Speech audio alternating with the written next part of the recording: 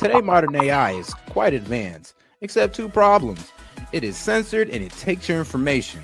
Well, it's hard to find a tech company that don't, but let me introduce you to one. Shout out to my sponsor, Vance AI, which allows you to protect your information and avoid censorship.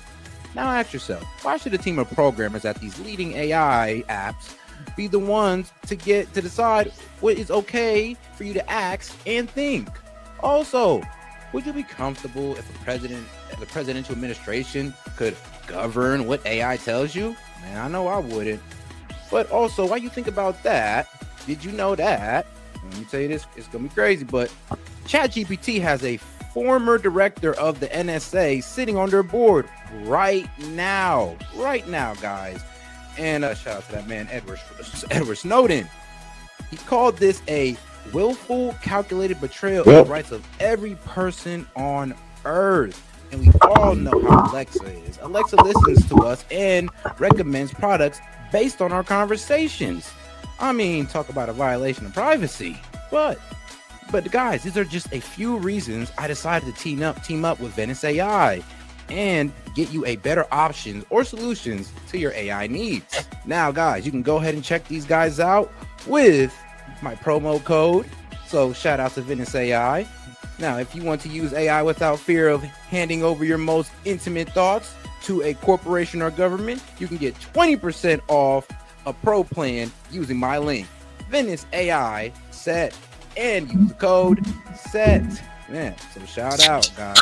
So make sure you guys use the code. Put it one more time for you guys right there. Once again, guys, you guys want to go ahead and have unleashed AI, uncensored AI, go ahead and tap in with my guys at Vance AI, guys. Hey, this is SET and appreciate the support. And shout out to the sponsor.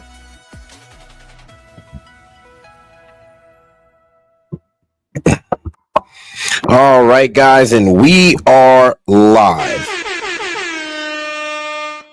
Yo, this is SET with SET Media, guys, and I'm back with another one for you. All right, guys, today we got an interesting lineup because we got, of course, we're going to get into what Trump's announcements are, but then we also have to get into Ghislaine Maxwell's interview recording release from the DOJ. So she pretty much sat down with the guys at the DOJ and members of the FBI and pretty much went through her whole relationship with Epstein. And it's about probably like 3-4 hours long. So if we can go ahead and reach our goal for Conspiracy Hour and call in and to open up the call-in line, I'll go ahead and play that one for you guys. But other than that, let's make sure we double tap the screen like the video and let's go. And we have this wonderful People's House gallery, so that while the White House is closed for tours for this wonderful ballroom to be built, we have this 33,000 square foot experience open 7 days a week, free to the public. So until that's built and reopened, we're happy to welcome everyone here, and so honored and happy that you came over today. And you do a great job. It's been here a long time. We have a lot of things in common. We love the White House, right? And we're doing some very detailed renovations, fixing things that are broken, fixing floors that are cracked up and not good anymore. And in many cases, they were done in the 50s and 60s and 70s. We're redoing the Lincoln bathroom, which was Art Deco. Lincoln didn't have Art Deco around. It was Harry Truman days. It was a long time ago. I think it was Harry Truman that did it, right? But we're making it actually incredible. That'll be done in about a week, 2 weeks. We're making some great improvements in the White House. We're doing it with the money that I give, the salary that I give, and addition.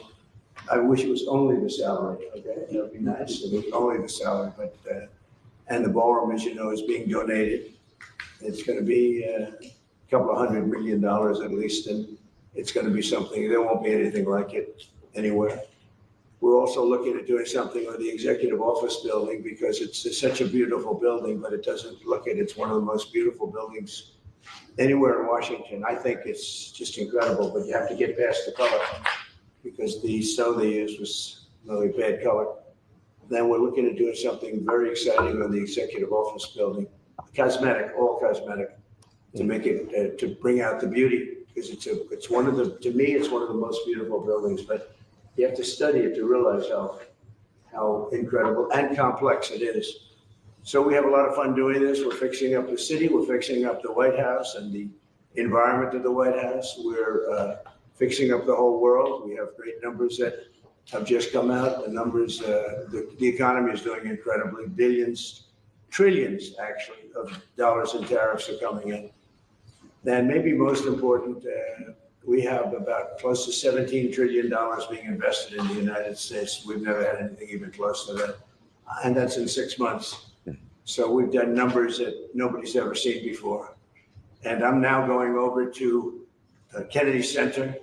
I have some great contractors in my car. I have really great marble contractors and woodworkers. And we're fixing Kennedy Center the way it should be. It was a mess. It's an absolute mess. And we're the bone. It does seem like Trump has went on a bit of a remodeling spree of the White House, honestly, of DC in general. I mean, from the feds being on the street to pretty much bring down crime to all these contractors being inside the White House, you know, giving a remodeling. Like the Fed building getting a remodeling, executive building getting a remodeling, they're giving the White House a ballroom. What can I say? Trump's out here giving the White House upgrades. Are so great. They have marble that is so unbelievable, but it hasn't been polished and hasn't been grouted. It hasn't been taken care of. And we're able to use most of it as opposed to taking it out. We're able to use it. You couldn't buy, actually it's marble that you couldn't buy. The slabs are so big, white, beautiful slabs. You couldn't buy it today. And we're renovating it. And Kennedy Center within a year will be unbelievable. I think it's got tremendous, we're painting the columns a different color. You know, it's got a fake gold. If you're gonna use gold, gold, you know about gold. I love the gold, but if you don't use 24 karat gold, it doesn't look good. And there's never been a paint that imitates it. So we're gonna be painting the columns, probably a very good white, beautiful white. It'll look beautiful with the white marble behind it. The marble's all being renovated inside and out. So that's where I'm going right now. I have all the marble people with me, and we're gonna do that with Kennedy Center.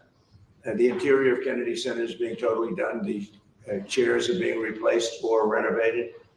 The stages are being renovated fully. Very good stages, very good sound. They have great sound. If you're lucky. Some opera houses, they spend a lot of time and money if it doesn't have good sound. It's like you're born a certain way. If an opera house opens up and it doesn't have good sound, you never make it good. They try. They've tried. In New York, they had a problem, and they rip it apart every 5 years and try to make it good. But if it doesn't work, it doesn't work. This one, the Kennedy Center has phenomenal sound. It's one of the big advantages. So we're going to make that fantastic. We have a great board of close to 40 people, and they're in love with it. They've made great contributions for it. And we'll have that, I think, within a year, the Kennedy Center will be finished. We have the awards coming up in December. We have great people being awarded, Sylvester Stallone and KISS, which is very unusual. KISS, they don't do that, but they do it here. And we have just, you saw Michael Crawford's going to get an award.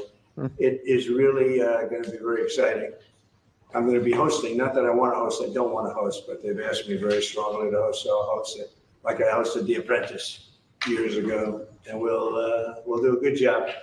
And we have the awards, I guess, on December something, early in December, we have the awards. Will be on CBS on television. So I just wanted to thank you. Do you have any questions? President Trump, you going to fire Lisa Cook, the Fed governor, over her? Yeah, I'll fire her if she doesn't resign. What she did was bad. So I'll fire her if she doesn't resign. Dang, hold on. Like, wait, what was down with that CBS on television.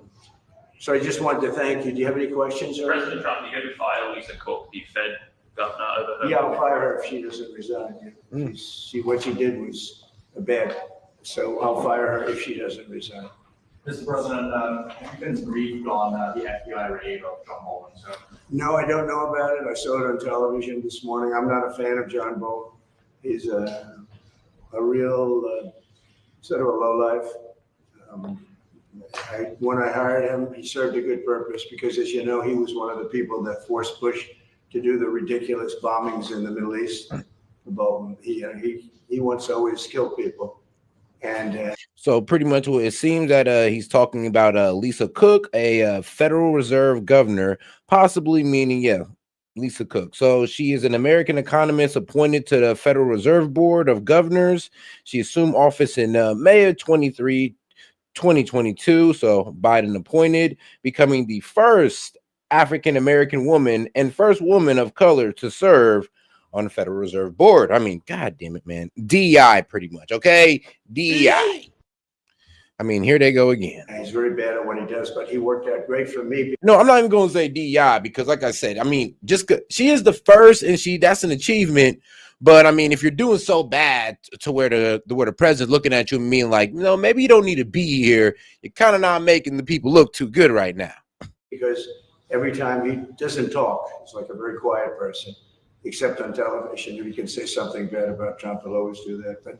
But he really doesn't talk. He's quiet. And I'd walk into a room with him with a foreign country, and the foreign country would give me everything because they said, oh, no, they're going to get blown up because John Bolton's there. He's not a smart guy, but he could be a very unpatriotic guy. I mean, we're going to find out. I know nothing about it. I just saw it this Oh, yeah, John Bolton's house was recently raided, and it's kind of funny because I think I was watching John Bolton on CNN maybe like a couple days ago. I believe he's now, when I usually see him, he usually is talking about like foreign relations, but let me make sure I'm double checking that. morning. They did a raid. Do you expect the DOJ to brief you on this? Yeah, okay. All right, yeah. So he's the former U.S. National Security Advisor and a prominent figure in foreign policy. Yeah, so yeah, every time I see this guy, he's usually talking about foreign policy on CNN. They'll brief me, probably today sometime. And Foreign Minister, I don't want to, I tell Pam and I tell the group, I don't want to know, but just you have to do what you have to do. I don't want to know about it. It's not necessary. I could know about it. I could be the one starting, actually the chief law enforcement officer. I'll be real with you, man. This man, Bolton, I mean, he got experience. He was the assistant attorney general under Reagan, assistant secretary of state under George H.W. Bush, under secretary of arms control and international security for George W. Bush, and U.S. ambassador to the United States from 2005 to 2006, and national security advisor to President Trump for 2018 and 2019. So this is Bolton's, well, I'm gonna be real with you, extensive history in government and working for multiple administrations, and all of them being, well, Republican. But I feel that it's better this way. Foreign Minister Lavrov said no meeting is planned right now between Putin and Zelensky. Absent that meeting, what are the next steps in your view? Well, we'll see. We're going to see if Putin and Zelensky will be working together. It's like oil and vinegar a little bit. They don't get along too well. Oh, guys, we got only 8 likes. We got 200 y'all in here. Appreciate the support right away. But let's make sure to double tap that screen like the video. Let's get more people on the conversation by double tapping that screen. Reasons, but we'll see, and then we'll see whether or not I would have to be there. I'd rather not. I'd rather have them have a meeting and see how they can do. But in the meantime, they continue to fight and they continue to kill people, which is very stupid because they're losing 7,000 people now. I used to tell you 5, now they're losing 7,000 people a day, 7,000 people a week. They're losing, think of that, they're losing 7,000 people on average a week, mostly soldiers. So we want to see what gets done. I've stopped 7 wars. I'd like to make this one I thought would have been in the middle of the pack in terms of difficulty, and it's turning out to be the most difficult. With the launching of the White House TikTok. I mean, I'd have to tell Trump, I mean, like, unlike those other conflicts, you're actually dealing with a superpower who kind of has dominance on the battleground, and you can't really just trying to throw trade in his face and be like, look, man, we'll stop trading with you if you don't come to peace. I mean, that worked with Pakistan and India, but let's be real, we don't got sanctions on them. Are you no longer concerned about privacy concerns or national security rights? I'm really not. I think it's highly overrated. So TikTok, as you know, I used TikTok in the campaign. Somebody gave me, we had TikTok Jack, a young guy named TikTok Jack. Then I won the young people by 36 points. No Republican ever wins the young people, and I won it by a lot. And I'm a fan of TikTok.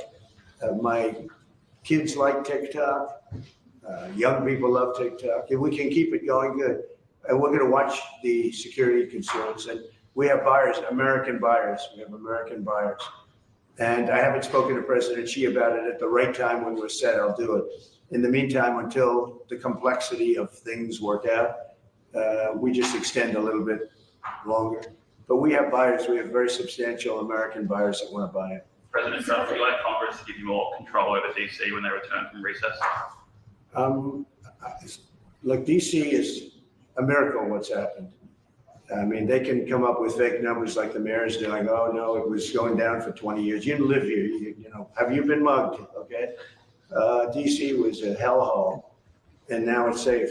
And in fact, I put out this morning. Yeah, that 30-year low crime statistic is being called into question because they're pretty much saying like, yeah, okay, look, one was somebody from the police, somebody on their police force or one of their police boards was saying that, yeah, the numbers are fudged and we've downgraded crimes. So that 30-year low might actually be a lie and it's currently being investigated, right? So the accusation has been made. Remember, this is not being confirmed, but the accusation has been made and is now currently being investigated if this 30-year low crime statistic is real. I said, I hate to For say DC. this because it doesn't sound very good, but there have been no murders in DC in the last week. That's the first time in anybody's memory that you haven't had a murder in a week. And I think the mayor has to get on the ball because we have a situation, and she's a nice woman, but I'll tell you what, she's got to get on the ball. We have, I don't want to see phony numbers. DC hit an all-time high last year of absolute total crime. And it continued pretty bad.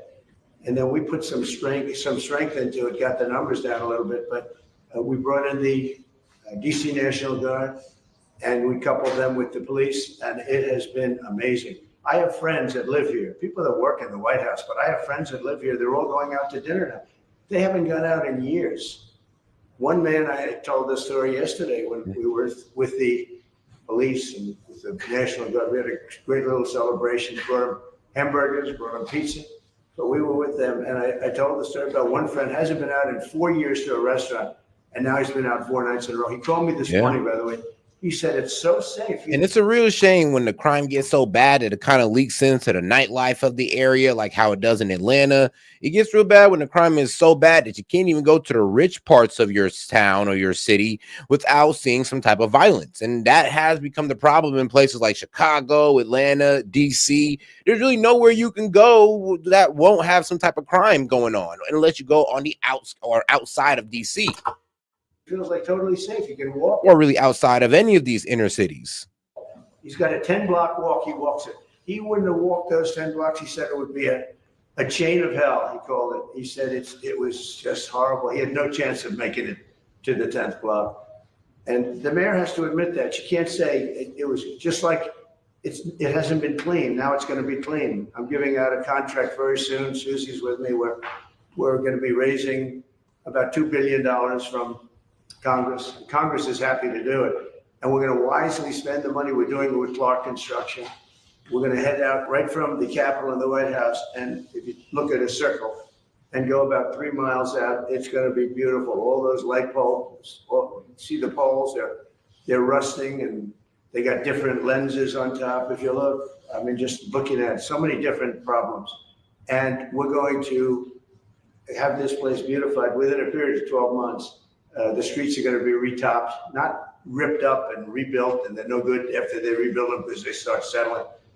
We're going to take off the asphalt and put beautiful, well-done asphalt. You know, if you have a good asphalt worker, it's the greatest thing you can have, but there aren't too many of them. But I know all the good contractors. So this place will be beautified within a period of months. So it'll be safe and beautified. And then the big question is, how long do we stay? Because if we stay, we want to make sure it doesn't come back. So we have to take care of these criminals and get them out of here. We've collected hundreds of career criminals. These are career criminals. You're not going to teach them to be nice. These are probably born that way. I don't know, but they're career criminals. They're very, very dangerous people. They would love to be with you for a little while and slap you around. But I put my money on this guy. He'll take down. Right. And for some reason, these Democratic ran cities have a problem with being soft on criminals. I mean, especially the violent offenders. I mean, that's the worst part. Take them down so quickly. Let me say, he's saying, I don't want any part of it. No, people don't want to be there. And we have over 1,000 arrests. We're taking career criminals off the streets. It's my ambition that when we're complete, we can take everybody out and you have a great capital. But people are so happy, and I don't know where they get the polls. I see polls that they're 90% in favor of what I'm doing, and then you turn to CNN, which is fake news and nobody watches it, or DNC, they changed MSNBC. They changed their name now because they were so bad. MSDNC. But they're the worst, owned by Comcast, run by a guy named Brian Roberts, who doesn't have a clue. He's terrible, terrible manager. But they're not, I don't think, selling it. They're changing the name because they're ashamed of it. And they're disassociating it from NBC, which is also fake news. You know, they should be ashamed of that too. But a lot of fake news. I think the news is getting better.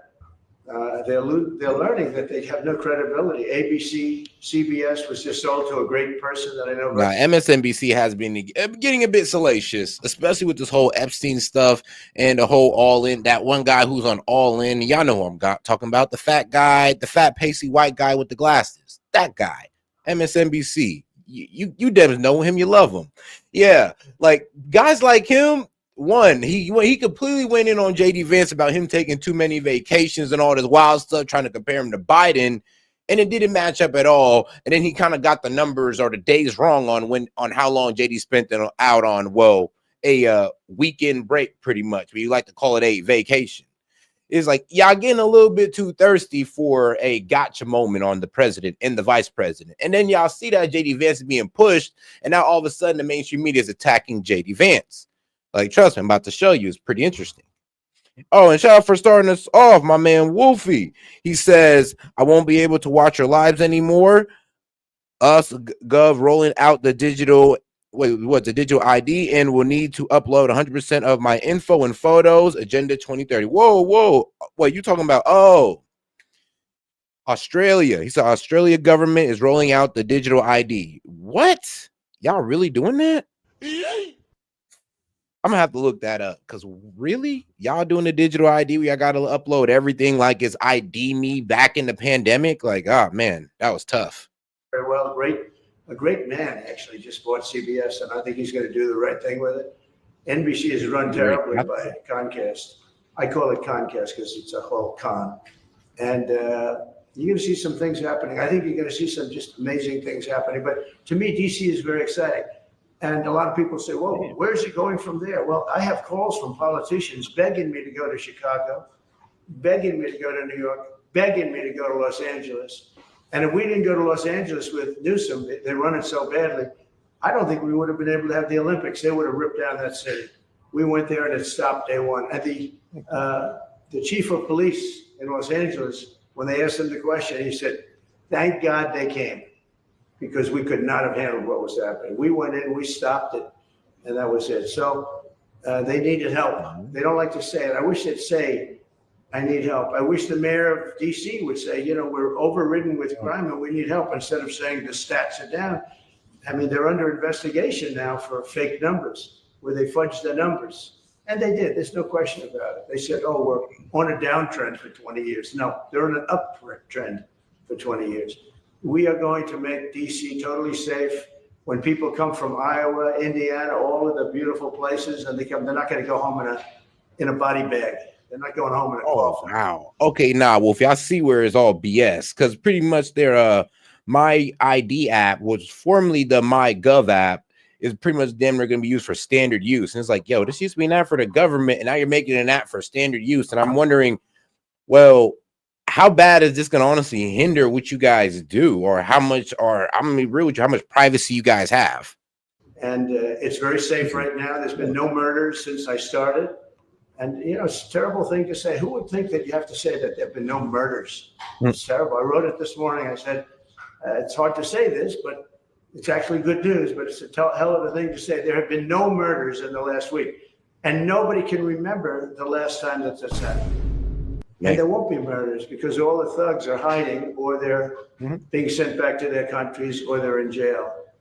And it'll only get better. Yeah, I told you that's what putting the feds out do.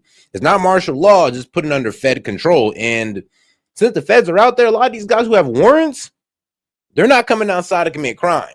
And I'm pretty sure you do know, like, a lot of these guys who are out there robbing cars, kicking in doors, and all this wild stuff, they already have past crimes that they never showed up for court for, and the law is looking for their ass.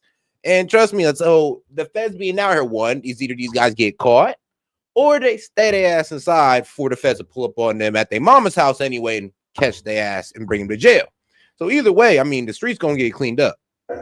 but we're also doing the beautification. And I just wanted to see the store because they have done a fantastic job. It's memorabilia, it's beautiful books and beautiful everything. It's really, I think the fake news ought to go in and buy some stuff and make happy. I'd pay it, but then you say I'm trying to pay you off, so I don't want to do it. I'd pay the price, but if I did that, Margaret, they'd say, he's trying to pay us off, and with the fake news, we can't be bought off. So anyway, I just want to thank you all. We're going now, and I don't know if you're following. Are you following? We'll have a stop at the really beautiful, what will be beautiful. Right now, I can't use bad language, but it's been so badly run.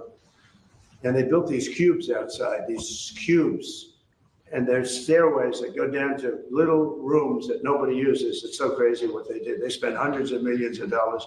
It's like throwing money out the window. They built cubes. All it does is block off the view. So I'm either going to use those cubes as a platform. You know, they go down to little stages, but nobody uses it. And we're taking care. All right, guys. Now let's go ahead and get into Trump making his announcements in the Oval Office. And it's mainly about, shout out to the World Cup is coming to the United States. So if you're a soccer fan, I mean, hey, you might want to go ahead and get your tickets now if they're not already sold out. I know how much people love the World Cup because Lord knows I know how much my stepdad loves the World Cup, considering that he's African, so and how much my Hispanic homies love the World Cup. So y'all might want to go ahead and get y'all tickets now, considering that's going to be in America. Yeah, he's a hardworking guy, does a phenomenal job with FIFA. Nobody like him. I'm delighted to welcome FIFA President Gianni Infantino back to the White House for a major announcement about one of the most anticipated competitions in all of sports, the 2026, and this is a big deal, I'll tell you. I was so happy to get it, the 2026 FIFA. And shout out to my man Parabolic Curvature. He said, what do you mean, you guys? Digital ID is in the process of replacing the physical one in the US too, which is true because, I mean, during the pandemic, we had this ID me stuff. And I mean, what was it? It was to counteract the fraud that was going on in unemployment. And to do that, instead of just having your ID and all that good stuff that could be, I don't know, replicated.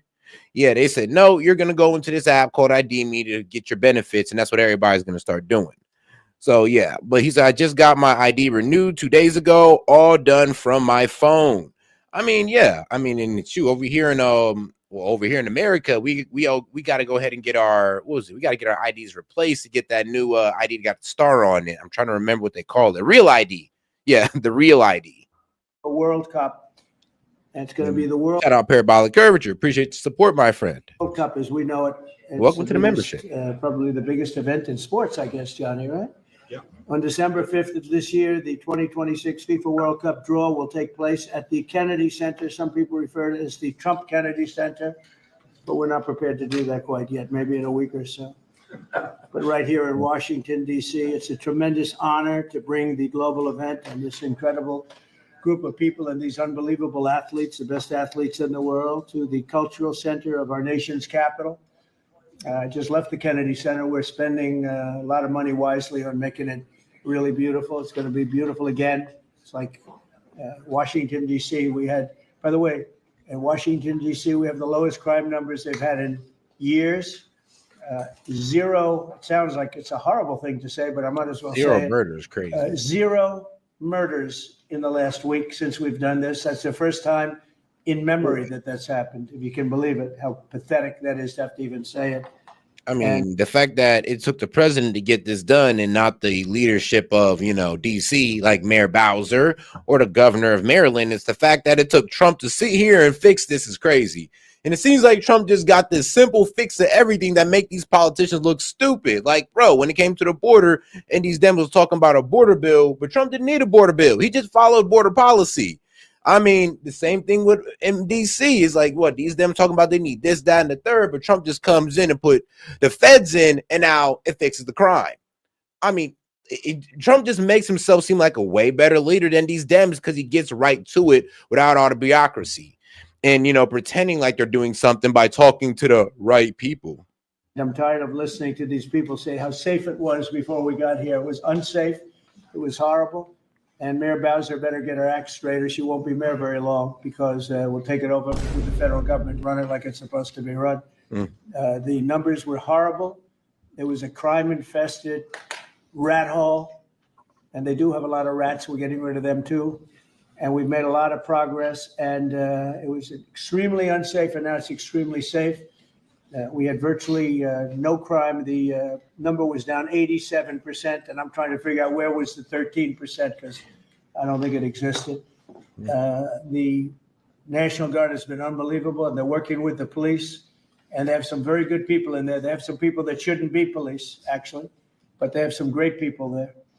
And the Washington, D.C. is a whole different place, and Johnny, I'm sure you'll be happy to hear that too, actually. Oh, yes. But it's a whole different place. People are excited again. They're going out to restaurants again. That was the other thing I saw numbers. That restaurant business is down in the last week. No. Restaurant business, you can't get into a restaurant. Just really lying people. And that's why people don't understand how bad and how dishonest the press is. I saw one poll that had us at 19% favorable on what we're doing with Washington. Then I saw another one that has us 94% favorable. And I can tell you the 94% is correct. The others are fake, just fake news. They got to get their act together. So bad for our country, so sick, actually. So Washington, D.C. is really doing unbelievably well. And the Kennedy Center. It's sad when the news just can't be honest and just be real when Trump is actually doing good. Like even in CNN today, Dana Bash with a straight face, looked like she was literally disappointed, said, the stock economy's up. Yeah, I guess the Fed's trying to cut rates, guys, so the stock economy's up, and I'm just so sad. It's like, bro, that's literally how Dana Bash hopped on CNN. Like, you know what? I literally might have to show you because it's literally wild how upset they are when we are in a winning position. You know what? I got to show you this. This is absolutely wild. Like, does this look like she's excited for America? A very happy Wall Street. The Dow is soaring into record territory after Federal Reserve Chair Jerome Powell forecast changes could be on the way. Listen. Risks to inflation are tilted to the upside and risks to employment to the downside. The baseline outlook and the shifting balance of risks may warrant adjusting our policy stance. Monetary policy is not on a preset course. FOMC members will make these decisions based solely on their assessment of the data and its implications for the economic outlook and the balance of risks. We will never deviate from that approach. That last part, pretty clear Powell-coded message to the White House. We, the Federal Reserve, call the shots. My smart reporters. No, you, the Federal Reserve, look stupid in front of the American people after you said we won't cut rates. 2 days later, we find out that employment went up 0.1%. So from 4.2 to what was it? No, 4.1 to 4.2. And that the job numbers were overly estimated. We had to fire the director of labor of the Bureau of Labor Statistics. And because the Fed went off on those false numbers, they didn't actually cut the rate. Now they're trying to save face, going like, well, we'll cut it next time because we got the wrong numbers this time. When everybody was telling them, yo, you should have cut the rates way back then, and we're not wondering why you're acting now. But no, this is like a save face moment. And also them not also trying to admit that, yeah, well, you guys are waiting on an economic downturn. The stock market is looking good. Unemployment isn't out of control. Neither is inflation. So all this doomsday stuff could like one honestly be avoided, and all the pros that's happening now in the economy can be boosted just by cutting the rate. But instead, you guys wanted to what? Bet on the American economy failing, and it is not. And we're seeing record numbers according to Dana Bash, even though she kind of wanted to put her own spin on it. But it didn't look like she was too excited for us to be winning, though. Actually, she was more excited to say that, oh, wow, the Federal Reserve is actually in charge, not the president. The Federal Reserve is screwing us, lady, the American people. And you're more concerned about him having a gotcha to Trump than helping out the American people. I mean, wild. But let's get back to Trump. Center that we're fixing. I was just there all morning with contractors. We're making it unbelievable. It's going to be unbelievable. It's got great bones, but it needs... And shout out to my man Parabolic Curvature. He said, which gives you a better profit, members or donos? Which give you a better profit? Donos. Donos definitely does give me a better profit. I'll be honest. Like members won't give a good profit until you got like, I don't know, maybe like 1,000 members all paying like $3 a month. That's when it's actually worth it. But nah, please join the membership. I do appreciate it. And make sure to email me Parabolic so we can get you into that Discord. And shout out to Moses Hillo. High-low. They're trying to make Cracker Barrel woke now. I know, man. They took the white guy next to the barrel. I'm like, bro, you might as well take the Cracker Barrel out too. You might as well just call it the barrel. You can't take out the logo and still think that the name is going to hit the same. A lot of work. The World Cup draw will set up the group stage of competition. 48 teams will play in 104 games across 16 North American cities, from Seattle to Vancouver to Atlanta to Miami. It's going to be so exciting for our country. The 2026 FIFA World Cup will be one of the largest and most complex events. This will be one of the greatest events, one of the largest. In a way, it's like Johnny said it better. It's like having many Super Bowls in a short period of time, because each one of these games essentially is a Super Bowl. Some of them are bigger than Super Bowls, actually, but they're essentially, each one of these games is like a Super Bowl. The 2026 FIFA World Cup will be the largest, most complex set of events in sports history, and the Kennedy Center will give it a phenomenal kickoff, and we'll be involved, and they'll be working over there for quite a bit of time. We have it all set that they can stay there for the big events, the big press conferences and everything else. And they'll be in a very safe capital. That will be nice. You don't have to worry about walking down the street, Johnny, okay? Thank you. But you could handle yourself. I could. Okay. Already, FIFA is projecting 6 million loyal fans will attend the World Cup events next year, and 6 billion more are going to be watching back home. And they think the $6 billion number is going to be actually a low number. And this will drive more than $30 billion into the U.S. economy and create 185,000 American jobs in a short period of time, too. No sporting event attracts more attention, more fans, more viewers, or more revenue than the FIFA World Cup.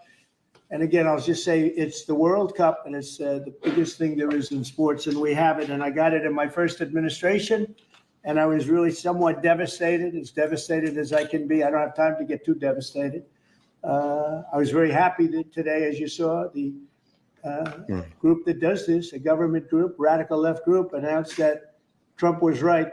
Took in $4 trillion worth of tariffs. That the $4 trillion are going to reduce the deficit by numbers far greater than they ever expected or heard of. And by the way, the stock market went up 1,000 points. That was as of 10 minutes ago. I can't tell you what happened. A lot of things happened. But the stock market's up almost 1,000 points. You know, as Dana Bash said, it's pretty much due to the fact that the feds are pretty much hinting that they're going to cut rates. And they should have been cut rates, I mean, at the beginning of the month. But like I said, they ran off bad numbers. And do I really blame the feds for that? No, not really. But when they try to frame it as, oh, no, we're in control and we're doing this on our time, it's like, no, you're doing this because y'all been looking stupid for the past 6 months when Trump was telling y'all to cut the rate. And he's right. Y'all should cut the rate to promote growth in the economy and to promote spending and investment. But you guys are waiting on a doomsday scenario, which honestly don't make the whole Fed board look un-American. It's like you're damn near betting on America's failure, but y'all the one who control our money and the interest rate. Oh yeah, this is bad. And it's basically on the news that the release that just came out some people who from government that the tariffs that everybody was talking about, that the whole world respects us for because of what we did.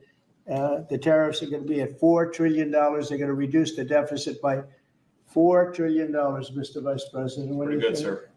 Too bad it's not 5. Right? Oh, guys, we got 300 plus y'all in here, man. Do me a favor and double tap that screen, like the video. Let's get more people on the conversation by double tapping that screen. That's right. It's had a huge impact, and the stock market is way up.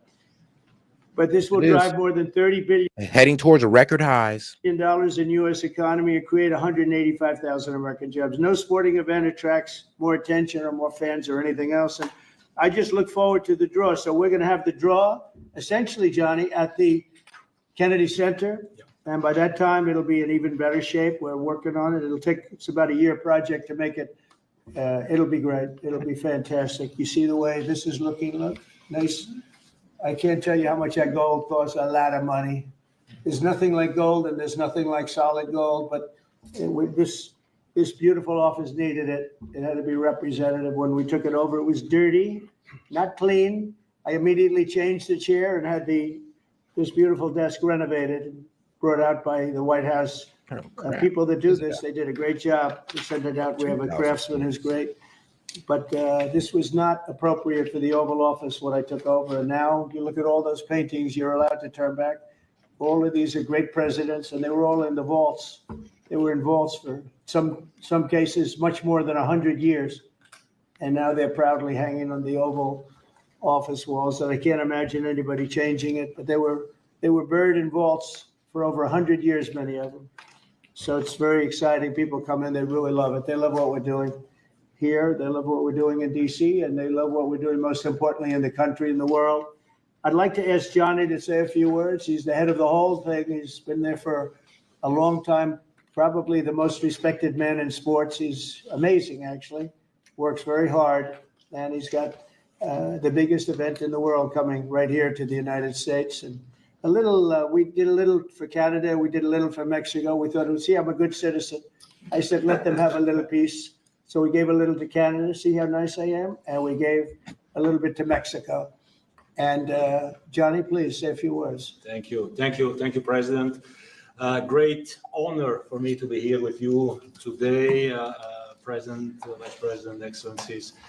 Fantastic to announce what you said, which is the final draw of the FIFA World Cup on the 5th of December here in the Capitol, in the Kennedy Center in Washington, D.C. at 12 noon sharp. It will be broadcast live all over the world. 1 billion viewers will watch it, and it will determine, of course, the match schedule, which okay. And I'm gonna go ahead and skip a little bit of this just because, you know, a lot of you guys aren't even into soccer like that, because mostly Americans watch my show and know it's more about football and basketball. But hey, it is what it is. I know I do have my soccer fans in here. If you're from out of the United States, we all know y'all love soccer. But all right, guys, let's get into a quick market analysis while I go ahead and speed up on this video, because people want to talk about a recession and sound stupid while talking about a recession. So everybody knows that a recession is pretty much 2 quarters of negative GDP growth, but we had a positive GDP growth of about 3%. Also, let's go ahead and look at the S&P 500 for the past 2 quarters. And well, during the 2-quarter stretch, it's up. It is up, and it's about what, 400 points up. So, and during the past 6 months, it's in the green. We can go to the Dow Jones. I mean, past 6 months in the 2 quarters, it's up from the 6 month, and it has a 2,000 point added on. So it's 2,000 point high. This is why it's reaching that record level right now. And then let's also go to the NASDAQ, like 3 major indexes, also up within the 3-month period. I mean, you can go to the 1 day, the 5 day. Well, no, actually, no, the 5 days down. What was it? Only 100 points. But for the month, what can I say? And then if you want to go to the last 2 quarters and the 6 months, it's up during those last 2 quarters. So I'm really wondering, when people are talking about a recession, I mean, you know, you kind of got to see it in the GDP, really in the GDP first. And then maybe you can forecast it by looking at down numbers in the stocks. But if you're not seeing any of that, then where are you guys getting this? Where are you guys getting this forecast recession from? I mean, you damn near got to see the storm clouds before it starts raining. You know that, right? The whole World Cup starts, and everyone will be happy because everyone. These beautiful ladies are saying, please, President Trump, come to Chicago. Please. I did great with the black vote, as you know, and they want something to happen. So I think Chicago will be our next, and then we'll help with New York. We're going to help with, and I think a lot of these people that you see on television, they're including the people in this audience. They'll say bad things about me, and then they'll say, thank God he's here, because half of them got mugged and they don't want to get mugged again. But they're, you know, they work for stupid people that are radical left, and they're made to do things and say things that they don't want to be saying. But the people right here are all happy because you're not going to be mugged in Washington, D.C. anymore. I just want to say Johnny's been my friend for a long time. He's an incredible guy, and we will lay out the red carpet. Andrew, you're going to be fantastic. Rick is going to be everything Rick ever touched has always worked out, and he's working with me on the Kennedy Center.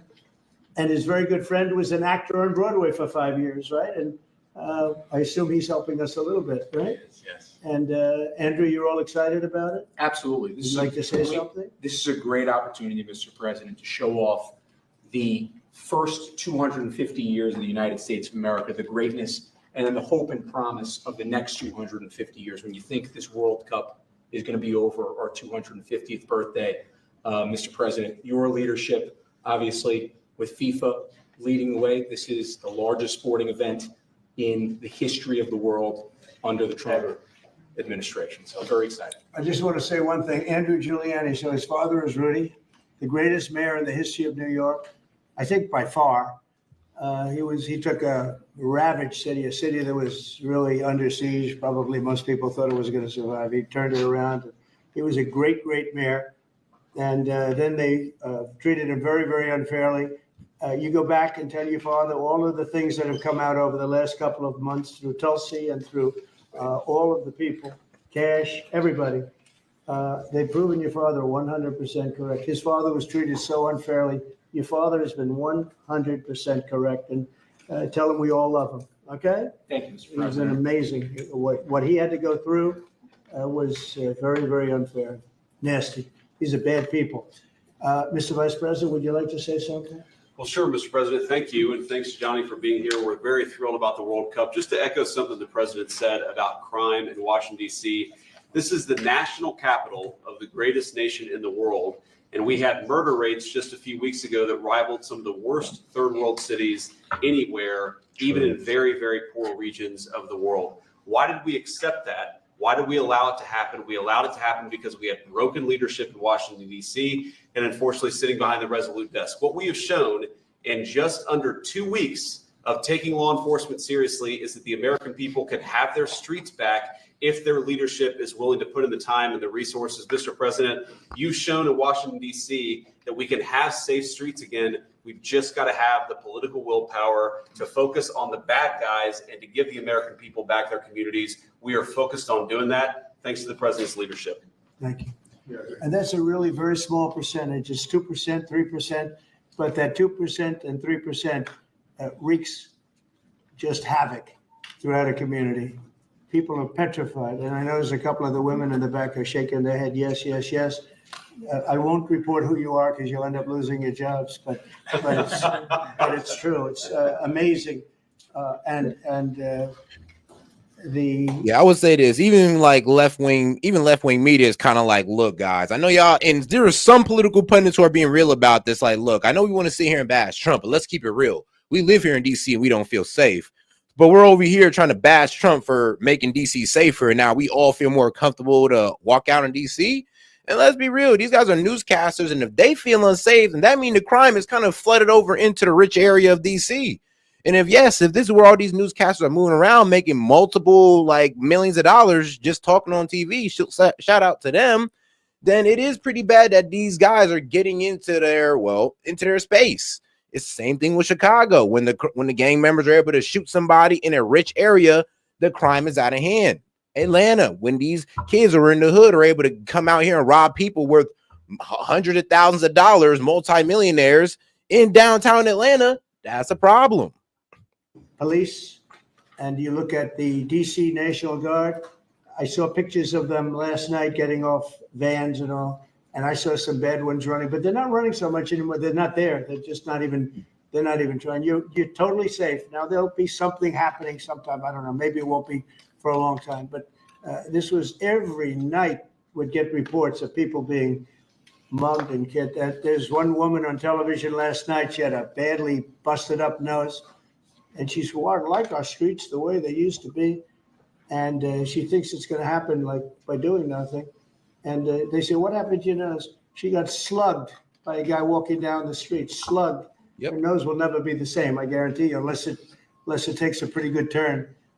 She wasn't really for us. But she sort of said, well, maybe something has to happen before this happened to me. She got whacked. And I don't think she'll ever be the same.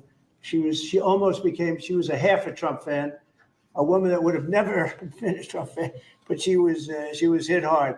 It's not going to happen anymore. Not going to happen anymore. But then we're going to beautify the city too. That's where I was today at Kennedy Center. We're going to beautify the city like it has it. And we're working with Clark Construction, the biggest construction company in Chicago, and in Chicago and Washington. And the head of Clark is great. He's all over the world, actually. But Washington, I would say, is their home. That's where they do the best work, the biggest work. and they've been doing a fantastic job. So you're going to have a fantastic, clean, beautiful place. It's going to be better than it ever was before, literally better than it ever was before. We'll get it done very quickly. And I want to thank Clark because they're doing a lot of work in a lot of different locations, but they've been fantastic for getting us the right contractors and the people that can really do the job right. And Johnny, did you want to say something? Yes, one more thing, because as you rightly say, with security and beautifying cities and the whole country, we want people to come and enjoy and have fun. And that's why this is not just the most iconic trophy in the world of sport, but we start on the 10th of September, the sale of tickets for the FIFA World Cup. And we have the first ticket here for the final. Good. Wow. For you. Oh, good. Wow. It's, of course, row 1, seat 1. It's ticket number 45, 47. And it's for the final in New York, New Jersey. And so you have your ticket already for the final. All the others, 10th of September, start getting your tickets. That's beautiful. Yeah. 6.5, 7 million tickets. Fans will enjoy the security here. Will be fantastic. You're going to do record business, I think. 100%. Christy, would you like to say something? Yeah, Mr. President, millions of people will come to this country, and we'll make sure they get their travel documents, their visas, that they want to come here and spend their money and enjoy this sporting event. It'll be the largest event in the world. And sir, you're reminding me of something that my dad used to say all the time when I was growing up. He would say, Christy, you kids need to look like you respect yourself before anybody's going to respect you.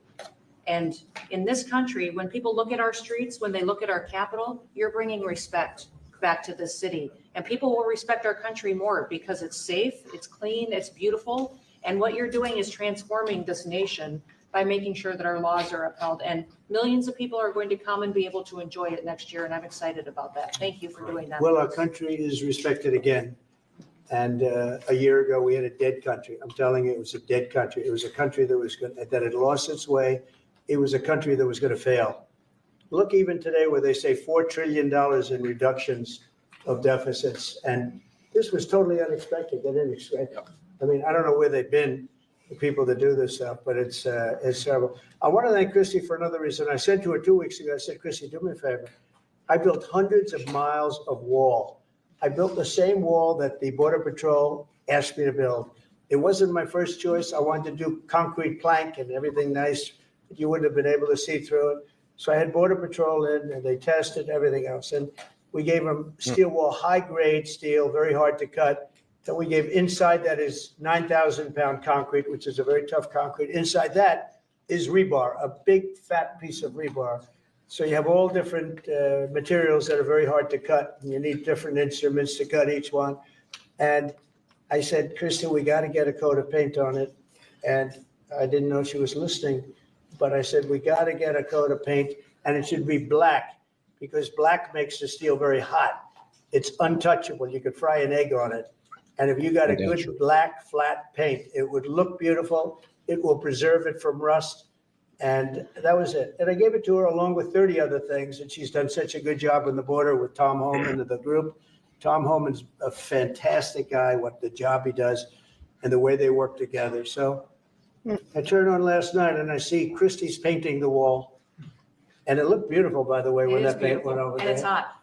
It's hot. Yes, it is. It's hot. If it's white, it's not hot. If it's black, it's going to be very hard to climb that sucker. It's not going to be. Yep. So far, U.S. Customs and Borders has launched over 80 miles of new permanent barrier projects across multiple sectors: San Diego, Yuma, Tucson, El Paso, and Rio Grande Valley. And these are in planning on earlier stages. So, yeah, the wall is still being added to, guys. I mean, deployed temporary barriers, including concrete wire, vehicle barricades across 145 miles of border. So, while they're building the border, they also has some barricades there as well. And in March 2025, awarded a 70 million contract for 7 mile in, Hidalgo County, Texas. And in June 2025, awarded $309 million for 27 miles in Santa Cruz County, Arizona, plus advancing up to 9 to 7 miles in Rio Grande Valley through waived environmental approvals. Easy.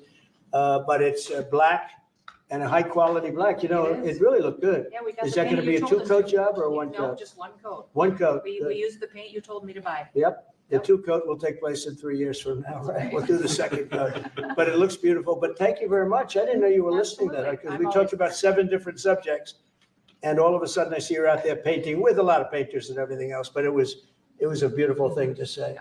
Would you like to say something? You've been such a big part of this, please. Well, just, Mr. President, we're delighted to be here today for this announcement, but we're also looking forward to having it with the final. Oh, yes. On July Oh, yes. 19th No, we'll be in New York, New Jersey. We're going to be there. A lot of people are going to be there. A lot of people. I'd like to thank you all. Do you have any questions on FIFA, first of all? It's going to be a big event at the Kennedy Center. Do you intend to take part? Well, guys, let's remember to support the stream so we can go ahead and get to Conspiracy Hour and go over the recordings of Ghislaine Maxwell's interview with the DOJ. Yes, I have all the recordings. Shout out to the Justice Department. They released the transcript and the recordings so we can just listen to them. If you guys want to go ahead and listen to them, let's go ahead and let us hit our goal, and we'll jump right into that for Conspiracy Hour. Will you have a part to play on December 5th? I may play. I mean, I see the money that these soccer players, we call it soccer, but I see the money that these soccer players are making. I may try and play. I'm a very good athlete. My son is a very good athlete, and he's a good soccer player. He's on the tall side for soccer. He's 6'9".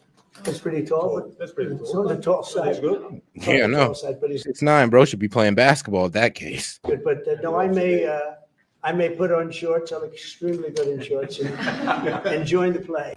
No, it's going to be a lot of fun. It's going to be good. Many foreigners who want to come to attend the event are concerned about the visa situation. Can you reassure them? Yeah, and they're going to have a very easy time getting in. Certain countries are going to be very, very easy, and other countries are going to be obviously a little bit more difficult. Would you like to explain that, Kristen? Yeah, absolutely. We have a process set up that we'll be implementing on getting visas approved. Everybody will be thoroughly vetted, but they'll be welcome to this country. It'll happen quickly, and we're excited for them to come. So I would hope that around the world, people know that the United States is excited to bring their family here to enjoy this event. America welcomes the world. Yes. And I can read it from the collaboration that we have testified for that, absolutely. And I was just sent a picture from somebody that wants to be there very badly. He's been very respectful of me and of our country, but not so respectful of others. But I'm going to sign this for him. But I was sent one, and I thought you'd all like to see it. That's a man named Vladimir Putin, who I believe will be coming, depending on what happens. He may be coming and he may not, depending on what happens. We have a lot of things happening over the next couple of weeks. So, but I thought it was a nice picture of him. Okay of me, but nice of him. So that was very nice that it was sent to me. Okay?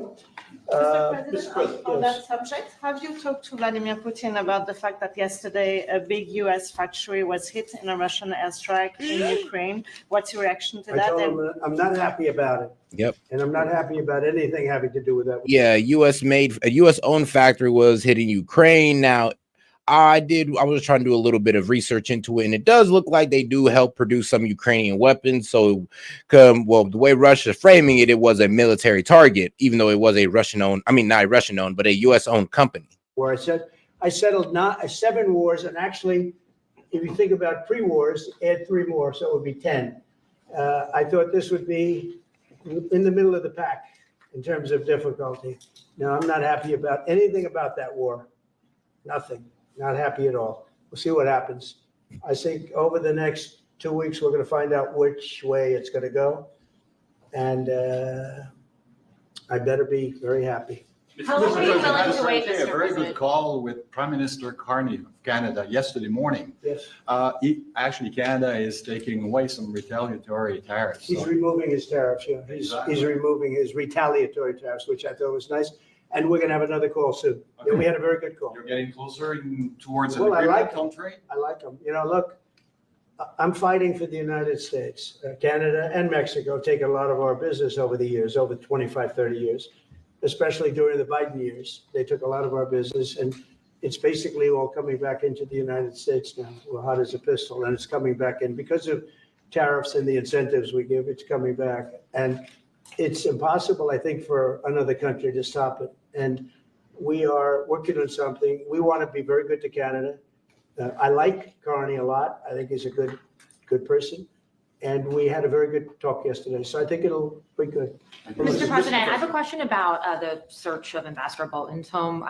The Vice President recently just did an interview saying that it's about classified documents, but that there's also broad concern about him. What are the concerns Well, that I you haven't have? spoken to Pam and the group yet, but I will be. I saw that just like everybody else. I try and stay out of that stuff. I'm allowed to be, and I'm chief law enforcement officer, believe it or not. You know, I don't like to go around saying that, but I am. That's the position. But I purposely don't want to really get involved in it. I'm not a fan of John Bolton. I thought he was a sleazebag, actually. And he suffers major Trump derangement syndrome, but so do a lot of people, and they're not being affected by anything we do.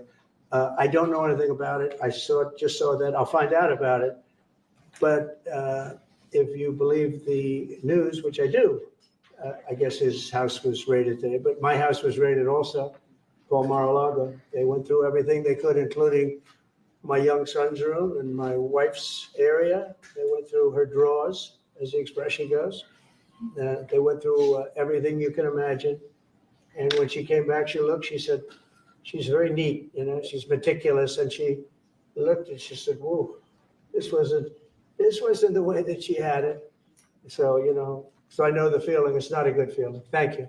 Mr. President, how long will you give Putin? A couple of weeks. We're going to figure it out. We'll find it. Do you think you'll have to intervene at some point? Look, it takes two to tango. You understand that. I wanted to have a meeting with those two.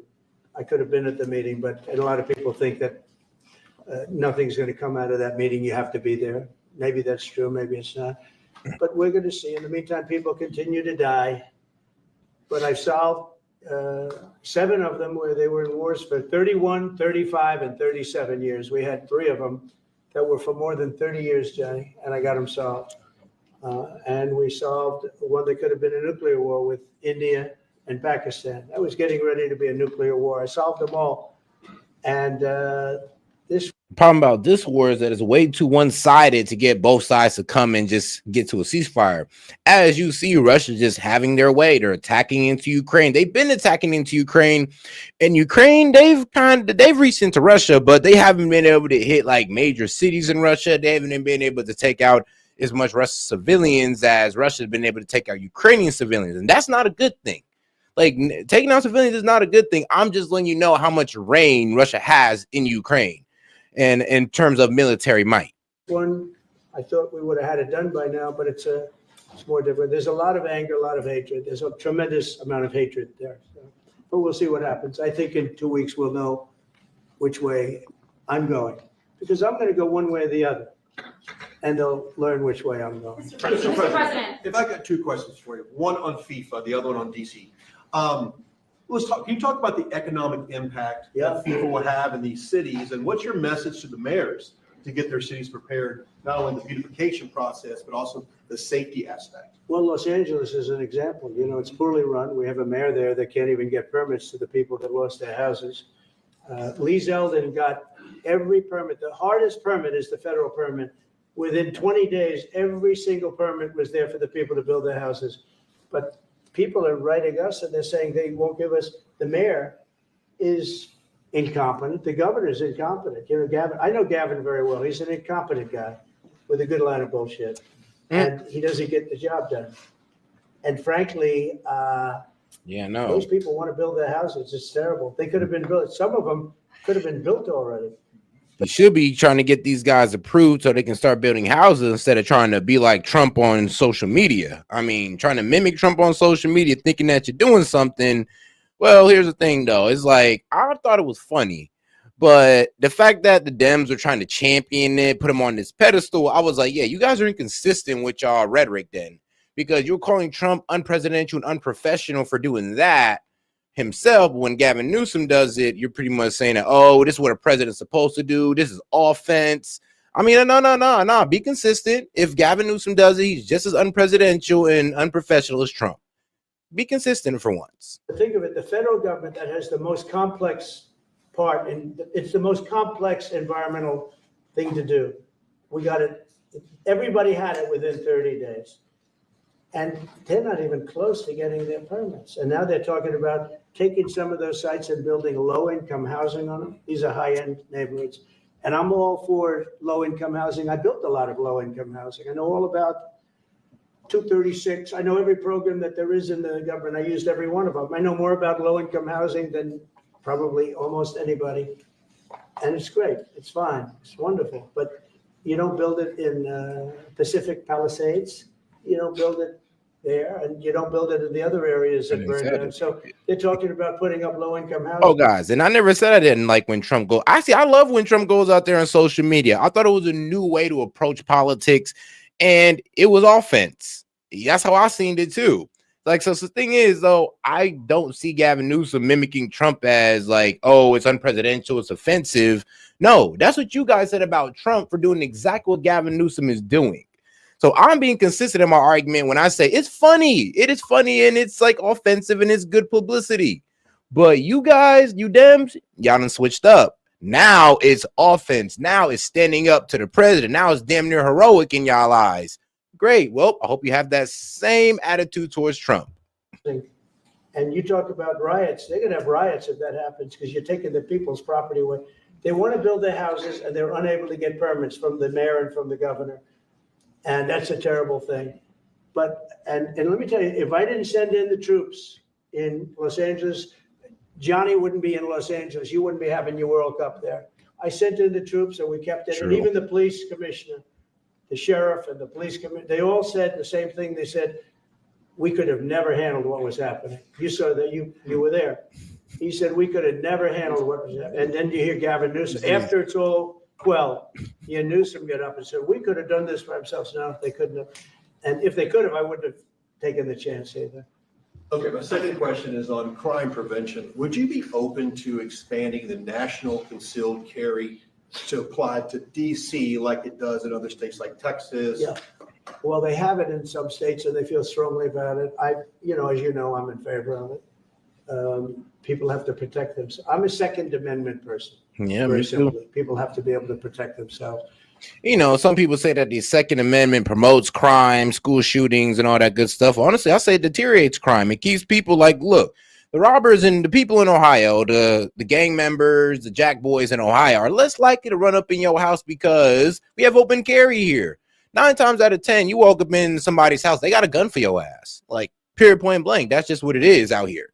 In Texas, same thing. 9 times out of 10, if you go try to rob somebody in Texas in their house, they got a gun for your ass. So in these blue states where these guys know that they have the gun and the guys who are in their house or the legal citizens who are in their house don't have a gun, what do you think?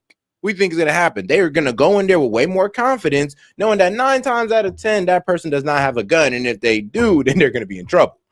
So, yeah, that's the problem. It's like you're tying the American people's hands behind their backs and you're letting the criminals take punches at them to the gut. Especially like in Washington, you walk down the street, a guy comes up and slugs you. He's got a pistol in his hand. You can be tough. You can be in great shape. You can be a powerful person. Or you can be a guy that weighs 100 pounds with a gun in your hand. Right. And I'll bet on the guy with a gun 100% of the time, right? And so you need protection. So I'm a Second Amendment person all the way. Yeah, please. President Trump said this morning Yep, Second Amendment all the way through, and you can't convince me otherwise. you're working with Congress to get $2 billion to help clean up DC. Have you had any conversations with Mike Johnson and John Thune about where they're going to get that money from? Which money? You said this morning that you're going to get $2 billion from Congress to help clean up Yeah, DC. I've spoken to Mike Johnson. I've spoken to John Thune, the Senate, the House, and I think it's going to be very easy to get. It's going to be not a lot of money. I wouldn't even know where to spend the number that you mentioned, but it's going to be money to beautify the city. Yeah, they're ready. Everybody wants to save DC. In one way, it's the easiest. The violence was more than any other city in the country, actually, by far. It may have been more than any other city in the world, if you could think. We looked at some of the worst cities in the world, it was worse. And that's why it angers me to see the mayor saying about how they have it on the slide. Not on the slide, it was worse than ever. Yeah, we have no problem getting that money. That money will come out of Congress. I think it'll be even bipartisan. And it's the plan. I mean, I would imagine Democrats would vote for that one. It's the plan to get it before the September 30 spending deadline on the Hill. Well, I don't know if there is a deadline, because if I declare a national emergency, which this was, that ends the deadline. So, I mean, I keep seeing about a 30-day deadline, of which we have 22 days left or something. But if I think we're in great shape here, that's one thing. But if I don't, I'm going to just say it's a national emergency. And if I have a national emergency, I can keep the troops here as long as I want. If people are not going to want to have the troops, and 30 days, you know, it's one thing to get them out. It's another thing to keep them out for a long period of time. You've got to train people. You can't do this. You can't bop people over the head. And a lot of those people are in courts right now, going to court. They're going to go to jail for a long time. So that's going to take more than 30 days. But if I have to, I'll declare a national emergency, which I don't think I have to do. Yeah. Mr. President, Ukraine and Russia, you said in 2 weeks you'll know whether you go. Yeah, I think I'll know the attitude of Russia and, frankly, of Ukraine. It takes two. What are the 2 ways you can go at the end of 2 weeks then? Well, then I'm going to make a decision as to what we do. And it's going to be a very important decision. And that's whether or not it's massive sanctions or massive tariffs or both. Or do we do nothing and say it's your fight? Look, I would have never been in this war if I were president. Man. You would have had this war. It was never going to happen. This was Honestly, I think we should do that. I think if we told Ukraine, like, yo, we're going to be out of this. This is your fight. Good luck. Yo, these guys are going to surrender overnight. Or NATO is going to continue to push weapons into there. I mean, Zelensky's going to continue to fight till they'll be forced into a full surrender. Either way, if we don't get there, a ceasefire done and a peace deal done this way, it's going to lead to a surrender from Ukraine. Or you know what? Actually, I wouldn't say that. Best case scenario for Ukraine is it's pretty much a stalemate. It's a stalemate. But worst case scenario is that, well, Russia keeps on flooding into reserves. They start putting out more drones, and they pretty much take over Ukraine. caused by stupid people that fought. And you know, people say, well, how do we know? Because for 4 years, it was never even a subject. And Vladimir knew, and you see his picture right here. It was nice that he sent, but Vladimir knew very strongly we wouldn't have stood for him. It wouldn't have happened. 100% wouldn't have happened, but it did happen. And now they're losing from 5 to 7 young kids. Think of it, you're a parent and your son is leaving. He's Russian or he's Ukrainian. And he's leaving and they're waving goodbye. Nice, beautiful kid. Nice crew cut, all set. He wants to be a soldier. And he goes there first week, he has his head blown off. Shit. And he's no different than you people, me. And it doesn't matter where. I mean, I solved a problem in the Congo that was vicious. Rwanda and the Congo, the Republic of the Congo. And they were fighting for 31 years. And it was machetes. People were getting their heads chopped off. That was going on for 31 years. I got it solved. You saw it. They came to the White House. We signed an agreement. It was amazing. People can't believe we got it done. I love to stop killing. I really do. People thought it would be just the opposite. Hillary Clinton said, oh, he'll get us into a war. No, I'm getting everybody else out of wars. Are you saying there's a real possibility then that you do nothing if Putin doesn't come to the table for a ceasefire? I'll see whose fault it is. If there are reasons why. You know, I just seen what that hat said. Trump's right about everything. Oh, I can see why that's pissing the libs off. Okay, I get where I'm like, come on, y'all should be used to seeing a Make America Great Again hat.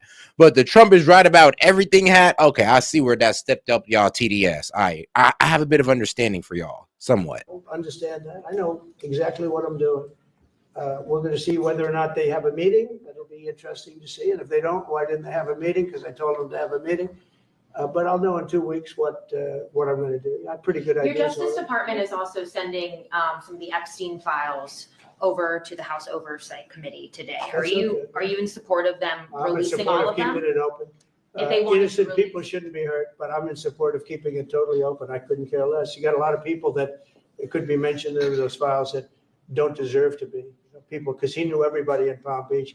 I don't know anything about that, but I have said to Pam and everybody else, give them everything you can give them, because it's a Democrat hoax. It's just a hoax. The whole Epstein thing is a Democrat hoax. So we had the greatest 6 months, 7 months in the history of the presidency, and the Democrats don't know what to do, so they keep bringing up that stuff. But it affected them. Bill Clinton was on his plane and went to the island supposedly 28 times. I don't want to bring that up, frankly. You have Larry, whatever his name is, Summers, the head of Harvard, who was Jeffrey Epstein's best friend. Nobody ever talks about that. I mean, but I don't want to hurt Larry Summers, but he was best friends with Jeffrey Epstein. No, this is a Democratic hoax. I mean, so was Ehud Barak, so was Lex Wexner. I mean, Wexner. I mean, so was Elon Black. I mean, what you mean? Epstein had a lot of rich, powerful friends. I mean, bro, what you mean? Like, bro, Wes Lecter loved Epstein so much, he gave him a multi-million-dollar house for free. For free. I mean, like, dog, like, I got some best friends, but they ain't give me no damn house for free. Try and get the significance of what we've done over the past 7 months. Nobody's ever seen anything like it. They say it's #1 in history. What we've done, including stopping 7 wars. I mean, just include that. And now you look at the stock market today, it's way up to start off with from where I took it. And this market was going to crash. If Joe Biden or Kamala were president, this market we would have had a crash like in 1929. You're not going to have that. It's only a question of how high is it going to go. You know, I had the strongest economy in the history of our country. I mean, yeah, if Kamala Harris's tax policy actually made it through Congress and got signed in by the Senate, yeah, we'd have been screwed. Yo, we'd have been so freaking screwed, man. Like, bro, I'm talking about the Dems would have been the one apologizing to us. Like, oh, well, we thought that it was less taxes, but we're all getting taxed and all the rich people are losing because of the tax on capital gains. Like, what's going on, Set? I told you. You just can't sit there and tax the rich and expect to have jobs and investments still in America. Like, I told you this. And just thank God that we're not in that timeline where I have to tell you such tragic things. Despite COVID, we had the strongest economy in the history of our country, and we're going to blow it away this time. I was always good at making a lot of money, and whether it was for myself or whether it's, I like doing it this way better. I mean, I like making it for the country. Our country's been ripped off by friend and foe, nations all over the world ripped off, and the friends have been much worse than the foes for the most part. Man. And they're not ripping us off. We just signed a deal with the European Union. They're paying us essentially $950 billion, like a signing fee. They're going to buy $750 billion worth of energy. They weren't buying much of our energy there. And they're very smart in doing it. And as you know, Ursula was here a couple of days ago having to do with the people, the leaders that we had a great, people said they've never seen anything like it, where we had the leaders of Europe right here in the Oval Office. And she's so happy that she has an agreement. But people aren't ripping. And God, let's try to get the super chats up so we can go ahead and head into that Ghislaine Maxwell interview with the DOJ. Get into those recordings. Shoot, we can damn near spend the rest of the live on it. Reports that you're considering taking. Israel. This country is run by smart people now. Mr. President, in Israel. Two questions. One is that Intel. There have been reports that you're considering taking stake in Intel. Can you tell us about the 10%? About the 10%. Yeah, I met a man. He was a very nice man, and I called for his removal because I 10%. Saw something by a man named Tom Cotton, a senator from Arkansas. He's a great guy, friend of mine, supporter of mine, big supporter. I'm a supporter of his too. No, the problem with Intel is that they need to upgrade their chip technology because apparently a lot of these tech companies don't want it. So, I mean, unless these guys are coming out with a new generation of chips that these companies are going to buy, then I don't know what to tell you about Intel. That might be like a wasted investment. That's the whole reason why everybody was kind of grilling Biden, because he, but giving money to Intel, and then I'm like, bro, you're giving money to a chip company to manufacture here, but the demand for their chips are going down. I mean, this is already a failing mission, and it's not even, we're not even taking the first step already. Like, goddamn. And he wrote a pretty nasty story about the head of Intel. And I said, well, if that's right, he should resign. And he came in, he saw me, we talked for a while. I liked him a lot. I thought he was very good. I thought he was somewhat a victim, but, you know, nobody's a total victim, I guess. And I said, you know what? I think the United States should be given 10% of Intel.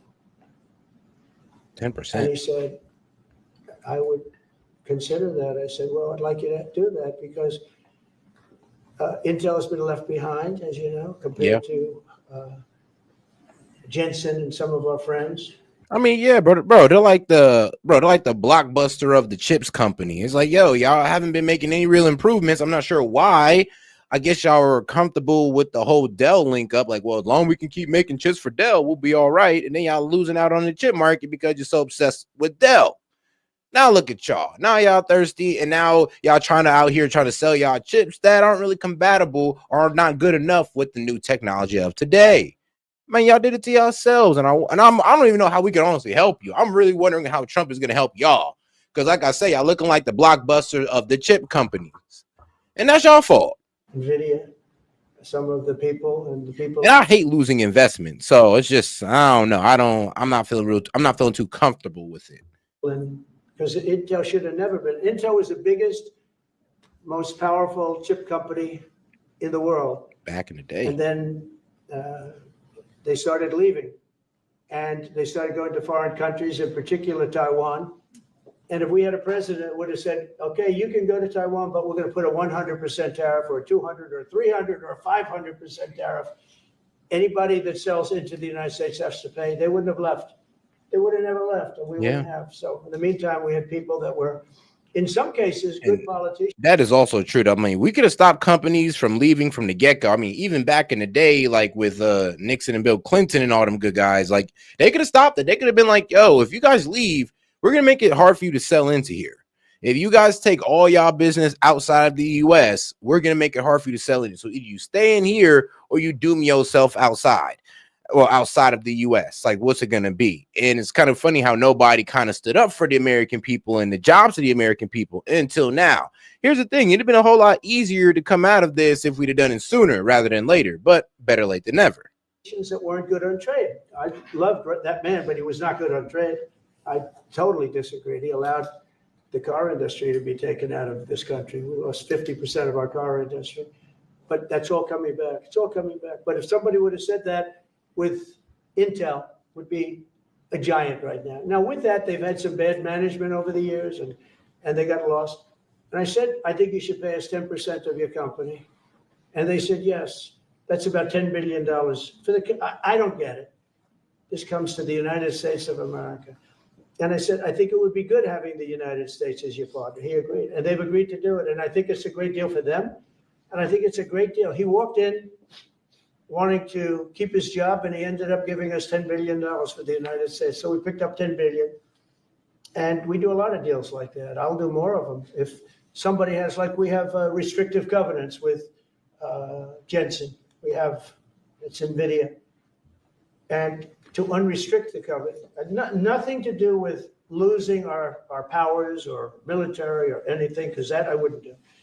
But there are things you can do that don't affect us, that actually help us. And if we're going to give somebody a restricted covenant, we have a strong restrictive covenant on certain industries. And I will absolutely give somebody a opening on to do a lot of business, which is good for us, as long as it doesn't hurt us in a security or military way.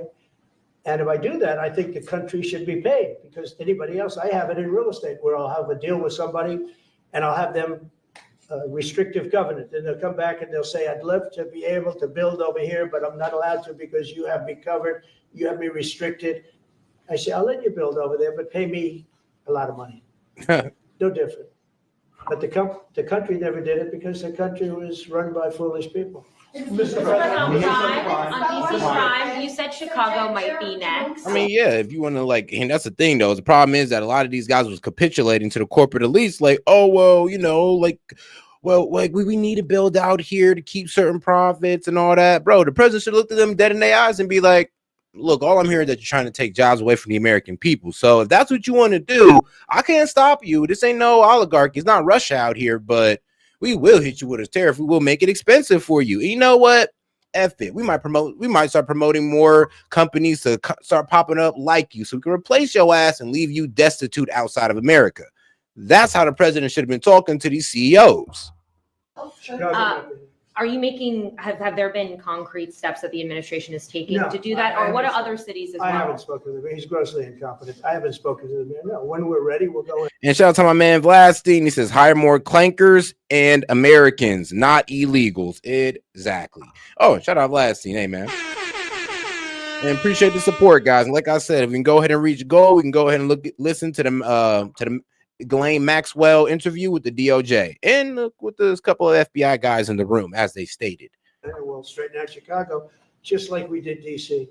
Chicago is very dangerous, great place. I built great stuff there. I have the most beautiful building in Chicago, I think. But I hate to see what's happened to Chicago. Chicago was our greatest city, actually. Bob Tisch, a great friend of mine, passed away. He used to own the Giants and very successful Lowe's. He said Chicago, I think they had their main office in Chicago. He said Chicago and San Francisco, the two greatest cities in the world. Now you look at what the Democrats have done to San Francisco. They've destroyed it. I own a big chunk of the Bank of America building in San Francisco. And, it's just different. We can clean that up too. We'll clean that one up too. If everything works out, and we've already had calls from other cities, quiet calls from Democrats. We'd love you to come here because they've lost control of their cities. I'm not going to say because I don't want them to lose their elections. Man, but we've had hopefully it's the mayor of Chicago. Calls from Democrats and calls from people generally. We'd love you to come here because we'll straighten out the problem. Mr. President, in Israel, the Straighten out families of Chicago. hostages Yes, they would. In Israel, families of hostages. Well, if they came to Chicago with that type of energy, oh my God, bro. I ain't gonna lie, bro. Trump gonna get salutes from the whole damn black community. We gonna all salute this man. Like, I ain't gonna lie, you. Woo. You done said a lot of people, what you just did right there, Trump. A lot of people gonna stop dying on the daily if you go and do that. I mean, please and thank you. Are opposed to the reoccupying of Gaza. Why is the U.S. Well, not all of them. And you have to understand, I'm the one that got all of the hostages out. You got a lot of people out. If it wasn't for me, they wouldn't be out. I worked with Bibi and I worked with Steve Witkoff. But if it wasn't for me, you would have all these hostages would most likely be dead right now, every one of them. So they all come up here. They come in groups of 10, 12, 13, and many of them. And I've gotten to know a lot of them. They're great people. What they had to go through is incredible. But so now they have 20, but the 20 is actually probably not 20 because a couple maybe aren't around any longer. It's a terrible thing. No, I don't like anymore. I said, when you get down to 20, they're not going to make deals anymore. And they didn't. Well, I'm sorry. I just read some type of post that was crazy. But shout out to my man Parabolic Curvature. He says Trump was Jeff's friend too, which is true. I mean, they definitely had a close relationship until certain things happen, and but that doesn't mean he is in the files. But he is okay with saying names without any proof. Hypocrisy. It's why I don't like him. I mean, you know what? That is actually a decent point. It's like, hold on, dog. Like, you hate when people say your name with no proof.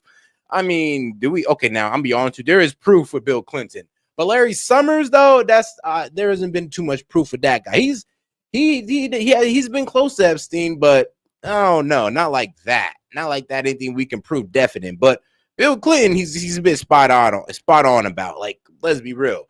I mean, visiting the White House 17 times under Bill Clinton. He's taking pictures with photos with Bill Clinton with him and little girls rubbing the man's back. I mean, it's pretty bad when it comes to Bill Clinton, but everybody else is a bit hard to pin down on this. Then I put out a statement, as you know, there was a tough statement, go in and get them. You do got a point, And they Parabolic. said, I will we'll give you 10, that. we'll give you 10. I don't know what Israel's doing, but they were willing now immediately to give us another 10. The situation has to end. It's extortion and it has to end. And we'll see what happens. I actually think they're safer in many ways if you went in and you really went in fast and you did it. And people can't forget October 7th, remember that. I'm friendly with all groups. I won the Arab vote in Michigan. I did so great with the Arab vote, remember? I started off at 0, I ended up winning. I wouldn't say the candidate was the greatest, but I would have won against anybody. They're great people. But we have to do things properly. And, I'm very proud to say I got the hostages out. You have hundreds of people that are living now because of me. And now we have that final little group of people. And Hamas knows that if they give them, that's probably the end of their lives. Facts. So it's not easy to get. That's true. And I mean, the hostages, which is, I would love for Hamas to release all the hostages and let them pay for what they have done. But that is one of their main chips right there. That's one of their main chips. But here's the thing. I don't even think Israel really care about the hostages all that much. Like they say they do. But I mean, if you cared about them being alive, I mean, carpet bombing 70% of Gaza probably wasn't the way to go if you want to ensure their, security or ensure their safety. And that's why there are protests happening in Israel from the family members of the hostages that Netanyahu don't care about the hostages. because in their eyes are going like, yo, you're bombing the hell out of Gaza, and our people are still there. Like my son, daughter, whoever is still in there, and you're just carpet bombing the motherfuckers. Like, what's going on? But hey, that's just what's going down there. I know if you're a parent, you just don't care. You want I want my baby back. They want their babies back. They want their kids back, and I understand it. But I got them out and did a good job, and we're doing everything we can to get the hostages out. Thank you all very much. Yes. So Jackson Hole, Jay Powell today said he suggested that they might cut interest rates, but they have to proceed. Well, we call him too late for a reason. He should have cut him a year ago. He's too late. We have a stock market that's up 1,000 points today. I better be careful because I go out there and I'll see it's down 1,000, right? But Man, that's up 2,000. It's up 2,000 points. it's up 1,000 points when I came in here. We have a country that the market's the hottest it's ever been. The country is better than it's ever been. We have a military that I rebuilt largely in my first term. We had a great, successful first term, but this is going to be even better. But we rebuilt it. We gave a lot of it away to Afghanistan, but relatively small compared to the overall. But I think it was the most embarrassing day and period in the history of our country. And let's be honest, in terms of the stock market, I mean, we haven't had a bad week in the stock market since April, since Liberation Day when the tariffs first touched down. I mean, and then when August 1st or when August 7th, when the new tariffs were set into place, we only saw like a 1-day dip and then everything recovered. So, hey, it is a bit funny how they're trying to forecast a recession, but I'm like, we kind of do need some negative weeks at least of, output in the stock market. Like we at least need some negative weeks before y'all just jump to that prediction. They allowed those 13 wonderful people, but it's really hundreds of people were killed. And they don't talk about the 48 that were so severely wounded with no legs, no arms, nobody ever mentions them except me. But that was the worst day, the most, it just showed how incompetent. Frankly, if that didn't happen, I really believe that you might not have had the problem with Russia. I think Putin was sitting there watching these stupid people running our country and said, this is a time to invade. It's, this is a time. And then Biden made the statement, well, he can do a small incursion. When he said that, it was off to the races, right? When he said he can do a small incursion, remember that? I was surprised he knew the word incursion. I didn't think he had that good of a vocabulary. I want to thank everybody. It's very important to me and to everybody up here, the World Cup. And Johnny has been so incredible. I mean, he's really a great leader. I mean, to think, I said, Johnny, do it by phone. You don't have to come. No, he said, I'll come. And he flew all night long to be here and listen to this about how great we're doing in DC. But he's a fantastic leader. And this will be your most successful World Cup ever. Thank you, John. Thank you. America will win. Yeah. Can we win it, Mr. President? No, we can't. You know what? I wish we could, bro. Like it's crazy. In my eyes, our female soccer team is better than our men's soccer team. Like our female soccer team done made it to the World Cup finals a couple times. Our men's soccer team, I mean, bro, y'all got to do better, bro. Y'all just got to do better. I mean, y'all damn near hurt my feelings every 4 years.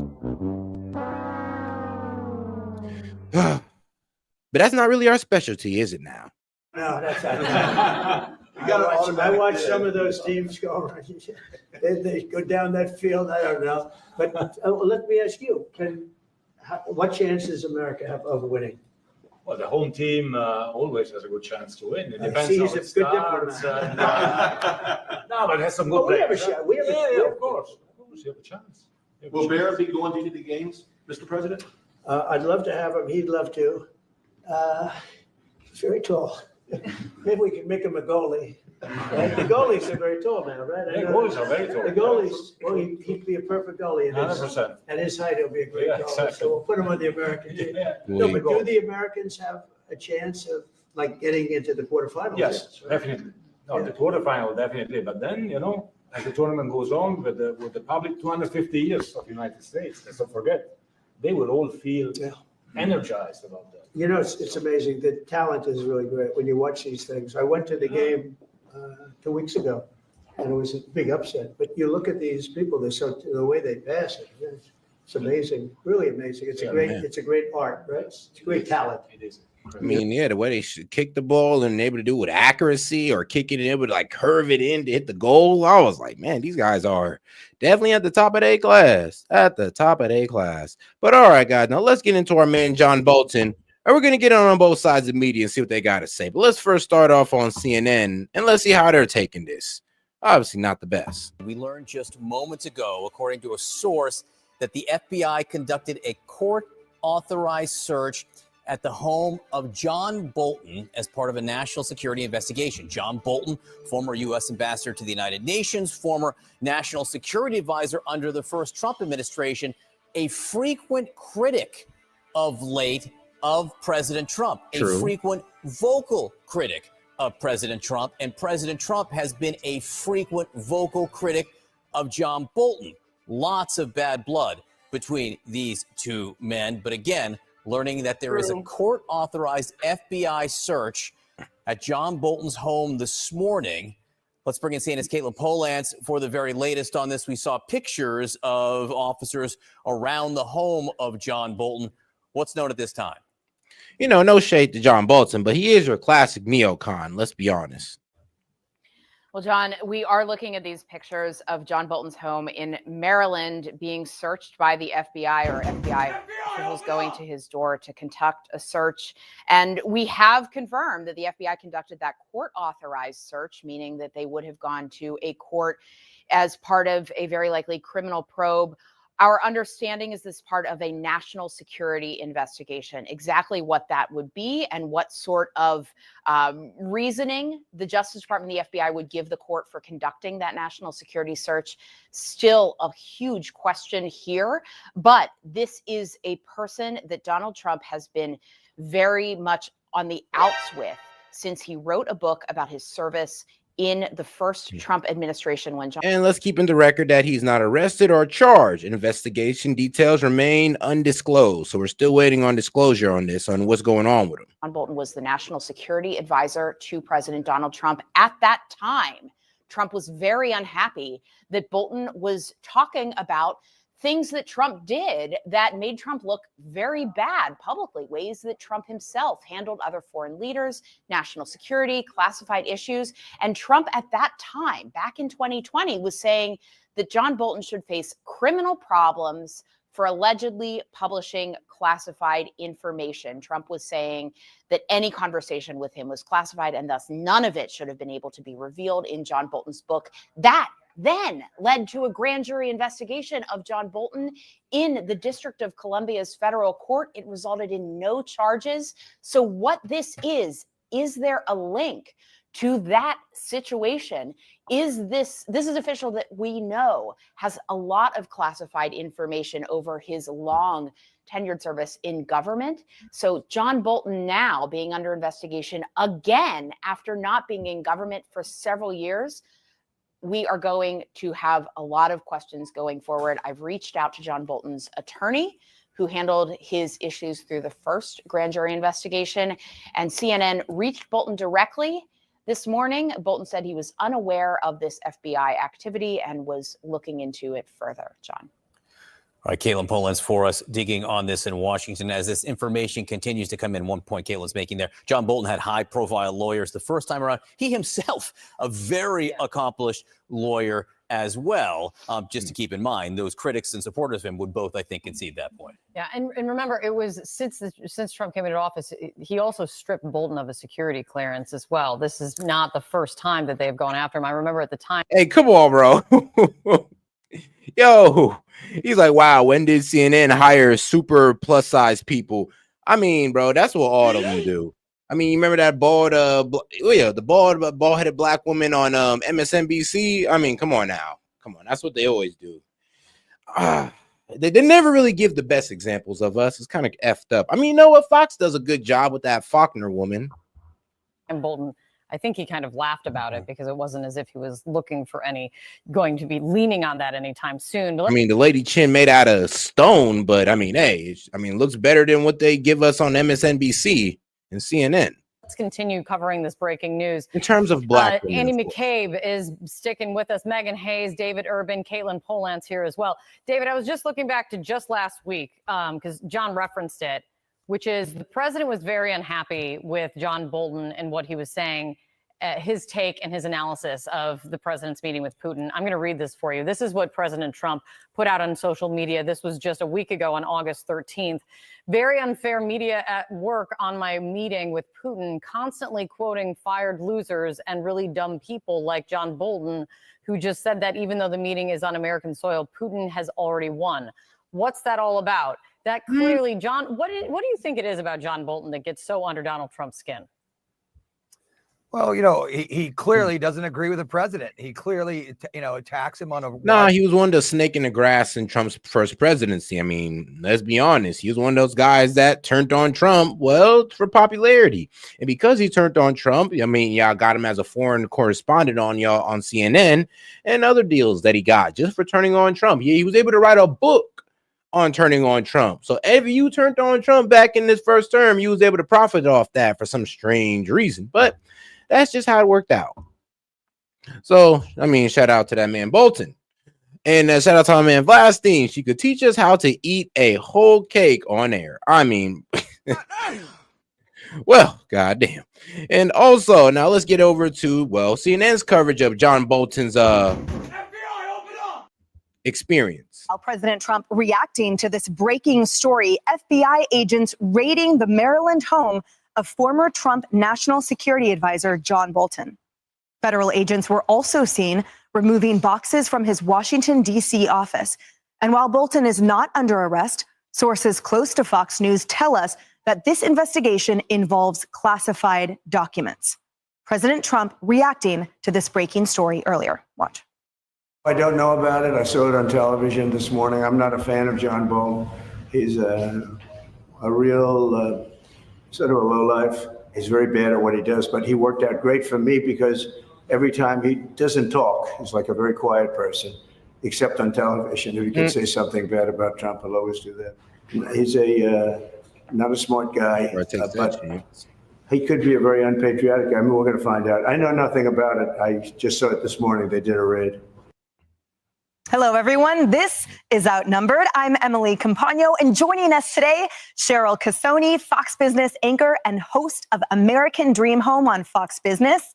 Tommy Lahren. Tommy Lahren, host, Fox News contributor, and host of Tommy Lahren is Fearless on Outkick and FoxNews.com. Lisa Booth, Fox News political analyst, and Paul Morrow, Fox News contributor, attorney, and retired NYPD inspector. Now, for the latest on the Bolton raid, let's go to Justice correspondent David Spunt, who is live in Washington. And they says that the right is sexist. I was like, God damn, it's all females and only one guy? Man, y'all looking like the left. But I ain't mad at it. Hey, at least they can't call us sexist. Washington, David. Well, hi, Emily. You heard President Trump there reacting to this raid, not saying nice things about John Bolton. Ambassador John Bolton, who was President Trump's national security advisor during his first term, and President Trump have had a long-standing feud since he was fired during that first term. Bolton's been a frequent critic of the administration, but it's important to point out as you see this raid that took place at Bolton's home in Bethesda, Maryland this morning, and at his office in Washington, that judges, magistrate judges in Washington and Maryland would have had to sign off on this for the FBI to do this. FBI agents didn't just wake up this morning and say, let's raid John Bolton's home and his office. It's interesting, though, because while the FBI and DOJ are not commenting, I want to show you some posts this morning on social media. As this raid was going down, that's what the FBI director had to say. No one is above the law. FBI agents on a mission. His boss, the Attorney General Pam Bondi, she posted, America's safety isn't negotiable. Justice will be pursued always. And then Patel's deputy, Dan Bongino, he posted, public corruption will not be tolerated. Now, we're told that agents are looking for potential classified documents. We're also told that these documents may be related to Bolton's book. Back in 2020, the Trump Justice Department sued over concerns that there might be classified information there. The Biden Justice Department dropped that about a year later, dropped that lawsuit a year later. So at at this point, we don't know if there are any classified documents there. We don't even know if John Bolton's going to be facing charges. Oh, wow. He's not under arrest. He's not in custody. He's not facing charges. But Yeah, he's just going through a raid. They're just having his house raid. You know, they're giving him the Trump treatment, except they're not going through his wife's penny drawer. I mean, lucky him, right? your guests will probably note, this information at some point likely will be made public in some form, not the classified stuff, but maybe how many documents they were looking for, and then it could go before a grand jury. That's usually what the Justice Department would do here, and we'll watch and see where we are from there. But as of now, I don't want to get too far ahead of it. John Bolton's home and office raided, and we've not heard from him. We've reached out multiple times in multiple different ways. No comment from the ambassador now, Emily. David Spunt, thank you. Thanks. All right, Paul Morrow, walk us through what had to have happened for this raid to happen today. What was the predicate on this? Okay, so operationally what happens here is the Bureau agents got to get this stuff together that they believe creates probable cause. What does that mean? It just means that the evidence they're looking for is probably there. The application has to be specific in terms of what you're looking for and where you might find it. It doesn't just say we're going to look in Bolton's house, right? Then they got to go in and they got to execute the search warrant in that way. That is to say, they have to stay within the four corners of what they've articulated to the judge, the magistrate judge. And by the way, don't be thrown by the term magistrate, okay? That's just a fancy name for a judge at the federal level that kind of does administrative stuff, but it's still a federal judge.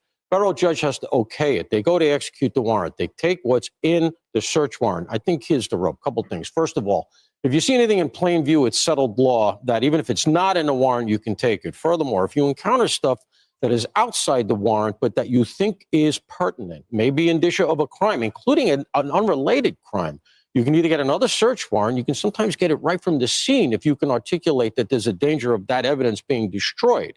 My point is, it could be a rolling thing. Cases are built from the ground up. You start small and you start building, building, building, building. So that's what happens here. Then you take that stuff, you got to articulate on a form. There's a dedicated form. You got to take that back. It's called the search warrant return. And you show it back to the judge. You say, this is what we got.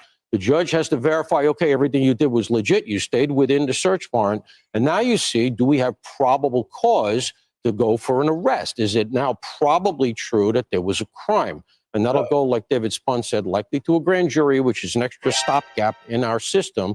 You get the grand jury indictment, and then you go forward. None of that is guaranteed here. We want to be clear. So, yeah, this is there to safeguard against a fishing expedition.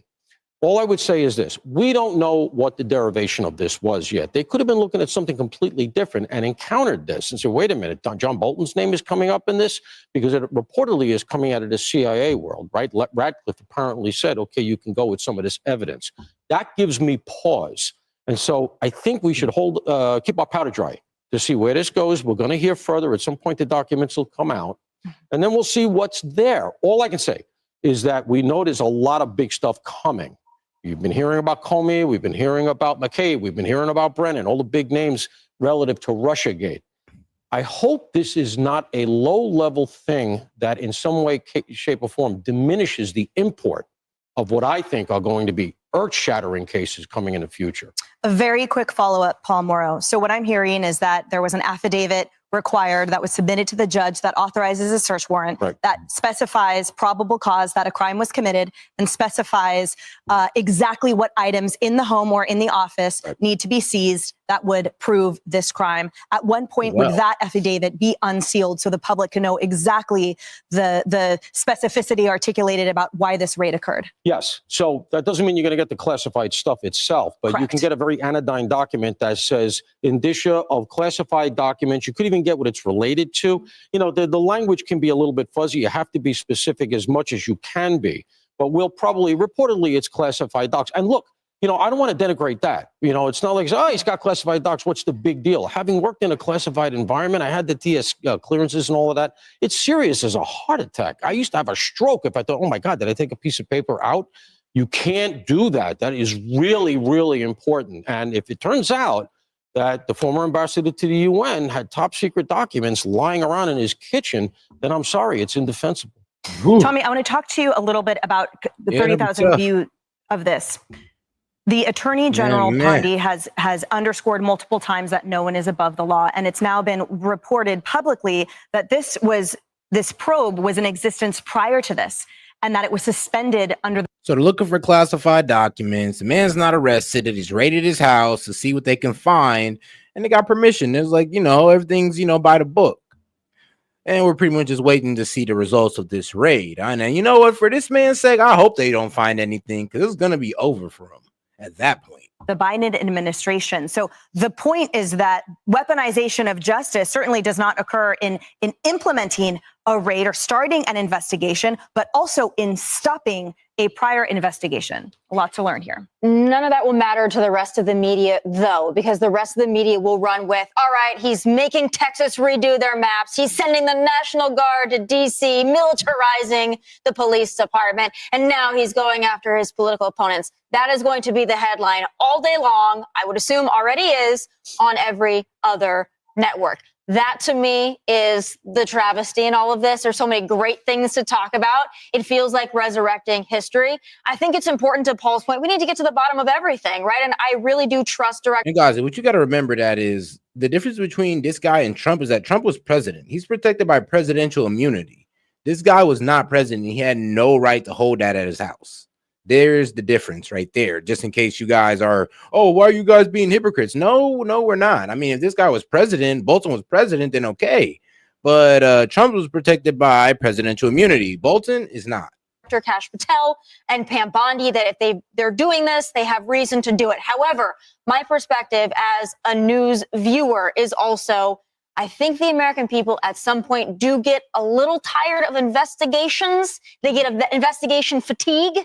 And I think that it's important to maybe focus on the most important and prioritize those.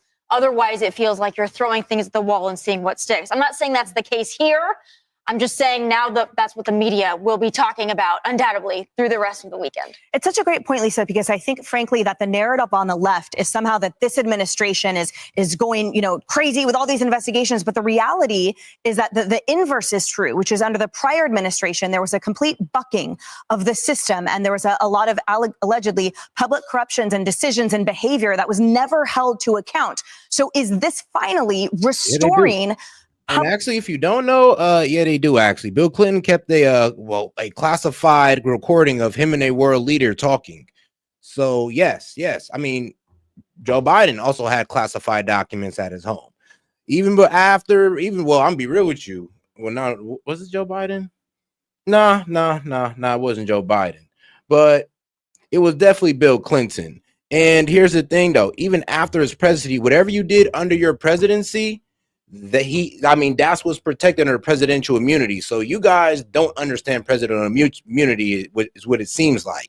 So if he had those documents as president, he was president, and those documents, he only had them because he was president. Any actions he did under his presidency, he has immunity for. That's why they couldn't catch him up on the documents. You know that, right?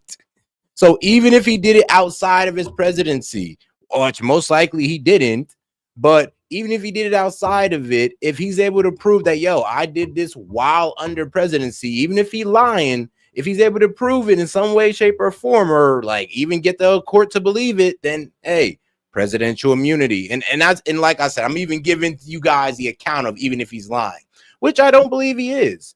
But yes, he had those documents in his house, or he only had access to them because he was president. So them being in his house, he's now protected under presidential immunity. And them being in his house don't really matter all that much. That's why it was kind of crazy how everybody was going after Trump after these documents, when it's think about the whole Obama thing. He's protected under presidential immunity, and Russia Gates happened outside of his presidency, but he's still getting dragged into it. Now you understand what I'm saying? Because he's protected under presidential immunity because he did it while he was president. Trump had those documents while he was president. Public's confidence in that officials are indeed treating classified information and everything else with the utmost care and importance that it deserves. I mean, to your point, Emily, I think people are really sick and tired of the rules are for thee and not for me crowd, which we're seeing, which seems to be almost all of public officials these days, whether it's Letitia James or Adam Schiff or even Fani Willis or James Comey, and the list goes on. And we've also seen a lot of mishandling of classified information, even the previous election cycle. where you had Biden and as well as Mike Pence, pile on President Trump. And then we found out that they both had mishandled classified information. So to what extent is that what this is about? Or is it lawfare, right? Because we've seen a lot of that as well. And that is wrong. To Paul's point, we don't know the full scope of the story here yet. We do know that John Bolton's book has previously drawn a lot of controversy surrounding the question of classified information, the room where it happens, talking about his time as national security advisor. He claims that he got approval from the NSC, but then there was a supplemental review. And yeah, but let's see here. Joe Biden in the late 2022 and early 2023, classified documents from Joe Biden's vice presidency were found in his former office at a Penn Biden Center and his home garage in Delaware from his vice presidency. So Joe Biden did exactly that as well, what you guys are saying that, oh, this is hypocritical. No, it's not. Joe Biden even got presidential immunity. He wasn't even the president, bro. He was the vice president. So, yeah, I mean, Mike Pence, he also had the same thing going on. In January 2023, Pence's team voluntarily disclosed classified material found at his Indiana home. So vice presidents have done it. Presidents have done it. But for some reason, you guys are just so on Trump's ass about it. I mean, the hypocrisy is real. And there's a subsequent battle in the courts between President Trump and Bolton over the book. He claims he got oral approval. Oh, and other presidents who did it as well. We got Bill Clinton. We also got Ronald Reagan. And then we got Richard Nixon. I mean, okay. For the book, or what was in the book, but not written approval. I did ask my buddy Buck Sexton, who we all know of the Clay and Buck show, a former CIA officer, and he said that even with the CIA review board, they go on to say that the review is for the author's protection because any classified information that finds its way in the manuscript that is not explicitly authorized is the author's responsibility and legal liability. You would think he would know better with John Bolton, but we've also seen General Petraeus, former CIA director, find himself in hot water and legal jeopardy over the mishandling of classified information. So we still have a lot to find out. For a book, I would also add to this. It seems like a lot of headache to sell a book. You better make a lot of money on that. It's not worth it, is it? Yikes. Well, even it was, I believe, an ABC interview, Cheryl, where Bolton was talking about that he felt that this administration was sort of engaging in retribution against him and was slipping in. But in the paperback version, I mention it. So, yeah, I think there's a lot of self-marketing. But that's still, aside from the point of the stewardship appropriately of classified information or of anything that we entrust. But all right, now let's get over to the left side of media and let's get over to MSNBC's take on it. Pretty much saying Kash Patel's enemies list in action. All right. I mean, shoot, they're blaming Patel. They're saying, nope, Patel got his enemy list out. This is all, this has nothing to do with crime. This has everything to do about revenge. Of course. We're with the other major breaking news today. The Trump Justice Department making what appears to be a major escalation today in its targeting of Donald Trump's critics. Early this morning, the FBI conducted a search of the Maryland home of John Bolton. He is Trump's former national security advisor turned Trump critic. Agents also later appeared at Bolton's office building in Washington, D.C. A source close to Bolton tells NBC News it was, quote, retribution, pure and simple. According to the FBI, the searches were court authorized, and sources tell NBC News that they were part of a national security investigation related to the handling of classified documents and potential instances of those documents being used in leaks to the media. We do not know the specific allegations against Bolton, but here's what we do know about Donald Trump and the man now in the crosshairs of his administration. After leaving his post, Bolton quickly became an outspoken critic of his former boss.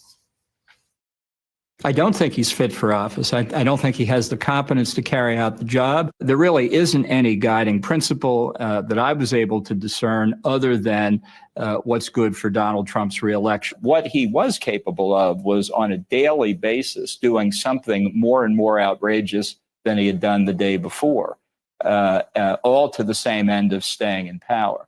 I think when you challenge the Constitution itself the way Trump has done, that is un-American. Very quickly, do you agree with Mark Milley that Trump is a Yeah, see what I mean? Like every time they wanted to have somebody to bash Trump, they would find a Republican and John Bolton and just go off on Trump.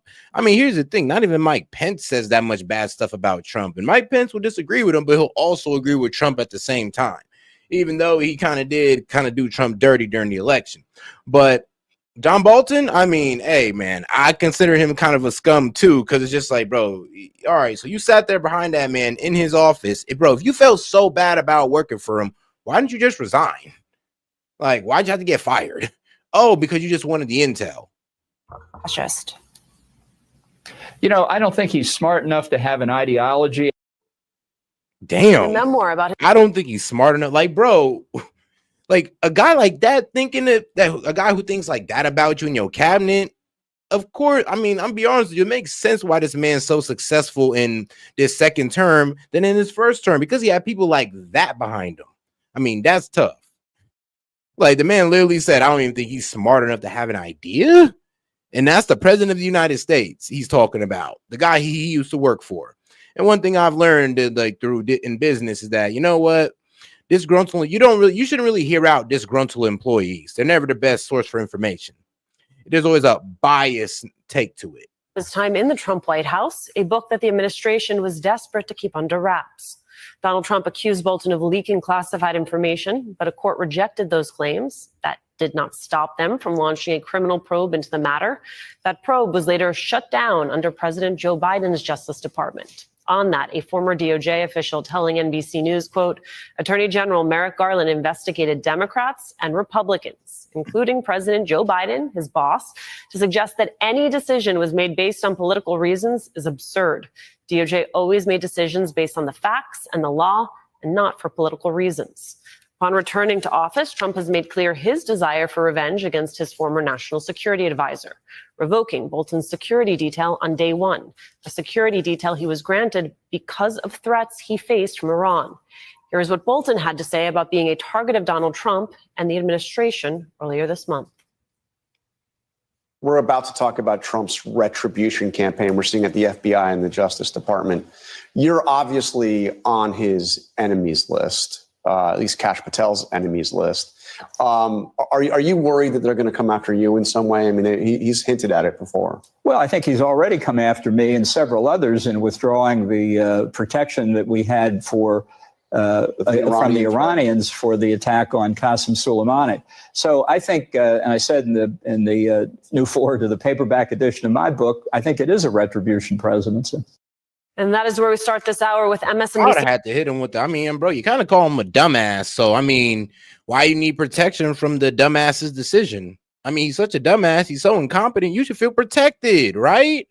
I mean, come on now. He can't be a dumbass and, oh, I mean, he's protecting me from something that we both did and that we both kind of celebrate ourselves for.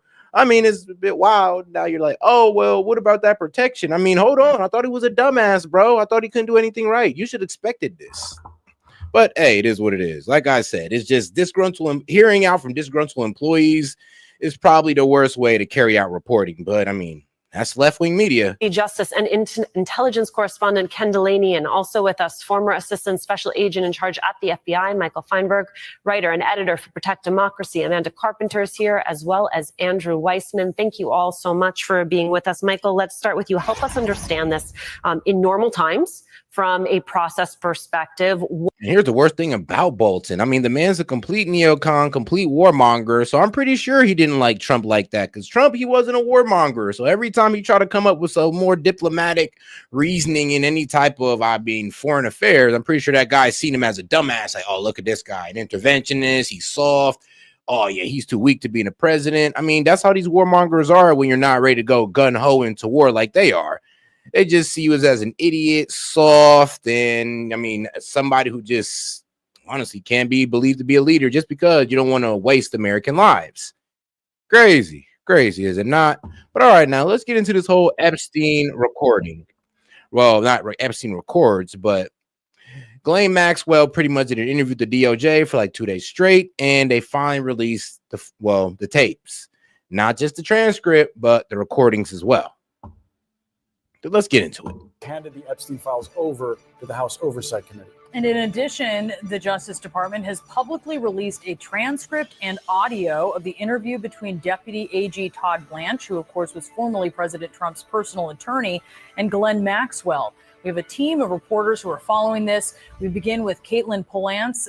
Caitlin, what more are we learning about the release of this audio and this transcript?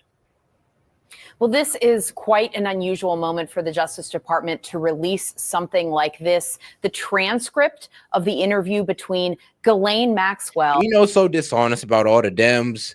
Bro, if all the if Ghislaine Maxwell was to say that, oh yeah, Trump was definitely involved with little girls, wah, wah, wah, bro, you guys would be using Ghislaine, you'd be quoting Ghislaine to like, bro, next year. So this is like why nobody honestly believes y'all or anybody. This is why nobody even cares to even talk to you guys sometimes, because like, look, Ghislaine could have said, hey, Trump's on the list, he's this, that, guilty, and all this good stuff, and y'all would have championed her. But now she's clearing Trump's name. Now, how could you believe her? You must be retarded if you believe her. Like, oh, because she didn't say what you wanted. I mean, that's how you guys act with every politician, every like political pundit. If they don't say what you want, you don't even want to hear them no more. You feel like they're discredited because they're not telling you what you want to hear. You sound ridiculous. And here's the thing, I don't even believe Ghislaine Maxwell all the way through. I don't. But the problem is, though, you guys are only mad because she didn't tell you guys what you want to hear. It's not about the facts for y'all. It's just about crucifying Donald Trump.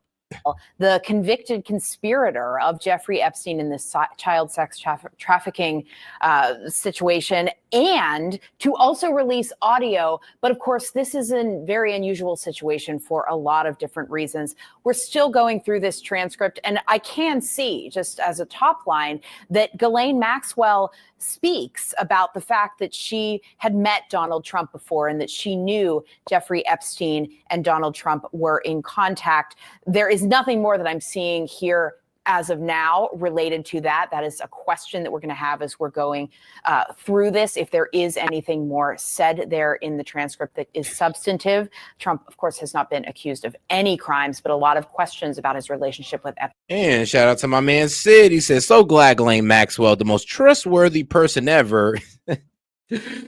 Hilarious. With no incentive to lie, has finally cleared Trump's name. I know, right, bro? It's like a beautiful day to celebrate. I mean, everybody all over X was like, oh yeah, Ghislaine Maxwell said Trump's not a pedo. This gets laid to rest today.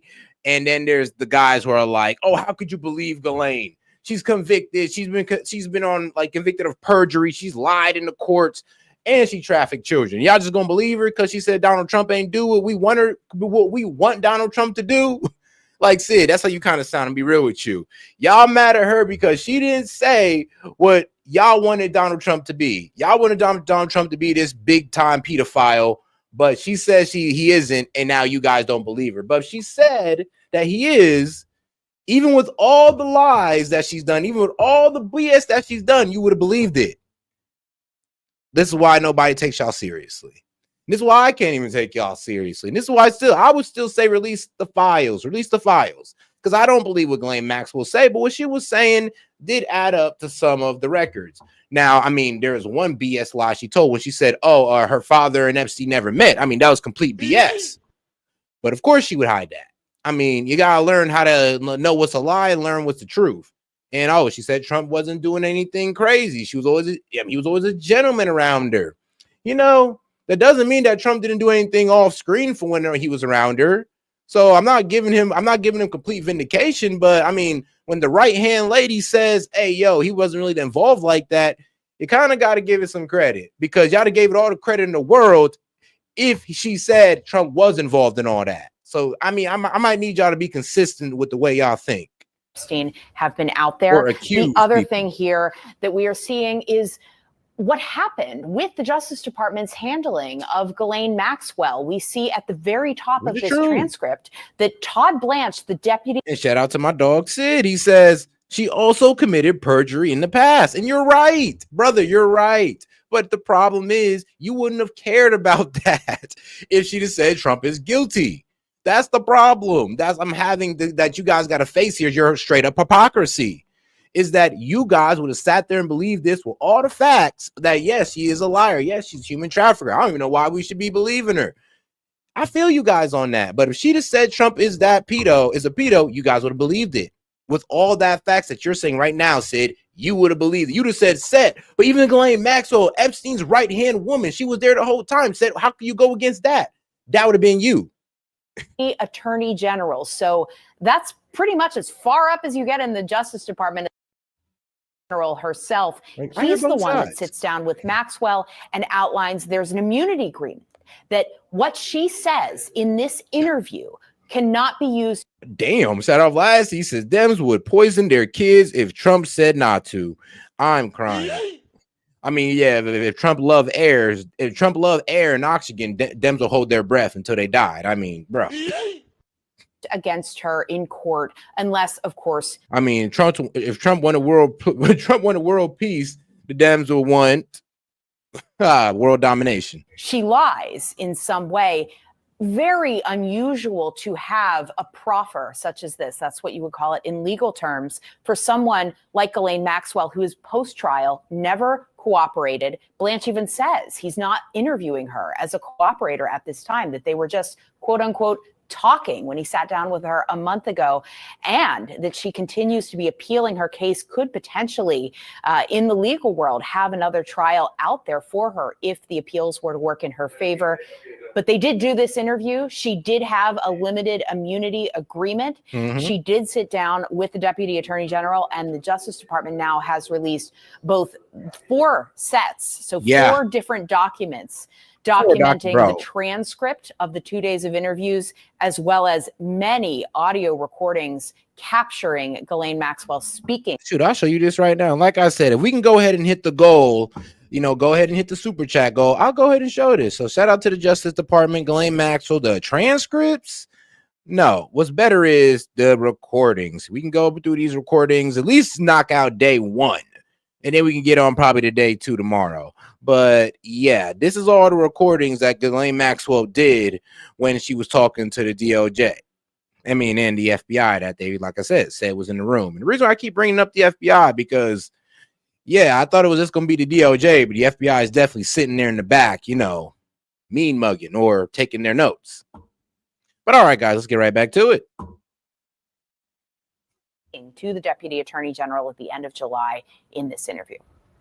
And Caitlin, what are we expecting on the Epstein files handed over to House Oversight? We understand that committee members are going to review it, potentially add additional redactions. How soon can we see it? Well, that would be the full Epstein files, or the portion of the Epstein files that the Justice Department is willing to release to the House Oversight Committee. So the Ghislaine Maxwell, Todd Blanche transcript, that's a new filing that the Justice Department itself is putting out there. But we also are learning from our producer, Hannah Rabinowitz, over at the Justice Department, that the Justice Department has sent the records related to Jeffrey Epstein to the House Oversight Committee. We'll have to wait and see exactly what that is and how fulsome of a collection of records it is. The FBI has thousands of records from its investigation of Epstein. A small portion of them have been released in the public sphere, and the Justice Department previously, when they tried to say they were releasing records, it was largely the same as what had been out there before about Epstein. True. So we will wait to see what that is, what went from the Justice Department to the House Oversight Committee. We expect there to be redactions around there. We're waiting to see exactly how much would be in those documents. But the House Oversight Committee, the Republicans on the Hill, they did want essentially everything from the Epstein investigation, everything from the Ghislaine Maxwell investigation, and everything surrounding Jeffrey Epstein's death in 2019 at a jail. Yeah. And Kristen Holmes, you're there at the White House. What can you tell us about the conversations there that led to the release of the transcript? Yeah, Brown and Boris, this has been an ongoing conversation for weeks now. And just to take you back in time, we know the White House was having a lot of problems managing the Epstein story. One, the Department of Justice, they believed, and staffers at the White House, in addition to people across the country, had really botched the rollout of that memo saying that there was essentially nothing within the Epstein files. And which we can all contest for. We was all mad about the phase 1 rollout. We all thought it was BS and it wasn't anything new. All right, let's get over to the right side of media and let's see how they're tackling it. Now, joining me to do so is former CIA analyst Buck Sexton. He's a nationally syndicated radio host with the Clay Travis and Buck Sexton Show, and nationally syndicated political reporter Selena Zito. Also, we have with us. Hey, and shout out TB. I like your logic. Also, as someone who used to be in that spear, bruh, If you had anything that was classified or higher, you'd be in some serious shit. Exactly. Man. Shout out TB. And shout out my man Sid, a little bit pissed off with me. He says, stop telling me what I would have said if things were different. I don't believe liars even when they say something I want to hear. Are you sure? I don't know, Sid. I don't know. I don't know about that one, but you know, I'm gonna take your word for it. I'll take your word for it. But I'm be honest with you, bro. I'm be real with you, dog. I feel like 80%. If Ghislaine Maxwell would said Trump was a pedo, you'd have been on it. You'd have been on it, and you'd have been yelling it at the mountaintop. You'd have climbed Mount Everest just to yell that mug that Trump is a pedo. Well, you know what you just said. Fox News contributor Jason Chaffetz. Let's take what we've heard so far, Buck, and tell me what you make of what she has to say about President Trump, about the client list, about Bill Clinton. Well, I think she's largely affirming what is already known and not really advancing the knowledge of the case at all, which is unsurprising if you look at the motivations that she would have at this point. But first, in terms of what is known and solidifying what is known, President Trump did absolutely nothing wrong. There's no evidence. There's no indication. There's nothing whatsoever to suggest that President Trump ever did anything wrong with regard to all of this. So many of us have known that from just the case files and everything going back for quite some time. But yeah, but here's the thing now. Now the Dems are going to be on full press. It's going to be a full press just to get these Epstein files released because they just can't believe it. I mean, here's the thing. I wouldn't take Ghislaine Maxwell at word either. I wouldn't take her at face value. So I'm honestly still with the Dems on the whole. Now release the files. Now I'm saying release the files because I need more proof. I need more solidifying proof. But the Dems are saying it because no, we can't believe her. She's not telling us what we want to hear. So we need the whole list, and then we'll go ahead and let it go. Because they really want to believe it. They really want to believe that Donald Trump is this pedo, which he's, I mean, most likely he's not, but I see y'all still want to believe. So maybe, small chance, but maybe. She vociferously and repeatedly goes to that. Okay, so people can put that aside now. I mean, I don't know how much more is going to be necessary for that to become. Look, there are people who will hate Trump and try to lie about him no matter what.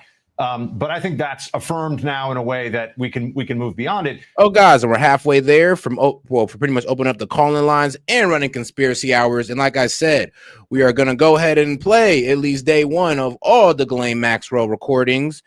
Her damn near complete day one interview where she pretty much gets in with her lifestyle with Epstein and all that good stuff. And I wonder, does she say that, Trump is cleared of all that good stuff in the first ending? Who knows? But we're going to find out.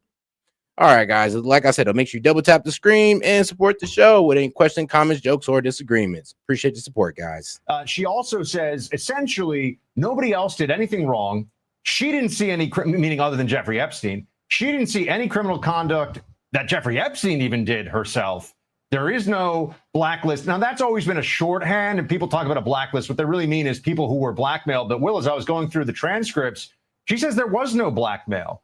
She also says, at all, of anyone, she also says that the money was made through high-stakes financial deals. What? Cap. That's what I'm saying. It's like, trust me, guys. When we listen to it, I listened to the first hour and 40 minutes, and I was like, all right, man, I already can see some cap in here already. There's some things she's lying about, and then you can tell there's some things she's being truthful about. The thing is, you got to know the story and be able to discern truth from lie. What matches up with what's been told and what's completely outside of the box. All right, now you're trying to say that you're trying to go against the media narrative. And if usually she tries to, and she doesn't do a good job of doing so. So you can damn near kind of tell what's BSing and what's being truthful. There's some things here that just still don't add up. And I think we need. And how she was, obviously she was a bit of a promiscuous woman, obviously. Need further clarification on some of the points that she made. And I think that maybe that will be forthcoming from the DOJ. But the BS is you're real. Absolutely right, Buck. I think that's what I'm saying. Come on now. You think I believe Ghislaine Maxwell all the way through? Really, guys? Come on now. Give me more credit than that. very legitimate questions about Ghislaine Maxwell's motivations and credibility. And in just a moment, we're going to be getting more into those deeper issues that accompany questions about blackmail and international or domestic intelligence. But let's stick with the names for just one more moment. Jason, I want to read to you now. We're working on ingesting this audio. This all just dropped about 1 hour and 10 minutes ago. But I want to read you now from page 265 of the interrogation from Deputy Attorney General Todd Blanche. He asks Ghislaine Maxwell, and you're not, I think you said, you're not aware of President Clinton ever going to the island. To that, Ghislaine Maxwell says, he never. And shout out to my man Sid coming in again. He's like, so glad we moved her to a minimum security prison for no reason, obviously. I mean, now, come on. Okay, well, I know Sid is being a bit facetious, but look, well, I don't know why Sid's super chats make me laugh sometimes. But look, guys, or Sid, she was moved to a minimal security because she was talking on Epstein, and apparently the DOJ wants to hear more about it. And the only way she was going to talk was to pretty much get moved to a lower security prison, basically looking like a summer camp where she can buy stuff like nail filers and all that stuff, where she might hurt herself with later on. You never know. But I don't think that that's going to happen to her, because the way she's telling the story is kind of like, obviously you can tell she's lying about some things.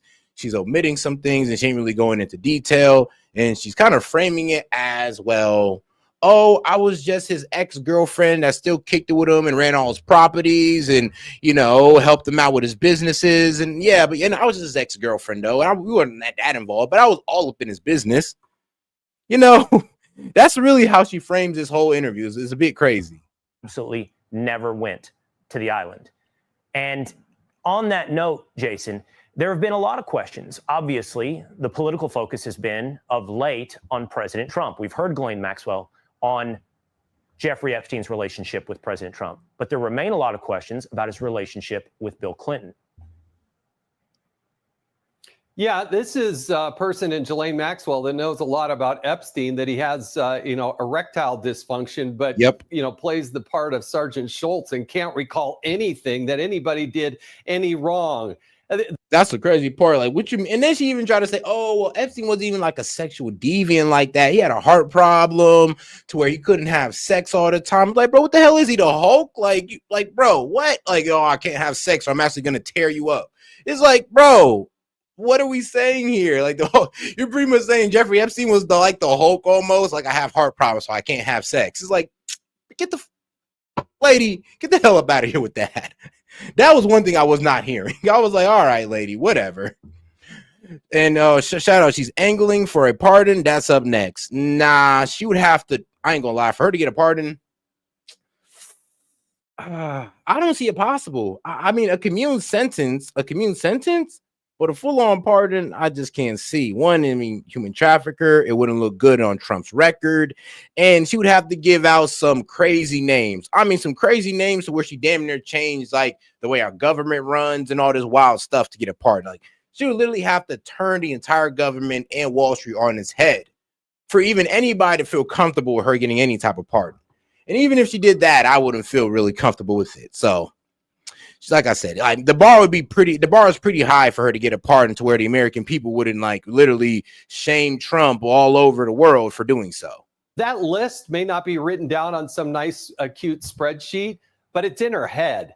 And I wish they would just ask her the simple question. Well, then the people who visited the island, start writing down a list.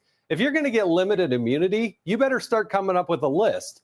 And you can verify whether or not President Clinton went to the island. Go ask the Secret Service. There's a reason the Secret Service is secretive, but they're also law enforcement. And if there was a commission of a crime, they still need to answer questions. They shouldn't be bashful about asking them. And I think they should go to that direction. Yeah, I honestly cannot see her getting a pardon. One, it'd just be too much heat on Trump to do so. I mean, and let's be honest, I don't think anybody there is really trying to angle for a pardon. She may be trying to get a pardon, but she's too busy trying to work in appeals. She's too busy trying to get the whole case thrown away, which is kind of crazy, but she got the money to do so. But I don't buy what, not to win, but to keep on carrying the case. But she's selling at this point. She is highly motivated to say whatever she needs to say in order to get out earlier. But come on, there's two people that went to jail. Only one of them is still alive. and there's nobody else that did anything wrong, and you can't come up with anybody else who did. What were the— And shout out to my man Sid coming in again. He says, like the guy that can't legally run or stay in office cares what we think. Yeah, actually kind of does, because he can't screw things over for the next Republican Party. If we don't want a liberal takeover in the midterms, then yeah, he's not going to do that. He actually does have to care what the voters think. I mean, to get in office, he has to care about what the voters think. And to make sure they don't sink his party when he gets out of office, he has to care about what the voters think. I mean, there's a bigger game than what you're thinking here, Sid. I get what you're saying. I get what you're saying. That you don't trust this man at all, and you don't think he cares for American people at all. But even if he did it, let's say that he cares about the party and the Republican Party and making sure that he keeps the people that align with him in power. So you can even tackle it from a self-interest position on why that just doesn't line up. What were these young women doing going to the island? Playing hopscotch? Getting lessons on how to sing or play the violin? Come on. There's a lot more here. Okay, and here is another big question. We'll go to you on this, Selena. The question that everyone has been asking for several years: did Jeffrey Epstein commit suicide? She was asked this, again, by Todd Blanche. Here's that exchange. Do you? So you think he was. He did not die by suicide, given all the things we've just talked about. Ghislaine Maxwell responds, I do not believe he died by suicide. No. What do you make of that, Selena? Well, I'm not surprised by that answer. This is someone that believes that they knew him well, probably knew him better than anyone else. So for her to make that assumption, that's not surprising. You hear that from people all the time when they lose someone to suicide. That I can't believe they did that. Right? This is her version of saying that. So that doesn't shock me. The other thing I think is important to note, and the woman's name escaped me, but the reporter from Miami who had done such great reporting on Epstein has said all along that there never was a list. And so she kind of reinforced that. Now, to her other things that she said, like nothing, untoward happened. Well, she's just protecting herself, right? But in that moment, she's in that bubble of self-preservation. The idea that there would be a list does defy common sense for any common criminal. Why would you maintain your own evidentiary criminality? But to Jason Chaffetz's point, that doesn't mean there aren't clients. Just because there might not be a list doesn't mean there are not clients. And Ghislaine Maxwell could be put to the test on naming the names, creating the list after the fact of people that she saw on the plane, Buck, or at the island. And here comes Sid coming in again. He says, if people don't like it, just in the military. Like, I actually sometimes enjoy how much you disagree with Donald Trump, because you're genuine in this stance. I'm not even gonna lie. That's being said. He's like, if you don't like it, bro, just send the military and shut it all down, man. Like, hey, man, Donald Trump style, right? Like, come on, Sid. Come on, give him a little more credit than that. It's working, bro. Come on. Why not? Again, we are digging through this virtually in real time. I'm not seeing that here. I'm not even seeing Ghislaine. And the feds is not the military. Like, come on, like, give him some credit. Maxwell pressed on what are the names of these clients. Yes, I mean, if you were to take Ghislaine Maxwell at her word here, and I think all of us, you will, and the rest of the esteemed panel are looking at this like, come on, we understand that there's likely a lot being held back or outright falsehood at this point, although it'd be tough to prove some of those falsehoods. It depends. This is, I think, a moment where we have to ask, hold on a second. If she's unmotivated here to tell the truth, what are we going to get out of this? And I think that's where you have to see other aspects of this trial coming together, because she's telling us that essentially the only criminality that occurred here was Jeffrey Epstein's, that he hid, that even she, who was so close to him, didn't know about. It's just not credible. It's just not credible. That part of it, I think, is where it most obviously falls apart. And as for the list or the— And shout out to my man Vlad Steen. He says, shout out projecting delusions. Come on, Skid Mark. Oh, and here we go. Shout out Vlad Steen coming in as Sid. The possible blackmail list. Again, Coming I think as this Sid. is a little bit, the terminology has become a stumbling block here. it's to your point, Will, clients, people who were involved with Epstein, who were giving him fantastic sums of money and other things. And we don't really understand still to this day. He was involved in getting like large sums of money back. How? What exactly was he doing? This is all traceable. This should. That's what I'm saying. It's like she could at least admit to the fact that Jeffrey Epstein was definitely doing some crazy money laundering. She could at least admit to that, but she did not. All be trackable. I want to know how Epstein made the money that he did. I want to know what the transactions are he was involved in. And that should all be something that the Treasury Department, the FBI can get access to, because in the meantime, what we're left with is Ghislaine Maxwell effectively downplaying this whole thing. Yeah, he was a pedophile. He hid it from everybody. Nobody else was involved. There's no proof of anything else. There's no blackmail. There's no foreign intelligence tie. Oh, wow, that just brings it all together with a bow for her, doesn't it? She probably wants to get out early. So I think that we have more digging to do. I think the DOJ transparency effort here is the right thing. But you know, I like how the consensus is the same on both the left and the right. Nobody trusting her. We're all looking at her like, nah, sis. We're not buying that. We're not buying whatever you're trying to sell us. But all right, guys, let's have a little bit of a comedic interlude with our guy Bill Maher, one of my favorite, liberals. Well, really, yeah, one of my favorite liberals. I'll tell you that right now. Why? Because he's reasonable. Scientist and host of the Huberman Lab, Andrew Huberman. He is a professor at Duke and author of The Age of Grievance, Frank Rooney, and he's a senior fellow at the Manhattan Institute. His book is called America's Cultural Revolution, Christopher Rufo.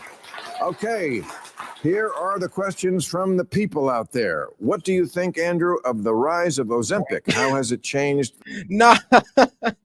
Okay, I see I'm about to go back and forth, but Vlad's scene sounds eerily similar to Epstein, like, bruh. Oh, wow. The way we think about health. Oh, that's a great question. What is your take on Ozempic? Ozempic has made one thing very clear that people debated for a long time, which is the reason that so many Americans are obese is because they eat more than they burn. Remember, that was a debate not long ago. It's still a debate. I mean, yeah, a lot of people are, big back because they eat more than they burn. They're like they sleep or sit down and eat all day more than they go outside and, I don't know, take a hike or run. I don't know. You can stay inside and get you some weights, but don't be a fat ass. Read it. Well, still read like it's a mystery. It absolutely, I mean, this is the laws of thermodynamics. If you take in more calories than you burn, you're going to put on weight over time. Some people burn more at rest, and so they don't need to move around as much, but people have been eating too much, in particular, these highly processed foods, et cetera. We can talk about those. The interesting thing about Ozempic that bothers a lot of people is that it is very expensive. And if you go off it, you gain the weight back, unless you do something like resistance training, aka weight training, to keep the muscle that you have, because muscle is a highly metabolically active tissue. So if people want to go on it or take less or go off it, they're going to need to do something to offset the reduction in metabolism. The other thing that's happening now is it the drug itself? Yeah. Do you think it's unhealthy? Well, it raises these GLP levels, this natural peptide that limits appetite, by increases by 1,000-fold over what it normally is. It's extremely effective. And I would say for getting a lot of weight off of people who really need that, I think it's a great first pass, especially if they're unwilling to exercise. I think anytime a pharmaceutical is on the table is, okay, should somebody take an SSRI? Should they not? The real question is, what are they willing to do instead? If they're willing to exercise, resistance train, and eat well, we then probably don't need Ozempic. But they say Ozempic has other functions too, that it could be valuable. Well, I always want to know when they come up with something. Ozempic is good for diabetes, but for you guys who just want to use it as a lazy way to lose weight, I mean, $500 a pen.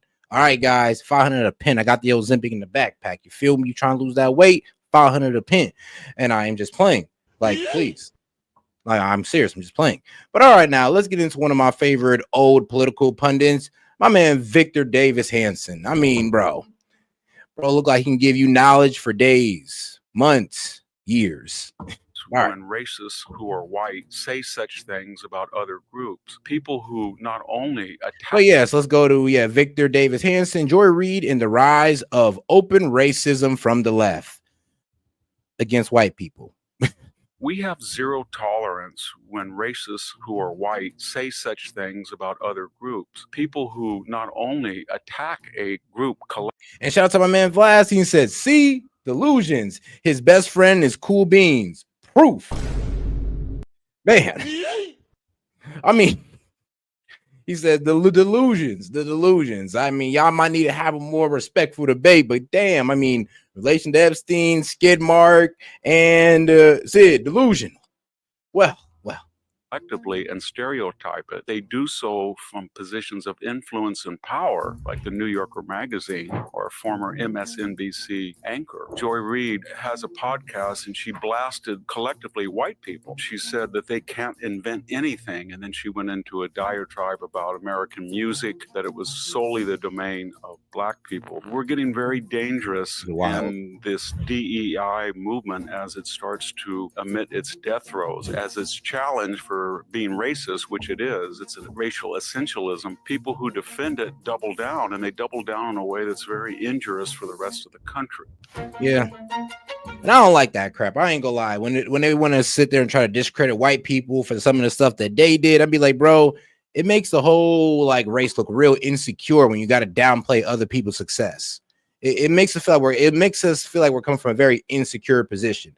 And that's why I feel like all supremacists come from an insecure position. I mean, like from the KKK to the Groypers, it all comes from this position of insecurities.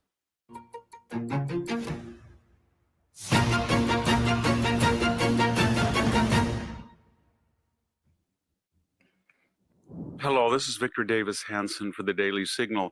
We've talked about the challenges to big multiracial democracies like the United States, India, Brazil. The other two, the latter two, don't do very well, and because they accentuate a caste or a racial or an ethnic spoil system. The United States is the only one in history that has been somewhat successful, very successful, but it depends on everybody looking at their own identity as incidental to being American rather than essential.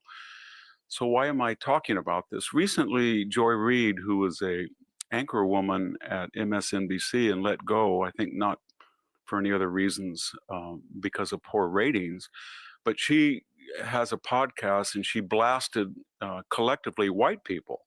And she said that they can't invent anything. And then she went into a diatribe about American music, your job. that it was solely the domain of black people. But what I'm getting at is we're getting very dangerous in this DEI movement as it starts to... I mean, let's be real. White people kind of invented Joy Reid's job. Like, let's be real here. Amid its death throes, as it's challenged for being racist, which it is. It's a racial essentialism. People who defend it double down, and they double down in a way that's very injurious for the rest of the country. So Joy Reid is basically saying that black people are cognitively superior to other people. I wish this was an isolated incident, but remember we've had this controversy before about the president. You know, when black people start acting like white supremacists, it's really hilarious to me. Like when I hear some of these FBA guys or these black radicals and you hear them out, you're like, you know, the KKK sound the same way you guys do. Like, to be quite honest, the white supremacists, like, bro, a lot of these black radicals and black liberals, y'all sound just like them. And y'all don't even understand. Like, I mean, if y'all really need to start listening to some of these KKK members and how they talk about race and how it's eerily similar to how the black radicals or black liberals talk about race, it's a bit disturbing. But shout out to my man Sid. Is last seen a mix of Vladimir and Epstein, Trump's two favorite people? I'm all right. All right, bro. Oh shit. Man, no, and hopefully we can have you two up here and y'all play nice. But yeah, shout out Sid for the super chat and shout out to all the supporters, man. I do appreciate you guys, and we are getting ever so close opening up the call-in line. We're like $22 away. Of Sacramento State. Well, and running Conspiracy Hour, you know, and like I said, Conspiracy Hour, running through the Ghislaine Maxwell. We're going to run through the recordings of her interview with the DOJ. Luke Wood, who in his past was an African-American intellectual activist, as he self-describes himself. And he said he wanted to eliminate, that's a bad word to use given the history of it in the 20th century, eliminate whiteness. Again, no repercussions. Lately, a major writer for the New Yorker magazine, that's a marquee magazine. No, I remember there was all right. So there was this black supremacist, right? And he had a speech out. Damn near looked like a pastor, like bald-headed black dude, looked like dressed like a pastor. And he was literally saying how, and guys, hear me out when I say this is gonna sound freaking crazy what I'm about to tell you, but he was literally promoting black guys to go out there and sleep with white women so we can extinct the white race. Like, bro, when I heard that crap, bro, I was like, and this is why white people say, oh yeah, I bet we stay with our own kind. Because if you got black people talking like that, bro, what? Literally talking about, yeah, go out there and sleep with all the white women so we can extinct the white race. Like, bro, like, dog, I'm a black person and I don't even want to do that. Bi-coastal elite intellectuals. That, and my preference is, well, black women. She said some things that prompted people to look at her social media account. And a few years ago, she posted quite regularly about white people. What was very disturbing was she said she hated them. She didn't like them collectively. Damn. And then she started to get into some bizarre pseudoscientific stereotypes about white people. She said they were basically dirty and they're responsible for plagues in history. Wow. And she said it seemed like everywhere they were, they brought disease. We know that has a bad history in the 20th century, claiming that one particular group brings disease. We know who did that in the Third Reich. But of course, if she's talking about big cities of the medieval period in Europe, Constantinople, for example, or Paris, that had never been done before, bringing up to 1 million people in a crowded area. It hadn't happened in the New World. It hadn't happened in Africa. There might have been a place or two in Asia, but it was possible because of the classical tradition of aqueducts, sewage systems, and the importation of massive amounts of food to support an urban populace of 1 million. So she just seems to be as well historically ignorant. Yeah. She seems to think that white people have all these advantages in this world 65 years after the onset of the civil rights movement. But as I said before, if you look at income, so-called white people are about 8th. Ethnic groups other than whites are doing better. If you look at hourly wages, it is true that on average, white males make more than black males, but Asian males make far more than white males. So what am I getting at? We have zero tolerance when racists who are white say such things about other groups. Yeah. But in a truly multiracial, tolerant society, people who not only attack a group collectively and stereotype it, but they do so from positions of influence and power. And I'm gonna be honest, he's right. Like, she was a black woman who was an influence, and she was allowed to have racist rhetoric, and nobody checked her on it. And we do need to start ushering into a time where we can sit there and say that, yeah, I ain't gonna lie, Joy Reid was a straight up racist on television that everybody was listening to and taking her at face value. Yes, y'all was listening to a straight up racist towards white people. I mean, look, think about it like this. If Joy Reid was a white woman saying that about black people, sweet Jesus. I mean, bruh. Like the New Yorker magazine or a former MSNBC. It'd be like listening to Nick Fuentes talk about African history. It's going to be disrespectful. Anchor. They can do a great deal of damage unless they're called out for it. And if we're going to make it as a society, everybody has to drop this idea of ethnic and racial chauvinism. And just because a person declares themselves a historical victim of past oppression does not give them a free hand in indulging in the utter and most vile forms of racism, which is collectively demonizing a whole group of people on the basis of their superficial appearance. This is Victor Davis Hansen for the Daily Signal. But all right, now let's get into, some more complaints about racism. But this time it's coming from the left, and it's about J.D. Vance, of course. Vice President J.D. Vance is saying the quiet part out loud, advocating for rethinking what it means to be an American. Now, over the holiday weekend, Vance addressed a friendly audience at the Claremont Institute, a right-wing conservative think tank that has called for the end of birthright citizenship. And shout out to my man Sid. He said, this geezer is a snore fest. What a yapper. Hey, we don't listen to that man for his monotone voice. You listen to him because he just, I ain't gonna lie, gets the facts straight out. And what can I say, man? You gotta listen to your elders. Man, listen to your elders, Sid, man. They got wise words for you. Now, Vance seemed to call for a vision of citizenship where people whose ancestors have been here longer have more of a claim to be American. Take a listen. I think the people whose ancestors fought in the Civil War have a hell of a lot more claim over America than the people who say they don't belong. Vance went on to blame so-called illegal immigrants, his term, not ours, for, quote, cheapening the very meaning of citizenship. Vance's remarks came one what term? What term would you use? They are illegal immigrants. Day after Donald Trump signed into law a bill that includes a $150 billion cash infusion for immigration enforcement and border security. I watched the entire speech. I encourage everyone to take 40 minutes and watch it beginning to end, because one of the things that struck me is J.D. Vance can use his $5 words and he can try to give things a veneer of respectability. These are the same racist, xenophobic policies that we have seen from this administration since day one. And someone at TPM wrote this. I thought it was exactly right. What he is talking about is an America where heritage counts as much as values.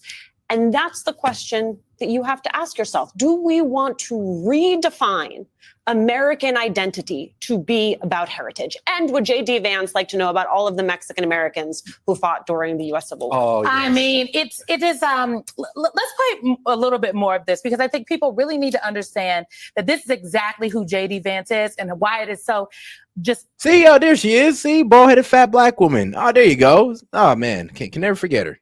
Understand that this is exactly who J.D. Vance is and why it is so just and the opposite of American. He literally comes from our founding fathers in this portion about the Declaration of Independence. How? Identifying America just with agreeing with the principles, let's say, of the Declaration of Independence, that's a definition that is way over-inclusive and under-inclusive at the same time. What do I mean by that? Well, first of all, it would include hundreds of millions, maybe billions of foreign citizens who agree with the principles of the Declaration of Independence. Must we admit all of them tomorrow? I just want to note that the words in the Declaration of Independence, all men are created equal. It wasn't just a slogan. That is a political thesis. The idea that in America, what makes you American is not. Yes. All men are created equal and given like rights, inalienable rights under God, right?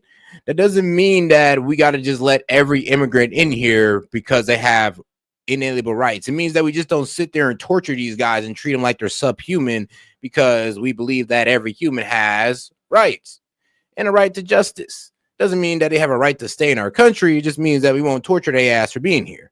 Your heritage, but your equality and your values. And, while striving to have an equal view of all men.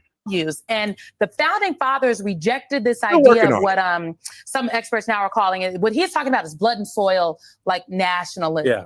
And that is it is. Come on, Michael Steele. Same old KKK racist BS. That's exactly what it is. And the founding fathers rejected it. You can look at the Federalist Papers #1, the Federalist Papers #10. They were very, very clear that America is not going to be a country based on heritage. Because to be very clear, Alicia and Michael are just as American as J.D. Vance.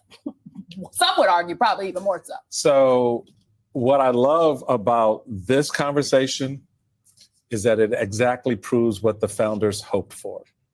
Despite their owning slaves, not including women literally in the language of the document, but this moment in our history is what the founders would hope happen.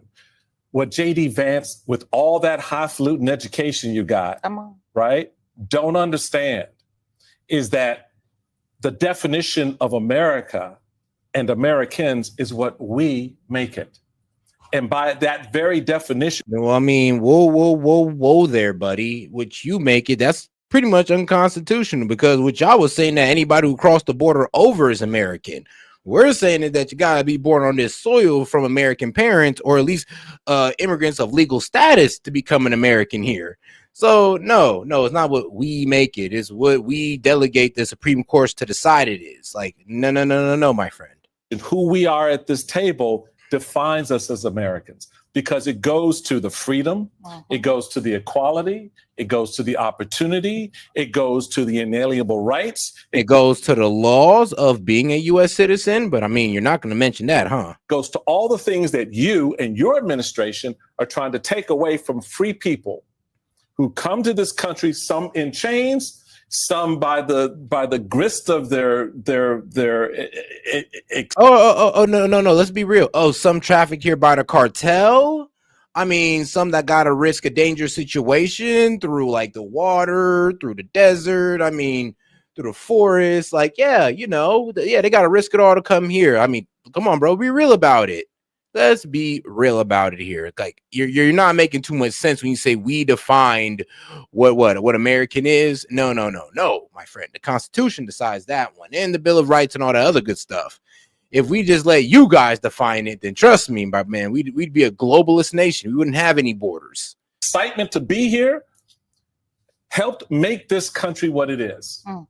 Whether it's a Mexican American heritage, an African American heritage, a white European heritage, it's what America is all about. So you need to get off that hobby horse you're on and understand, if you're going to be the vice president of these United States, you need to come spend some time in neighborhoods where we can talk about what being a citizen is, and showing you at a family barbecue what it looks like. We, the people, in order to form. Yeah, a family barbecue full of American citizens who were born here, not a family barbecue full of Enrique who just crossed the border from Mexico.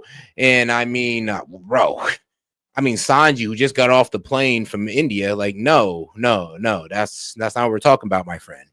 Or more perfect Every day. union, he might need to look at every day.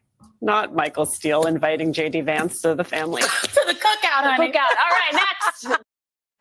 I mean, shoot, if you invite him, I hope you mean it. He ain't just being a dick. Like, I hope you actually mean it. I'd invite JD Vance to the cookout. Shit, why not? I mean, the vice president at your cookout, like, why not? You have the most latest cookout honestly, in all of the United States. Early this morning, a van pulled up to the White House, and Trump told reporters, "Get in." But we also just got a notice from the pool that they've been loaded into the vans for a movement this morning that was not on the schedule. No clear details yet on where the president is going. The press was a little nervous about getting in. They thought Miller was finally sending him to El Salvador. Instead, they went down to the street to the museum. Trump popped up and beelined for the gift shop. Zelensky took all the 2028 hats. So Trump had to pick up some more swag for his guests. Trump thanked the construction crew who was fixing up the White House with some brand new hats. Putting up all that gold is hard work. But the worst job, cleaning up after Biden. We thought his biggest mess was at the border. You should have seen what he did in the Oval. You see the way this is looking, look nice. I can't tell you. I don't know. Some people is kind of hating on how the White House looks, like, oh, it's all godly and gold and the golden and all that good stuff.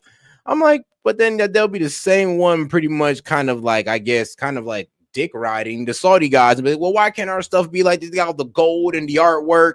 We do the same thing and it's all gaudy and it's unnecessary. I mean, man, I ain't got no style. How much that gold costs? A lot of money. No aura.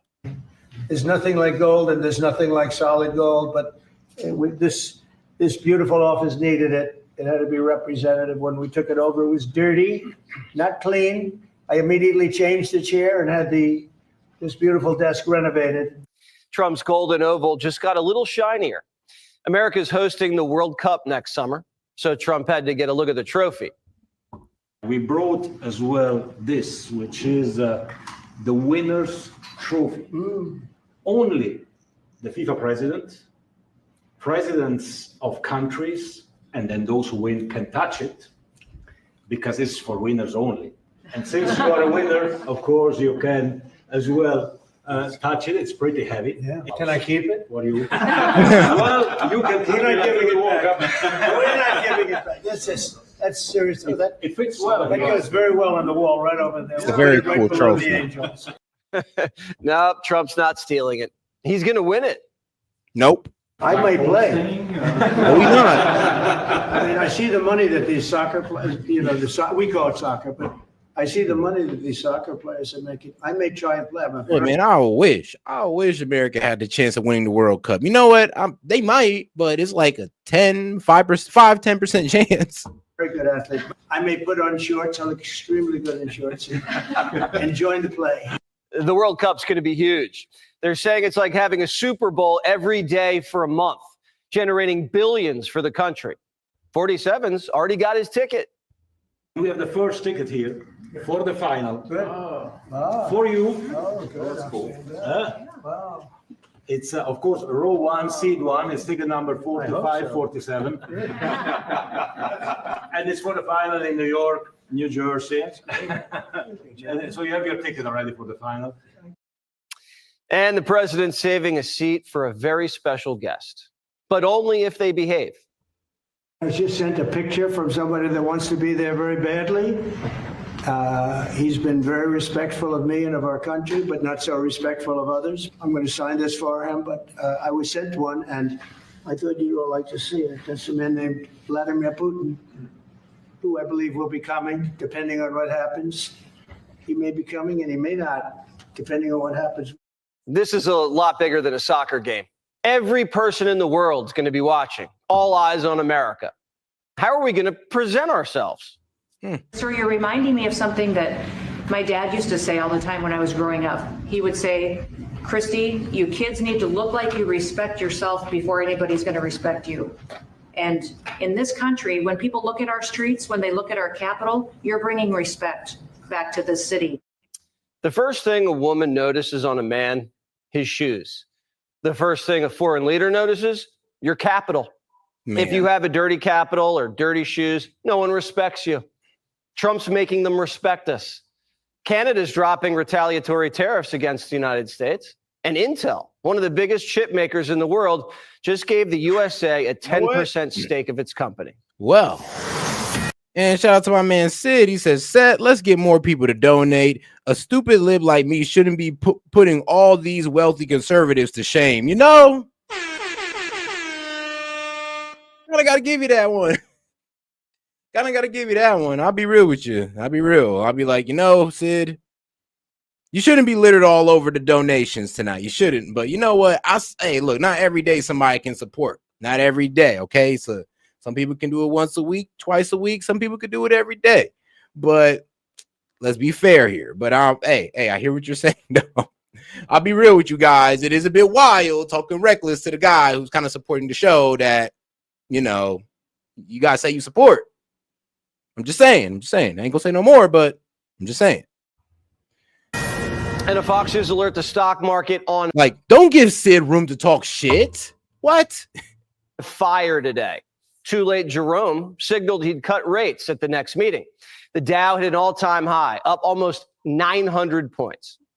Business is in Trump's blood. Cleaning up crime, that's a different ballgame. Many thought it couldn't be done. Do you believe in miracles? D.C. is a miracle what's happened. There have been no murders in D.C. in the last week. That's the first time in anybody's memory that you haven't had a murder in a week. Secretary Hegseth just authorized the Guard to carry weapons in Washington, but hopefully they don't need them. Seeing a Humvee roll down your street, that's enough to scare criminals into hiding. Don't say that. Everyone else has nothing to worry about. We saw some teens in D.C. talking to troops, scoping out the equipment. The Guard makes for better role models than gangsters. Locals want to see more cops on the streets. What do you guys think about the feds coming here into Washington, D.C.? I love it. I love it. I wish it was more. And do you think Donald Trump's wrong for wanting to come in here and clean up the city? Nope. No, I do not. This is the nation's capital. You got tourists scared to come here. Tourists aren't scared anymore. True. This is the safest DC's ever been. Everyone's happier, except white liberals. Yeah. What do you think about the federal government coming in here? I mean, people are actually able to go and look up people are actually able to go to DC and enjoy the scenery instead of being fearful for their life because, the feds are out there protecting the city and keeping all the troublemakers, away from the tourist spots, pretty much. And that was the problem, that when you don't protect your tourist spots, you got a high crime city. Well, the individual who commit the high crime are going to go to where Well, where all the money's flowing into tourist spots. Trying to stop the crime.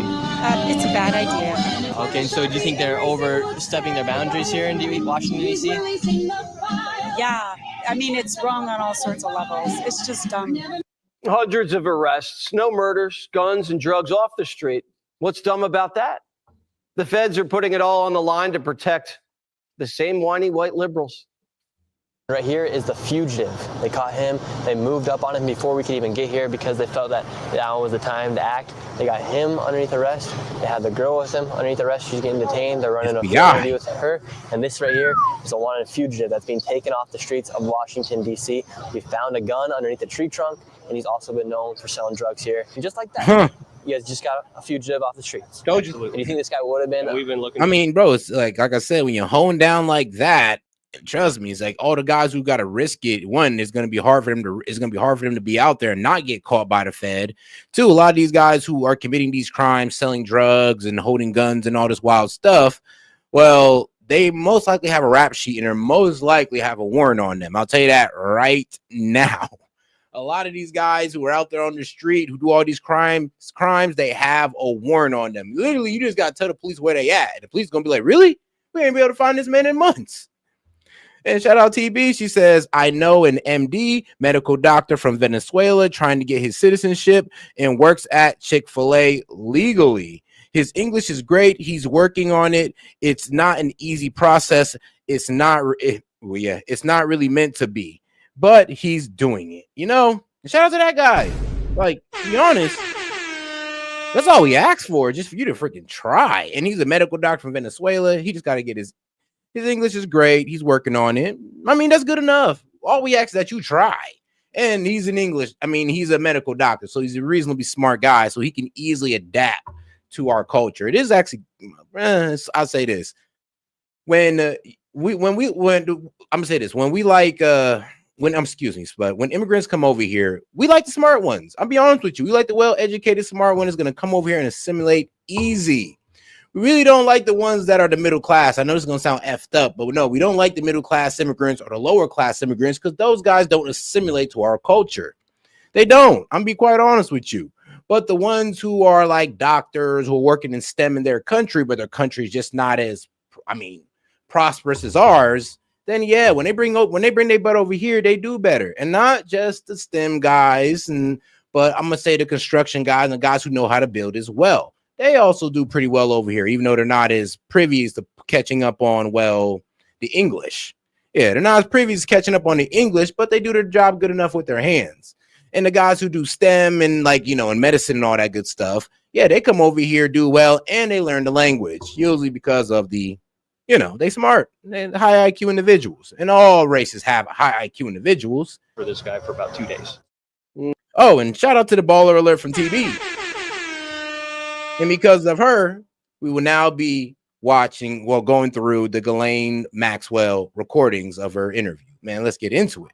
But Democrats would rather have the fugitives on the streets than cops. Do we feel good about ourselves? Yeah, we feel great, actually. Yeah, I feel fantastic. Why do you think it's pathetic? They just arrested a guy who had a gun underneath the tree trunk. Why is it pathetic? Because it's pathetic. That they found a guy who had a gun underneath the tree trunk. Pathetic, you're okay. You can justify anything. You backfill your beliefs constantly. I mean, it's pathetic. Like, what you mean? They're literally catching a criminal that would low-key be selling drugs and hurting this community right here. Like, bro, what did you do? Bruh. Like, you just sat here calling them pathetic for cleaning up a community that you don't want to clean up, that you refuse to? I mean, bro, I think Vlasine is right. The projection, like, bro, you're the pathetic one, honestly, because you let your city go to shit over a false ideology. You're targeting all the unhealthy in the city. You get out of my face. You're going to act like that. The operation in D.C. is working flawlessly. National Guard secures the... Oh, TB, so does China. China also treat their doctors pretty bad, too. Like, they're damn near agents of the government. Like, you're a doctor, you're damn near like a CIA agent. They keep y'all very privatized. They keep the doctors very privatized in China. City and lets the cops pick up the bad guys. Washington's America's front door, and it's squeaky clean. So we can't have other cities embarrassing us during the Cup. It's also America's 250th birthday next year. It's going to be a red. And shout out to a pack of proof pudding for joining the insider package, man. Appreciate you for joining. Make sure to hit me up in the Gmail make sure you hit me up on the email on my main page, and I'll go ahead and send you that Discord link. White and blue summer. Democrats are going to try to ruin it for Trump by turning it into a summer of love. That's not happening. Trump will turn Chicago, New York, and Los Angeles into MAGA country, whether they like it or not. Chicago's a mess. You have an incompetent mayor. Whether they like it or not.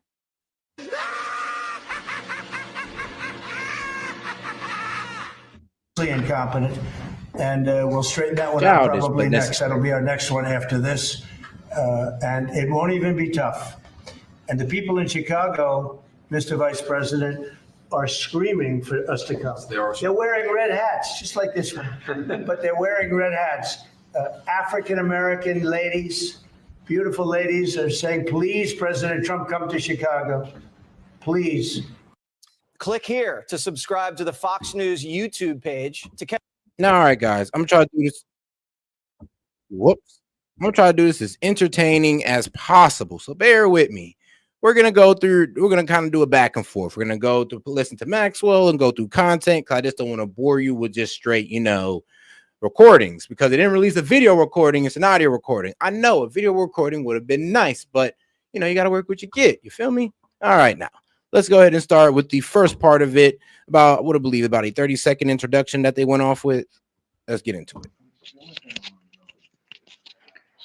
Today's date is Thursday, July 24th.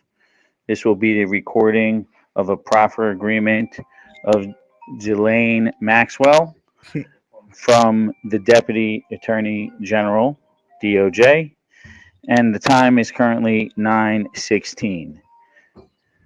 Maxwell and counsel are arriving to the U.S. Attorney's Office, and we will commence the proffer shortly. All right, then. Now let's go ahead and move on to this next part, and then we'll get right into the 44-minute part. The next part 2 is like 44 minutes. So let's get some entertainment in, and then we'll move on to that one. Well, news coverage in. Good evening, everyone. This is Laura Ingram from Washington tonight. Thank you, as always, for spending a little time with us. All right, people of all ages, they're fascinated, aren't they, by legends and myths, stuff you heard about as kids. There's Bigfoot, seen in those grainy photos. Remember those? The Loch Ness Monster. I went to Loch Ness, looked for Nessie. Yeah, she has a nickname. Then there's the 5-second rule for food that you drop on the floor. You can still eat it. Dangerous. Oh, gnarly. Then there's the myth that no one should believe. The myth of the moderate Democrat. Now, they say a picture is worth 1,000 words. In this case, a poster is. Yeah. All right, sis, where you going with this? Yesterday, outside an Arlington, Virginia school board meeting, a pro-transgender protest featured the usual towel crowd. Oh, Lord. Well, TOWL. That stands for typical old white liberals. Now, one towel of the female. Typical old white liberals. That's wild. Old white liberals. That towel crowd. Variety held a sign that read, "Hey, Winsome, if trans can't share your bathroom, then blacks can't share my water fountain." Well, Winsome refers, of course, to Virginia's Republican Lieutenant Governor Winsome Sears, who's running for governor against Democrat Abigail Spanberger. Sears is a Marine vet, an immigrant, and black. Well, naturally, normal people were stunned to see this message. Not only was it racially charged, but it was totally insane. So Democrats have gone so far left that their party members believe it is totally reasonable to equate girls being forced to share locker rooms with boys to blacks being forced into segregated spaces. Boy, what? So where were the other liberals in that crowd? We saw the video. They're telling her how. Well, y'all coming in with the same, I guess, socially moral standing of, oh, well, this is just like us trying to get, black kids into black kids to go to school with white people. So now you're running with no, we're trying to get trans in women's sports, and now we're feeling like we're helping black people get into white schools. Y'all are crazy. Yep, that's crazy. That's definitely crazy. But all right, now let's get into part 2 of Ghislaine's interview. Spencer Horn of FBI New York. Today we're doing a proffer of Ms. Maxwell. The date is July 24th, and the time is 10:12 a.m. This interview is being recorded. And my name is Todd Blanche. I'm the Deputy Attorney General. And before we start formally asking questions of Ms. Maxwell, I'm going to put on the record everybody that's in this room in addition to me. Starting with you, Diego. Diego Pastana, Associate Deputy Attorney General. And then you heard from Special Agent in Charge Horn. Mark Beard from the United States Marshal Service is here as well. And then David. Yes, this is David Oscar Marcus, and I'm counsel for Ghislaine Maxwell. My name is Thea Safian, and I'm counsel for Ghislaine Maxwell. My name is Melissa Madrigal, and I'm counsel for Ghislaine Maxwell. Go ahead. And I'm Ghislaine Maxwell. Okay. Good morning, Ms. Maxwell. How are you? Good morning. All right. So 2 counsels for Ghislaine Maxwell and herself. Okay, so before we started recording, we met for a few minutes. I introduced myself and we chatted, and now I told you that we were going on the record. And before we start asking questions, I know that you've been given by your lawyer a copy of what's called a proffer agreement. And and shout out to a flock of morons. I almost missed you there, brother. Almost missed you there. But and shout out to the baller alert. He says, if you think 5 is putting people to shame, you have a warped world perspective. I guess everyone can thank my conservative ass for conspiracy hour and opening up the phone lines. God damn. Well, okay. I mean, hey, yo, Sid, hey, shout out to Flock of Morons, because he had to stamp down on that one. Like, oh, so you think you flexing out here? I got you. Shout out to my man Flock of Morons. I definitely do love when somebody punch back. And I just want to spend 2 minutes making sure that you understand what governs our conversation today. The most important part of this agreement is that this isn't a cooperation agreement, meaning that by you meeting with us today, we're really just meeting. I'm not promising to do anything. I'm not promising to ask Judge Nathan or any of the judges that's been assigned to your case to do anything. We're just talking. And so that's the most important part of this agreement. However, almost as important is the fact that what this agreement does for you is it gives you protection. So what it means is that the government cannot use what you say today against you, with some exceptions, which we'll talk about in a minute. But whatever you talk about today, you have what's called immunity. So that means that the words that you say today, we cannot use against you in a case in chief if we were ever to bring one. Okay. Thank you. There's exceptions to that. The most meaningful one of which is that if you say something today that's not true, that's a lie, we can bring a prosecution against you for what's called false statements. So I'm a federal officer. I have several officers here. The FBI is here. And if you lie to someone that's like me or like Special Agent Horn, it's a crime. So you have to be truthful. The other exception to this that doesn't necessarily apply directly to you, but if there ever was a retrial in your case, or if there ever was a criminal case, a future criminal case against you, and your lawyer or you said something different or took a position that's different than what you say today, we can then cross-examine you or a witness based upon what you say today. So it's a little bit nuanced, meaning I can't use what you say against you in our case in chief. However, if you were to testify, or if your lawyer called a witness to testify and they said something that is totally different than what you say today, we could then cross-examine you or the witness and say, hey, do you remember when we met with Ms. Maxwell back in July of 2025? She told us, and then say what she said. Okay? I understand. Okay. Other than that, I know you didn't have a lot of time this morning to meet with Mr. Marcus, but did you have a chance to go over this briefly with him? I did. Okay. All right. So I've already signed it, as has Special Agent Horn, and Mr. Marcus signed it as well. So you got a pen? Please sign it right where it says client. Yep. and I will provide a copy of this to your lawyers so you guys have it. Okay. Thank you. So, Ms. Maxwell, about a week and a half ago or 2 weeks ago, You see the light blinking on there? On the Sony.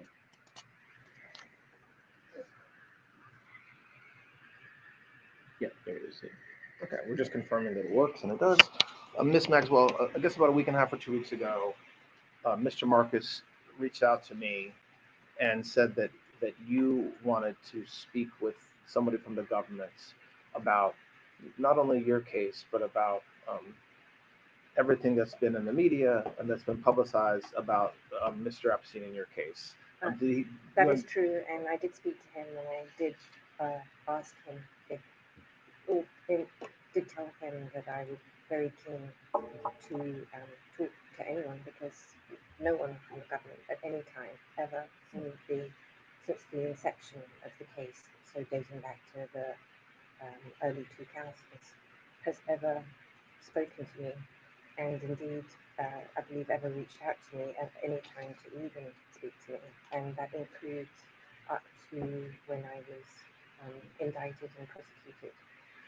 I believe that, or I understand, I should say rather, that my attorneys at the time did tell the government that I wanted to speak to them because I was very keen to meet with anyone so that I could tell or have them ask me any question. I've never had any problem to speak to anybody, and I offered myself, and I kept asking if they would meet with me so that I could talk to them, and for whatever reason, that was not happening. Okay. I have questions that I want to ask you, but I'm not. If there's a question that I'm not asking that you think should be asked, I invite you to volunteer. Same thing goes to your lawyers. Just to start a little bit, very briefly, can you talk about when you first met Mr. Epstein? I know that goes back a while, and just very generally talk about your relationship with Mr. Epstein from the time you met him all the way up until his death.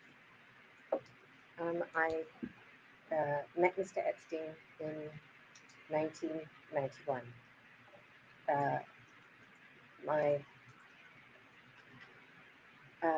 I'd never heard of him or met him before, and no one in my family had ever either. My father never knew him, and I'll explain why that is the case. Where did you meet him? I had a girlfriend who I'd moved to America briefly I'd moved to America in 1990. Okay. Moved, that's a good word. I'd come to visit America in 1990. I had been running my own company up until that time, which was a company called Maxwell's Corporate Gifts. And I had also been working for my father at the time. I've had multiple jobs with him. I was, in 1990, I was working with a new company of his, a new newspaper that he was launching called The European. And I was in charge of launching a magazine to go with the European. And I was traveling at that time from England to America because my father was looking to, he'd also bought Macmillan, the publishing house, and he had purchased the New York Daily News. And it's true to say that my father always wanted me to come back full-time and work for him, but that's a much longer story. I don't think we need to go into it this time. So, but I was always working with him. There was no escaping, as it were, to work for him. So in 1990, I had come over to New York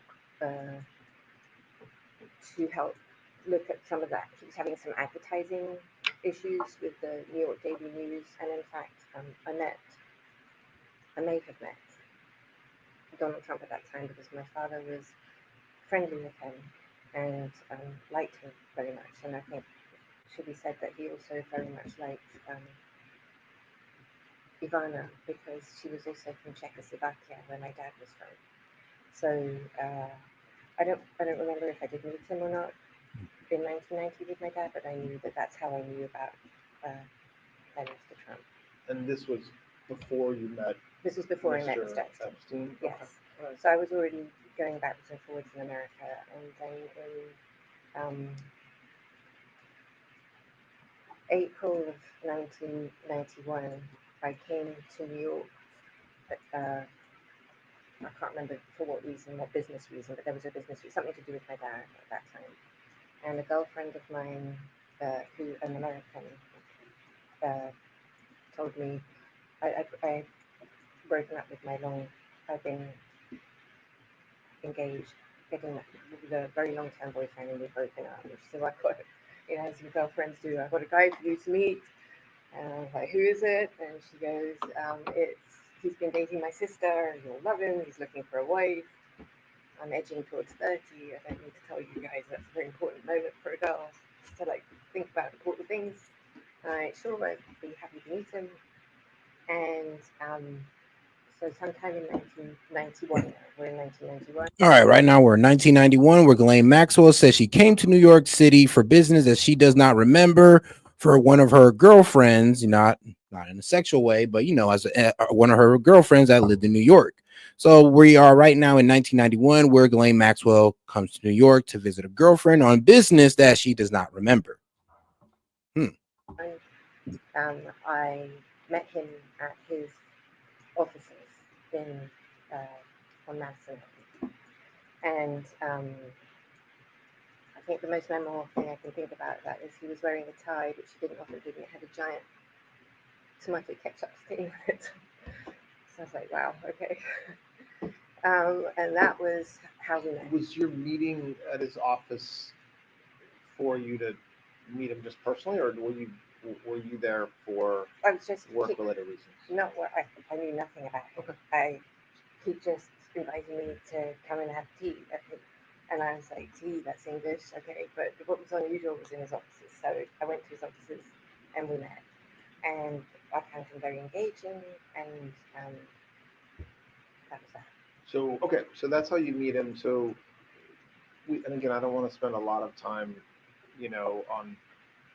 on this particular issue, but what happened with your relationship over the years from the time you meet him in 1991 up until the time he passed away? Just give the highlights. Okay, so I Met him in 1991. was looking for real estate for my dad to buy some, and Epstein told me that he was also looking to move from his apartment, and would I help him? And I said, sure, I'm looking already, so I could look for him. So that's how it started. And then in 1991, my father passed away, and I returned to New York after that, originally to come back and help with family businesses, which was Macmillan, And then the debacle of my father's passing hit the family, and we lost all our businesses, and my family thought that it would be best if I stayed in America because of the intensity of the press and the drama surrounding my father's death in England. So I stayed, and Epstein said, well, you can keep helping me. Yeah, because when her father died, he had a media company that was built on debt on top of more crushing debt. He was actually siphoning pensions from his employees to pay for his business expenditures and his lifestyle. So yeah, when Ghislaine Maxwell's father died, Robert Maxwell, I mean, it was a whole scandal because when he died, I mean, everything got released about how his business was pretty much built on debt and wasn't really gaining no real profit, but somehow he was still moving amongst the people as if he was just this wealthy man. There you go, a little bit of filler for her father. Help me find a house, and we can decorate the house, and it gave me something to do. Were you in a romantic relationship with him at this point, or just No, friends? Just friends. And while we're just, with respect to your father, there have been multiple questions about whether he worked for any intelligence agency. Do you have any knowledge about that? I think, well, certainly my father had a background in intelligence because he was, I believe he did in the Second World War. He was a British intelligence officer.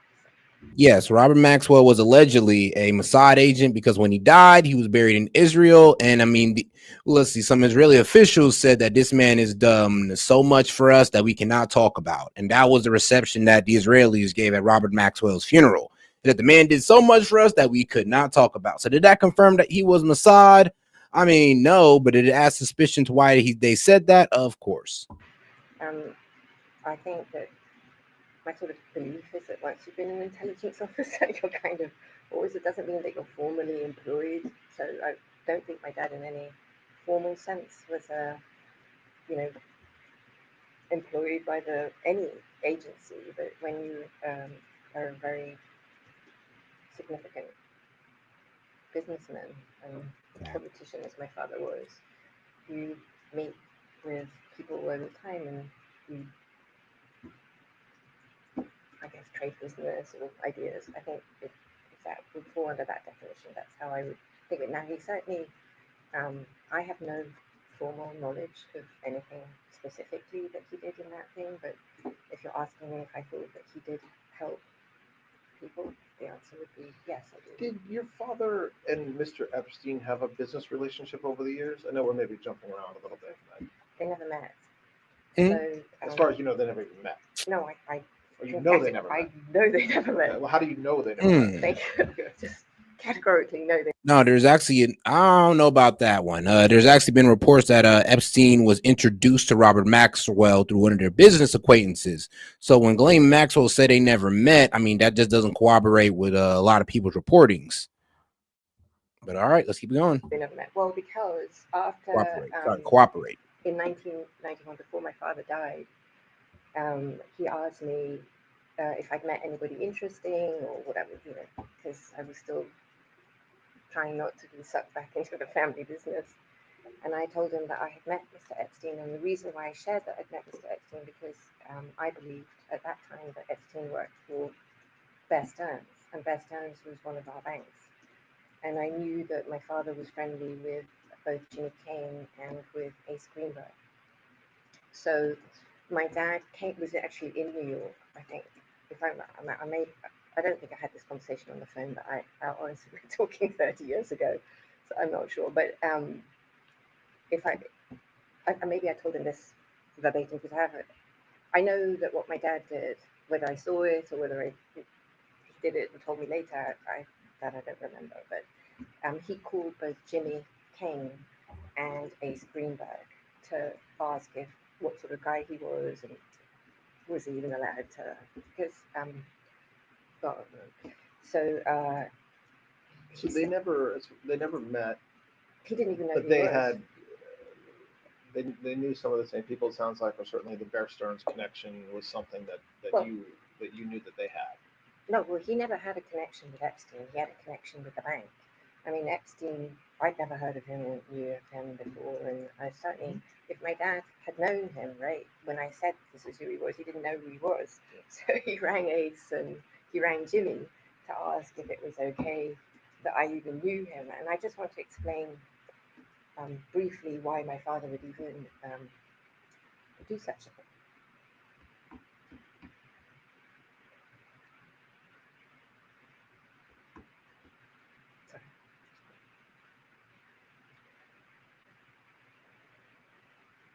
I've had some interesting things that have happened in my life, and one of them was to be found on an IRA kidnap and murder list. And so after that happened, well, there were other related. I'm not going to bore you with all the horrible things in that vein, but if you want the details, of course, I can. But after that happened, my father wanted to put a lot of protection on me, obviously, and I declined on the grounds that would be very restricting events. You're all in law enforcement. I know you understand this. And so he had told me that be taking my life in my own hands and whatever. And so I think after that event and several others where I had stalkers and all that thing that one has, he was always quite protective of me. And so if I met somebody, he would try and verify that they weren't going to do anything hideous. And so in case he thought it was weird that he would call Jimmy and Ace, it you may think it is, but from my perspective, he was just because he was concerned I was in America alone, and he had an opportunity to verify who this person was. And so I don't know if I was in the room with him. I don't recall it. But I know that at some point, my father told me, he's fine. You can see him. Yeah. He's safe. Okay. Well, okay. So we might come back and touch a little bit more on that at some point, but yeah, I went down a rabbit hole for a minute. That's right. about I your just wanted to. father. No, that's helpful. Thank you. So okay, so you're now in the 90s, and you're friends with Mr. Epstein.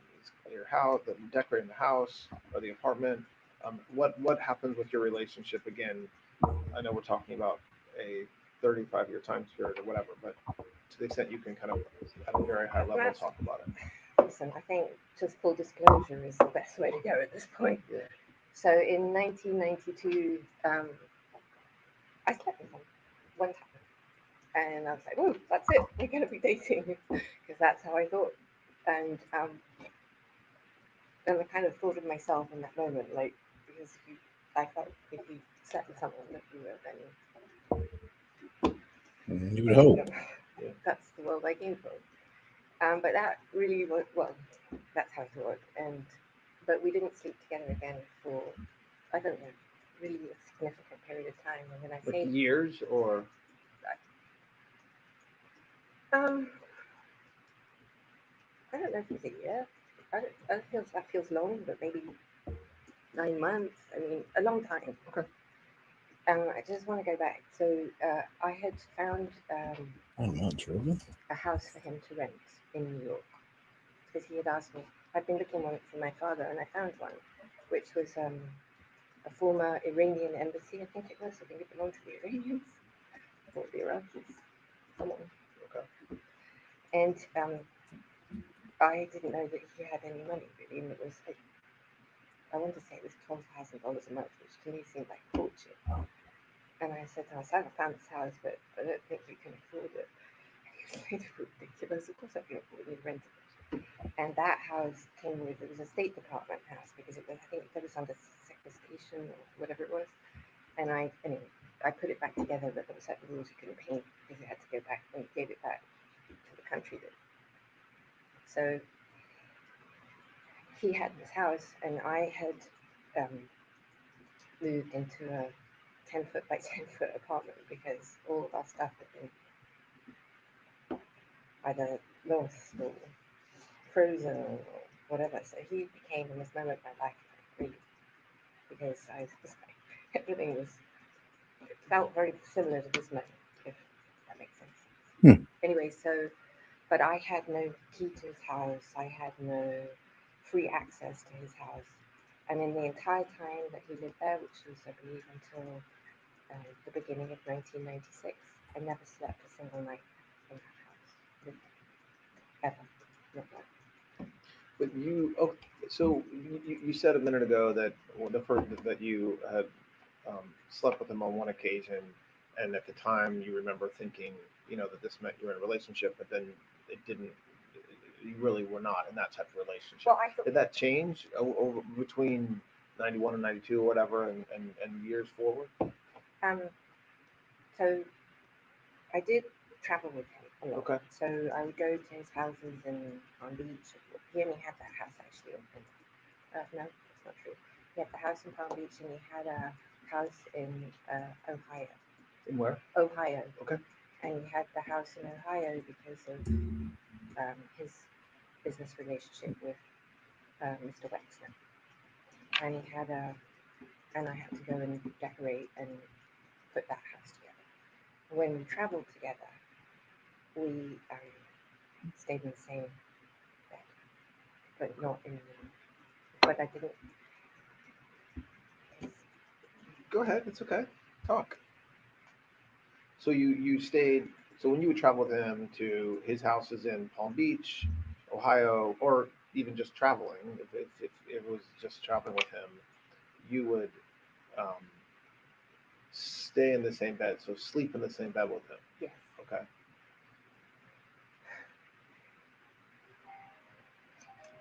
Epstein told me that he had a heart condition. A what? Heart condition. Heart condition. Okay. Which meant that he didn't have intercourse a lot. I mean, guys, if you're bored, then I better not ever hear you complain about Epstein or these trafficking of kids or the Epstein files ever again. Ever again.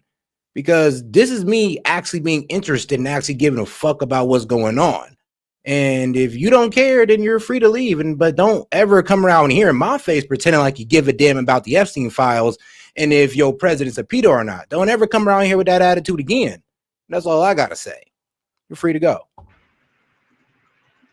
Which you didn't find, because I actually do have a medical condition, which precludes me having a lot of intercourse. So what was your understanding of his heart condition and why that prevented him from having intercourse regularly? I mean, he liked other forms of sexual activity. Well, let's come back. We're going to obviously spend a lot of time on the actual conduct he was accused of. So we'll come back to that. So pick up where you were talking about you traveling around with him. He rented the New York former Iranian house until around 96. That time, I believe you said that he was basically your life, like you were with him pretty regularly. Well, no. Okay. So I never was with him regularly. That is one of those misnomers. I mean, at the beginning, I did see more of him, but I worked in his office. So I would go to the office and I would see him. And I would count in my head when I would see him, I would count that that would be a day that I would see him. But I never ever stayed with him. I believe, certainly until 93 or 94, what I didn't know was that I think he was still with his actual girlfriend, who was Eva Anderson, who became Eva Dubin. They had been together, my understanding, I think about 10 years. I'm not sure, but that's what I think, 10 years.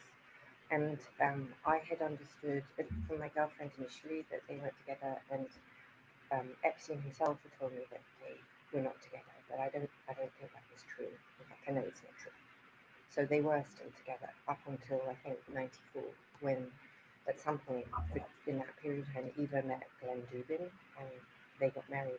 I think in 94, I don't remember when they got married.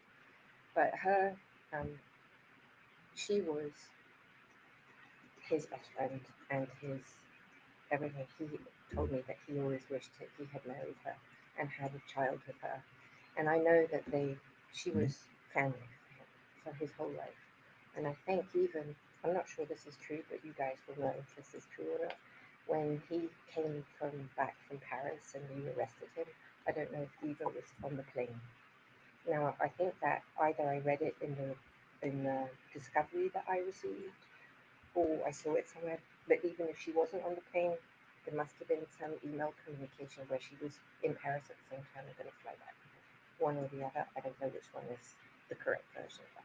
But so they were still obviously very close and remained throughout the entire fact.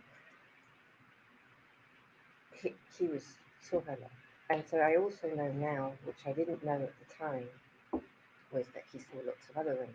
And I know that now because I can see it from the flight logs, and I know it now because I can see from the emails. So you know from the case that what happened. Yes, I didn't know that along the way. Contemporaneously, I absolutely did not know. So okay, so just and we're going to spend time on everything you're talking about, but just to kind of close out big picture your relationship. So we're now in the late 90s. Continue on with, again, staying high level to the extent you can about your relationship with him. So my responsibilities increased with each acquisition that he made and each new project. So I believe the first thing that he purchased after was the ranch in New Mexico. Okay. And so what he had tasked me with up until that, and I think that was purchased in 94, if I'm right. So he had tasked me, one of the things that we did was visit, in my mind I say every state, but it wouldn't have been every state, but many states, to go look at real estate property. And so I know we went to Montana, I know we went to Utah, and it was to go look at real estate. It was fun, to be honest. And then I arranged for us to go to New Mexico, and he just loved New Mexico. And then I don't remember how the ranch happened. I don't remember that now. It's lost. And then he ended up buying the ranch. And I think, if I'm right, it came from the kings who named him the governor.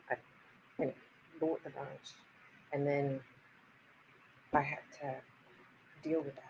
Dealing with that was extensive. I mean, the way that I thought of myself, or the way that I think is the best way to explain how I view my role, was as a general manager, because each property to me was like a hotel. So the ranch was very challenging, because not only that, but it had BLM land.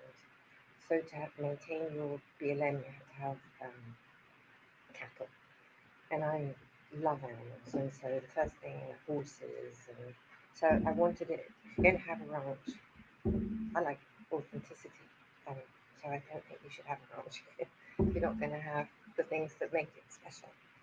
So were you paid by him along the way? So I time? became salaried at some point. My memory is that I got paid $25,000 a year to begin with. That's my memory. I may be wrong. And then with each, as it became more obvious, because I kept thinking I was going to go home and but it. Did you, and financially, you were not relying on him, the 25,000 or whatever amount you were paid, were you relying on that money to live and his generosity to live, or did you have your own money? So there's a. And again, I want to just make sure we're talking about that. Keeping it between like the late 90s, maybe I guess into a little of the 2000s. I just want to hit something on the head right now. There's a tremendous amount of reporting that said that I had a trust fund. I have never had a trust fund at any time. So how did you live? Did you live with I mean, 25,000 is not enough to live on. No. So I had, during this period of time, the Sears Fraud Squad had come to see me in relation to my father's passing, and to establish whether I had been involved in any way with his business or with any shenanigans.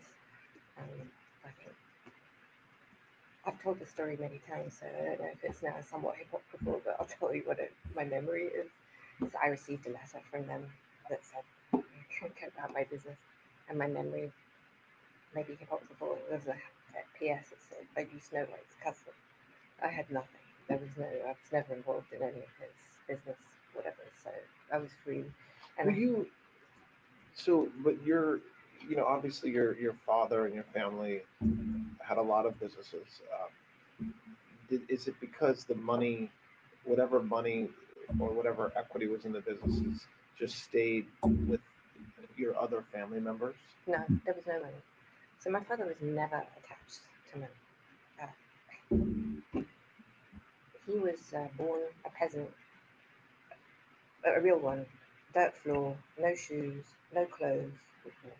Mm-hmm. Some clothes, but not, sorry, I don't mean to say, and nothing. No, her father was like fake rich. Like I said, like everything he paraded around went in was all on debt. And when he ran out of money, he just stole from his employees. So I do doubt that man had any money to give to Ghislaine Maxwell after his death.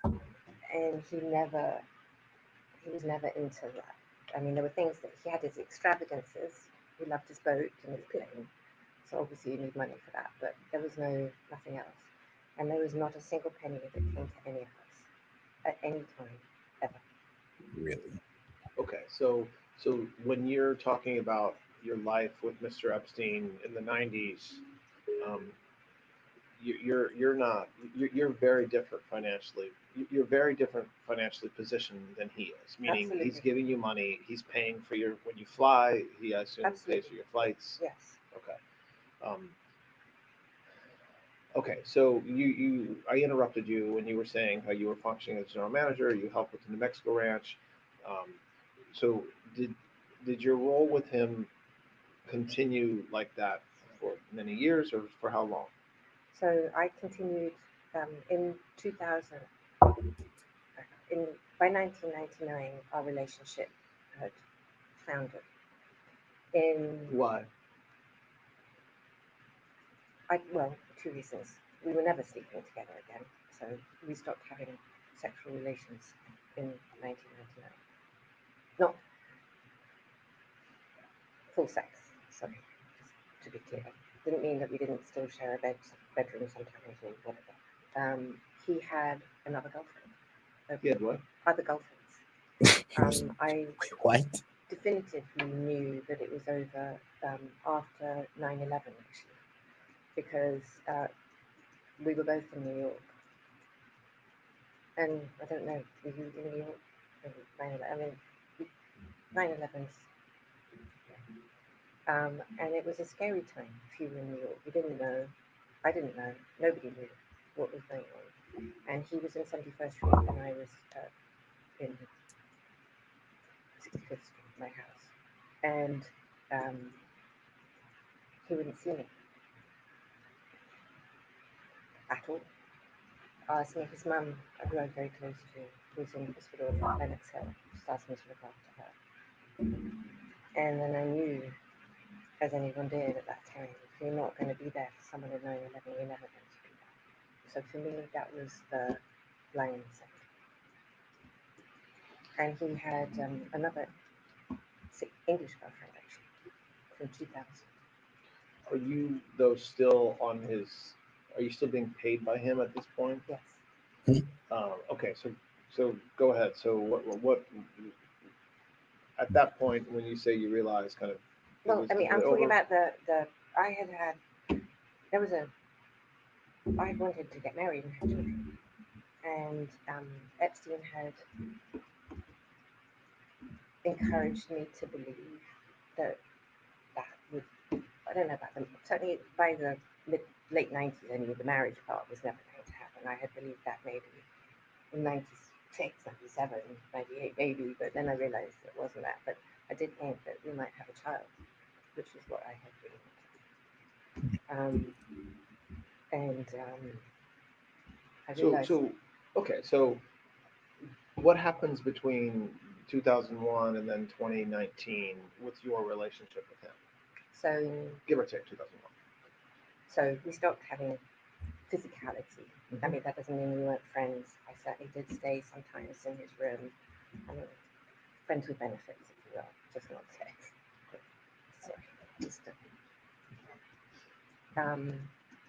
And I started dating.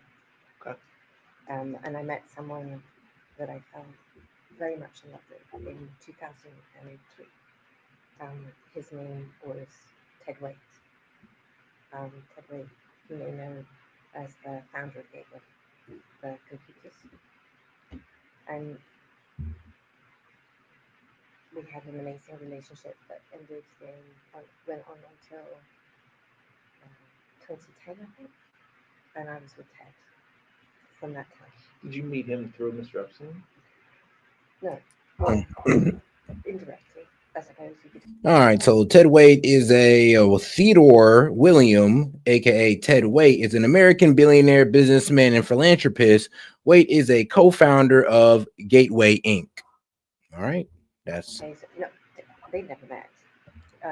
And this is who Epstein was kind of, I mean, this is who Ghislaine Maxwell was moving on from, or well, kind of leaving Epstein, moving on from the whole Epstein situation and dating Ted weight while also, well, sleeping with Epstein. Crazy. But I mean, typical. At a dinner where I met Ted, but it wasn't. I was with President Clinton. President Clinton was my friend, not Epstein's friend. And Epstein had flown him. And there was a dinner, and Ted came to the dinner. So I guess indirectly through Mr. Epstein, because it was his plane, but I'd been there anyway without him. Was Epstein on the plane when you guys flew? On that trip, yes. Yes. Yes. So when you say the dinner was where? Hoping. Okay. And so and you had flown over with, so who was on the plane for that trip? I don't mean everybody. When you said, so Mr. Epstein was on the plane? Yes. You were on the plane? Yes. Who else? That you can remember. I'm not, you only remember what you remember. Was President Clinton on the plane? Clinton. He would have had his guy, Doug Vance. Maybe Jason Cooper. Maybe And so why? So how do you meet? Why do you say that's when you met him and that you met him through Clinton? Well, it was I don't think Ted would have been there had it not been it was a President Clinton dinner, and Ted came to be with President Clinton, not to be with Mr. Epstein. Does that make sense? Yes. That's why I say that. Okay, so so in the time that you're dating, that you're with him to 2009, are you still working for Mr. Epstein during that time? So it'd be true to say that Jeffrey tried very hard, Mr. Epstein tried very hard to keep me, to work for him, because, I mean, this is a complex operation.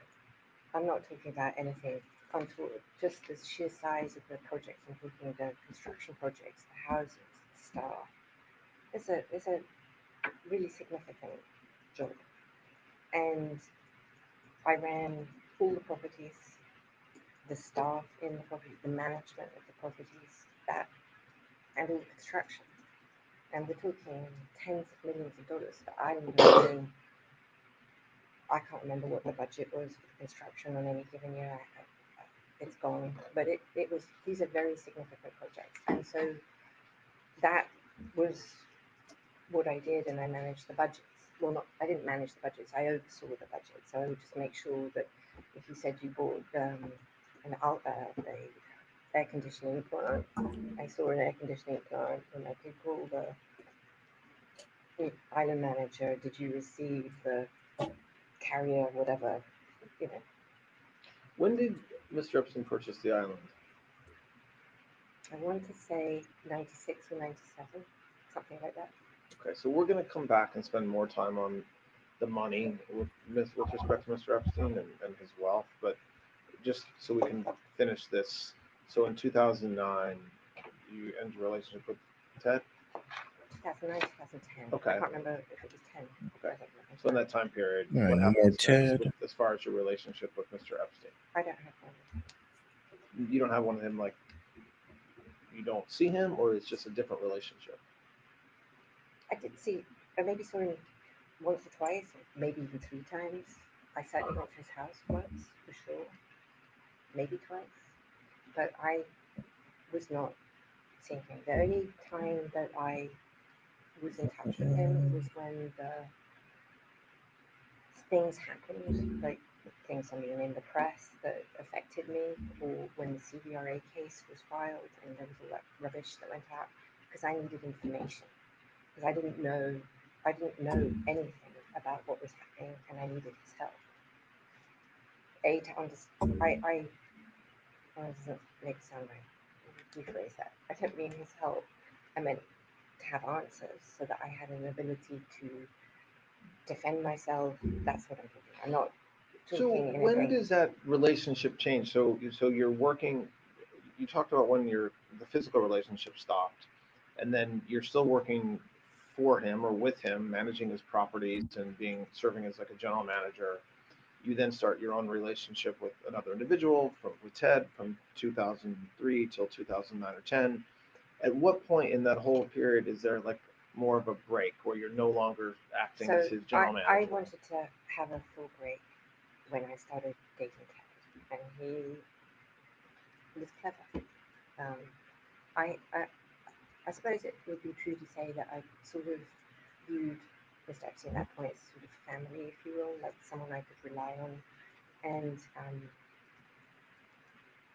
I should have had more confidence in myself. I can see that now. But at the time, given everything that had happened in my life, I thought that it would, and I saw how he was with other people like Eva, who seemed to be very comfortable staying there. I thought this would be, and he always said I was like family. So he worked hard to maintain a relationship with me. He was generous with me.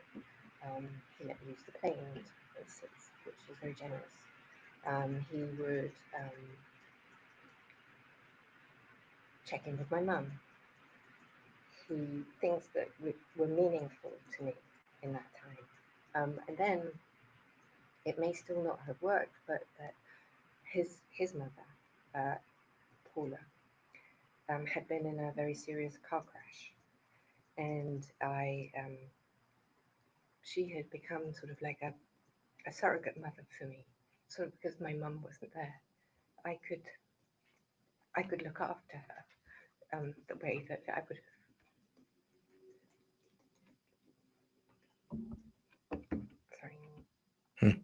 The way that I would have liked to look after my own mum. So I became very close to his mother, and she had been in a car crash, and in 2004, I believe it may have been 5. I don't recall exactly.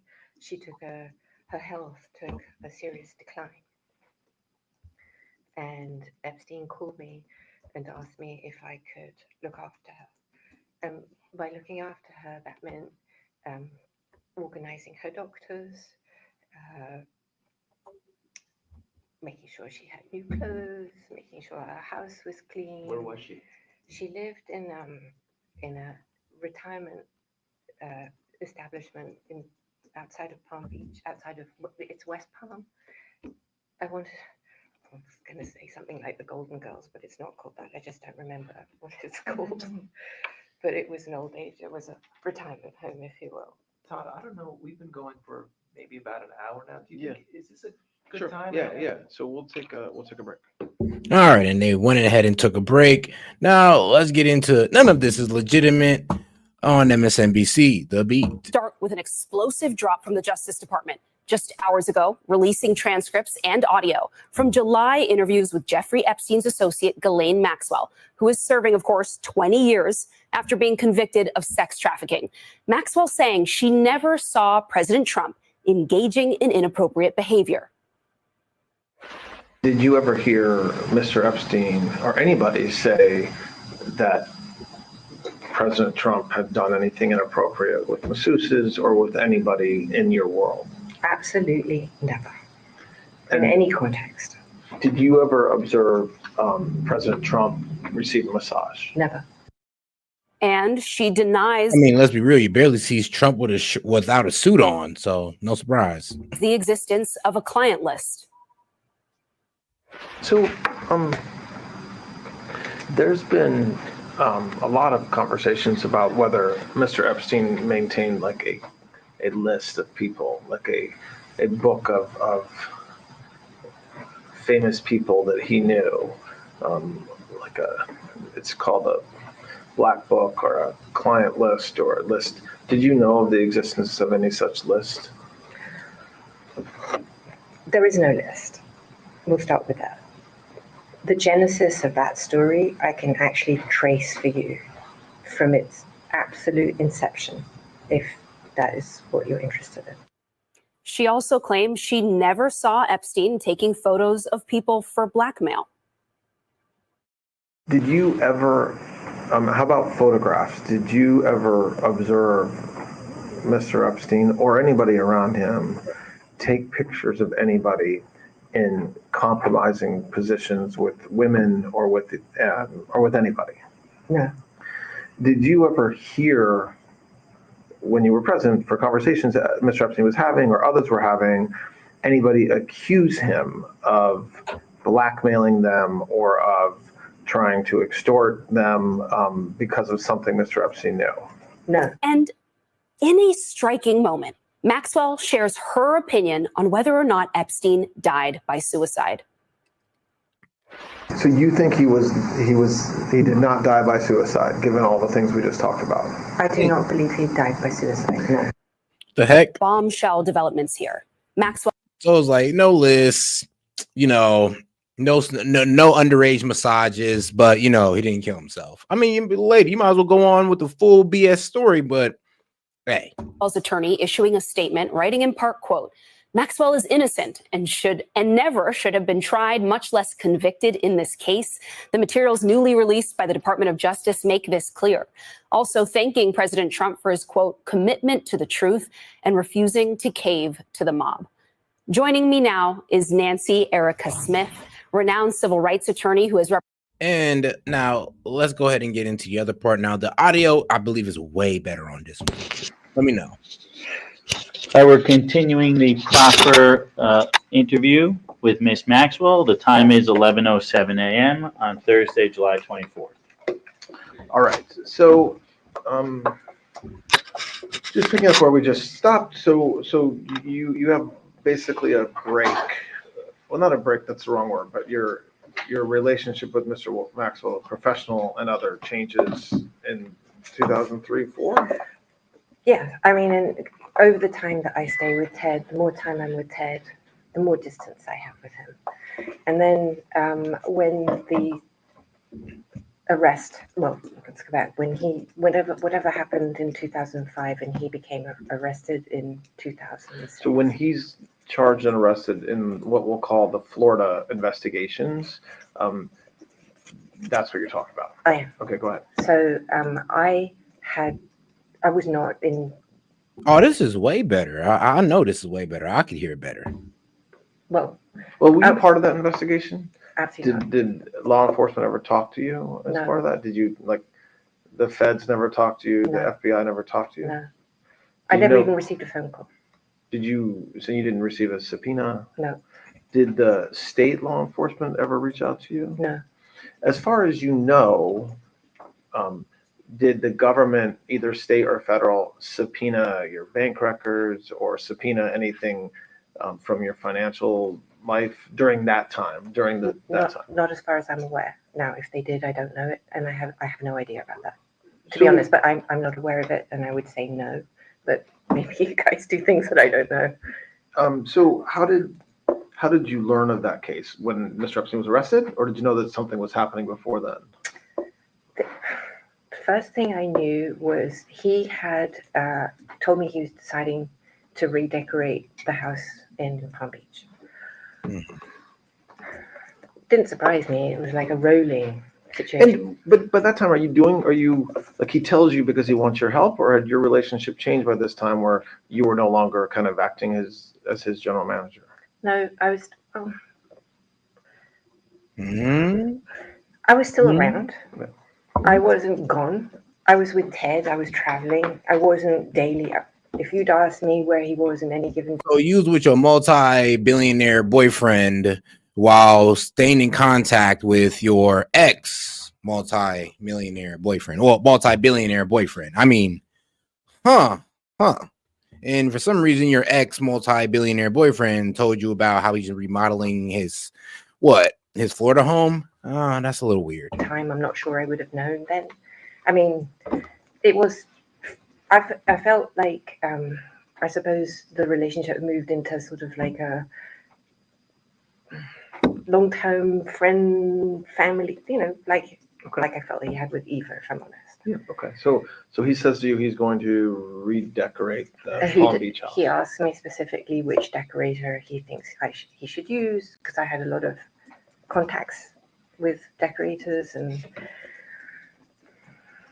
he was not very good with people. He was useless at maintaining relationships with people who work for him. I'm not. So, anyways, I think I recommended, I can't be 100% sure because it's been a long time, but I think I recommended Mark Zeff at that time Who? Mark Zeff, Okay. I believe. And I don't know why. I don't remember. That's all lost to time. But anyway, at some point,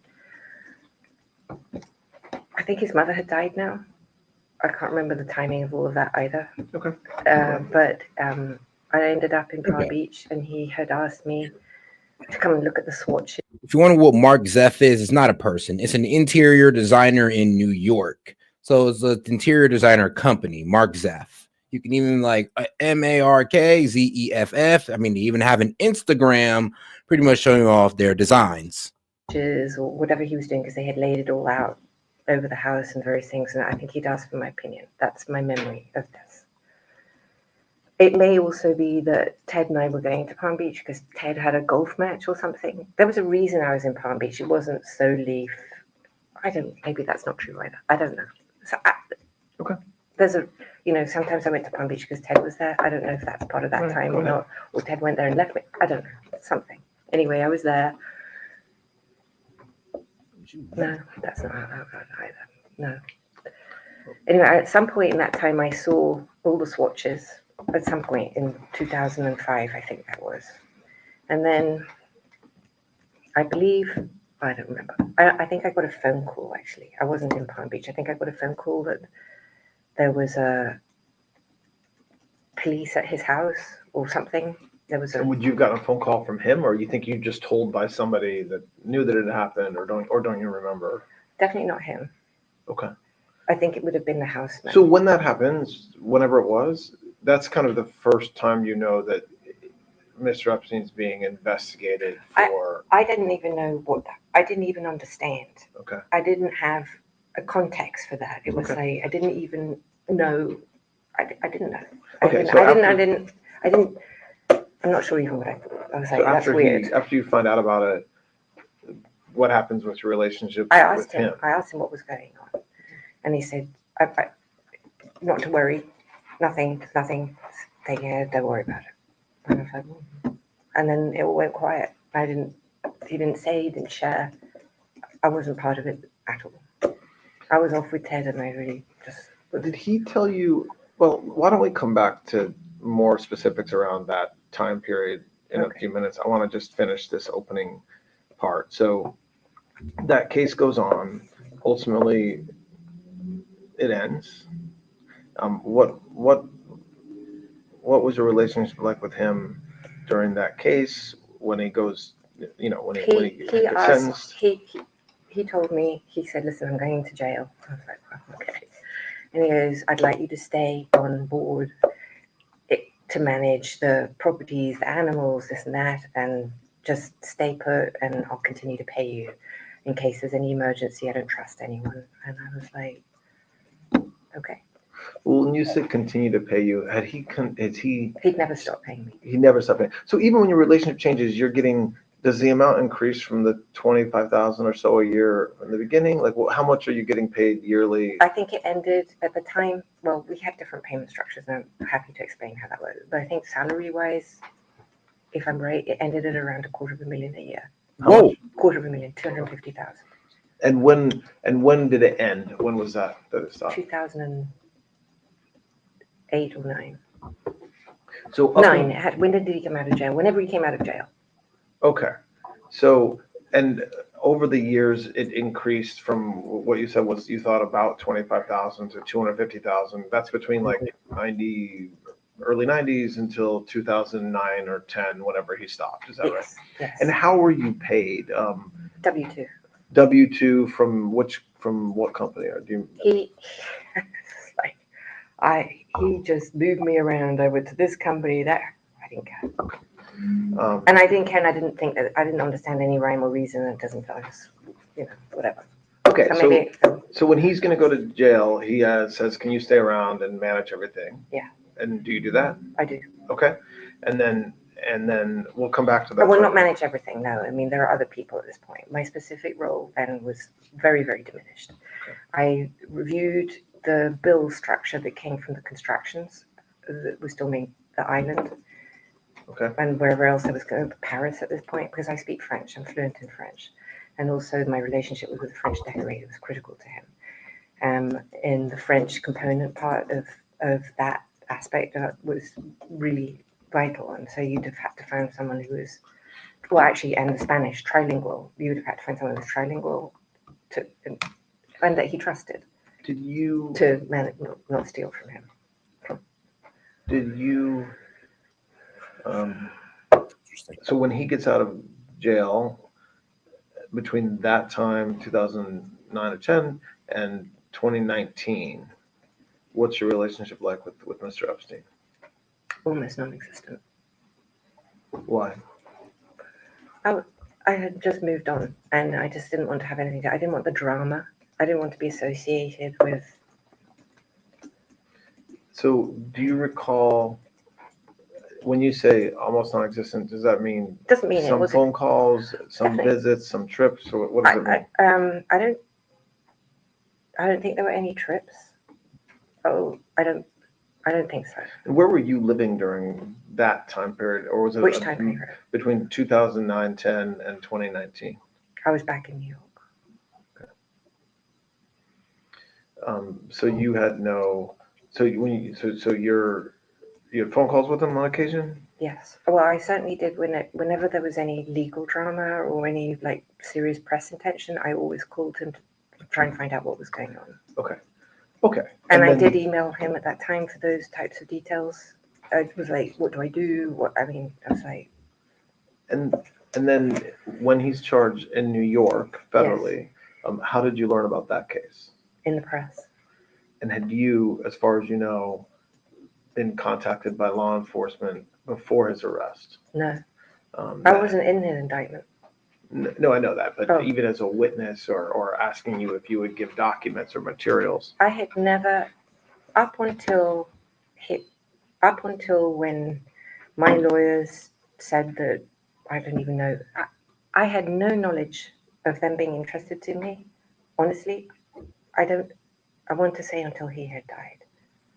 Now, I know that my lawyers were in touch with some district of New York at some point after his arrest. I'm pretty sure that had to have happened, right? Okay. But my understanding is that they had not shown any interest. I know my lawyers went to see them once, I believe. And went to see him, meaning Mr. Epstein? No, them, the Southern District of New York. Okay, the Southern District of New York. Sorry. Okay. And that they had been in touch with them. But now you're talking about after Mr. Epstein died, or are you talking about before he died? I think. If you can remember. It's easily verifiable. My memory is that they were in touch with him when he was arrested. Mm-hmm. I don't know if anything happened until after his death, then after that. Okay. I don't think they saw them, met with them, Southern District of New York, I'm talking about now, until after he died. I know that they were in regular telephone contact with them, and that my lawyers believed that they had been told that there was no interest in me. Okay. And were absolutely stunned when I was arrested. Maybe stunned is too big a word, but surprised. I certainly was. Okay. So so that's was a long description of what was a very long life, and that was very helpful. So I want to go back and talk more specifically now about particular areas, and that was a very helpful kind of foundation for us. The first thing I want to talk about, you talked about earlier on about Mr. Epstein's financial success. Do you know how when you first meet him at some point, you say, I got this place for you to rent, you can't afford it, and he laughs at you and says, yes, I can. What did you learn about his wealth and how he was, and how he accumulated his money? I can tell you what he told me. Yes. Okay. So I know that he was hired from working at a private school whose name eludes me at this point. Dalton. He was working at Dalton as a math teacher. And he met, I think it was Ace, I'm not sure. He met someone from Bear who hired him because he was very good at math. And I believe that he then worked on creating a trading of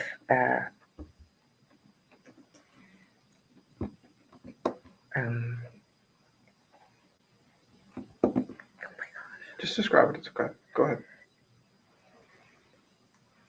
He came up with some new type of trading system. Not a system so much, but as a vehicle, a trading vehicle. Okay. That I'm just escaping right now. And this is while he was working at Bear. At Best Hands, yes. Okay.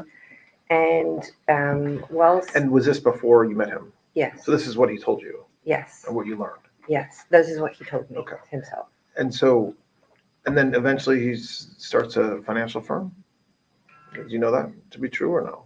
J. Epstein and Company. You ever heard of I that? think it's yes. So hang on a minute. So this I did not know, but this I have subsequently learned is that he had some problem or some issue at Bear Stands, and there was some disagreement. He wasn't fired because obviously he was still very friendly with Ace and with Jimmy, at least by the time I met him. But they were working with him, and he had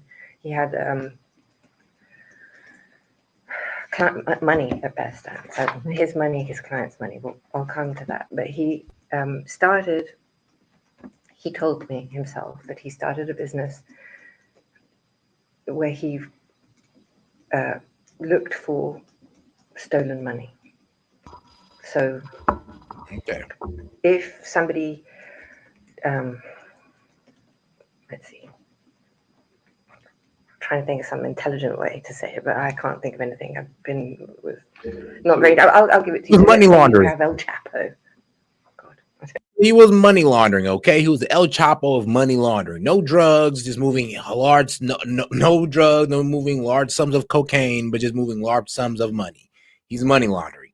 Where he comes from, but anyway, we've got El Chapo, and El Chapo's laundering money, or he's working with the Sinaloa cartel, and he steals money from the Sinaloa cartel, and he moves it to wherever.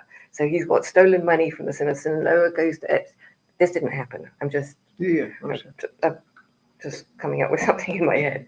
And the Sinaloa says to Epstein, can you track down my $1 billion that the other cartels stole from me? And Epstein will go and find the $1 billion and will take a portion of the money that was stolen as a fee and give back the remainder. That would be on a percentage basis. No, but like what you just described, which I appreciate, which is hypothetical. Please, that was completely hypothetical. That would involve like, so two kind of drug cartels stealing from each other.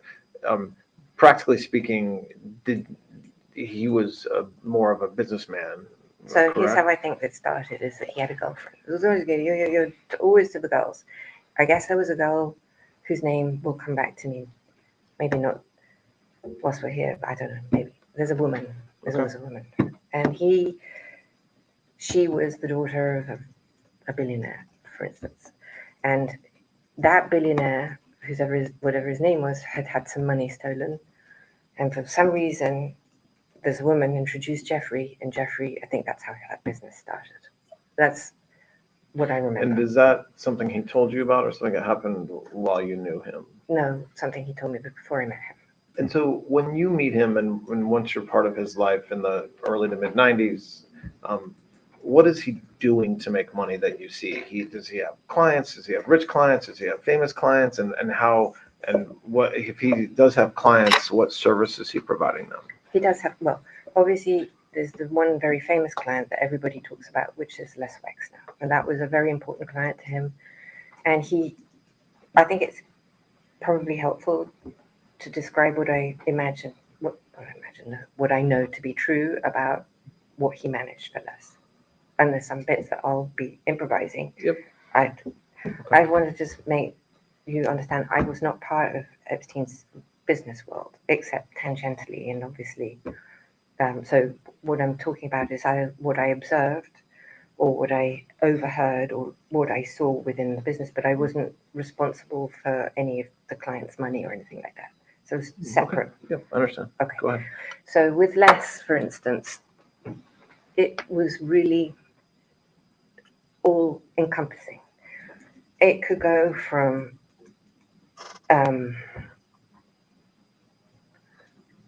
the structure of the business. So he structured or restructured the limited. I know that. and I'll come back to that because I also traveled with him and Les, and I was in business meetings with them on the plane when they were there, so I could observe and I could hear some of this. And whilst I'm not necessarily terribly business sophisticated, I'm sophisticated enough to be able to at least have some knowledge of what was happening. All right, so then he restructured the business.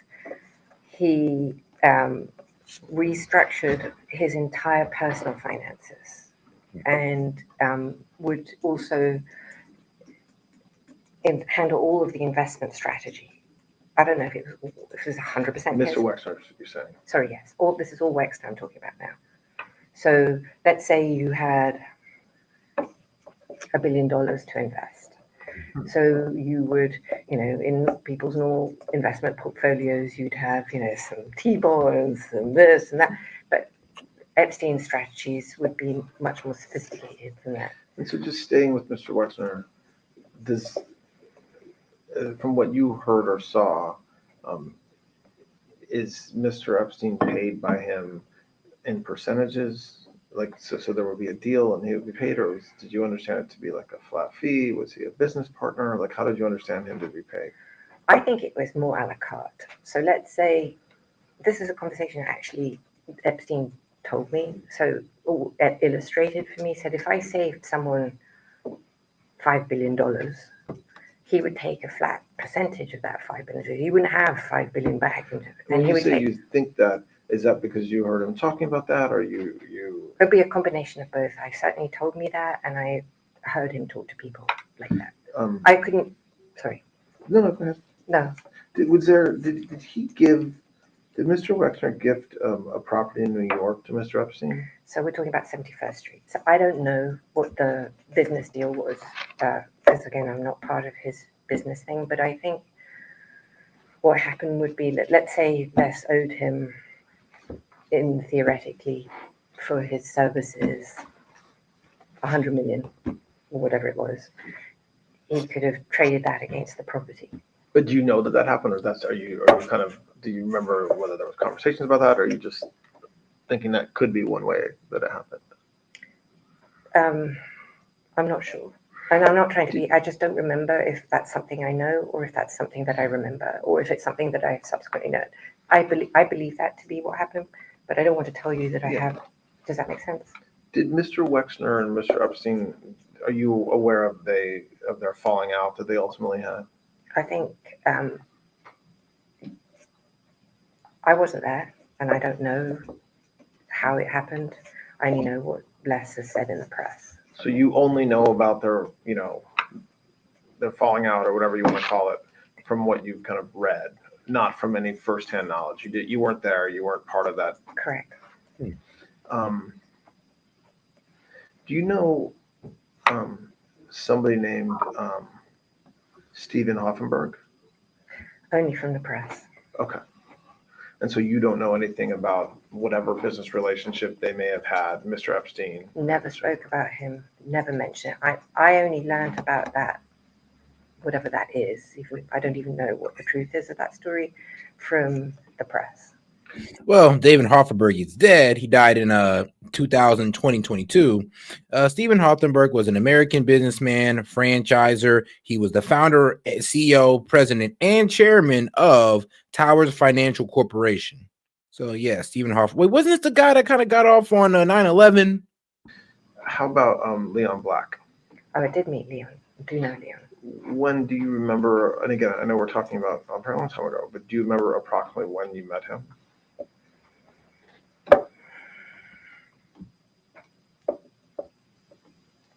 I could have met Leon, not really. So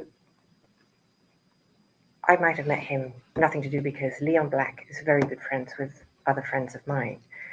I would have met him, when I say socially, I might have met him. How Leon and Epstein became really good friends, I'm not sure. But not through you, as far as you recall? Not through me, as far as I know, no. In fact, I'm sure that's not through me. Do you know what kind of work Mr. Epstein was doing for Mr. Black over the years? Same as what he did for Wexner. So we just talked about two individuals. And again, I know we're talking about maybe a 15-year time period or even longer. How many clients like that did Mr. Epstein have? Well, why don't I just give you the names that I remember?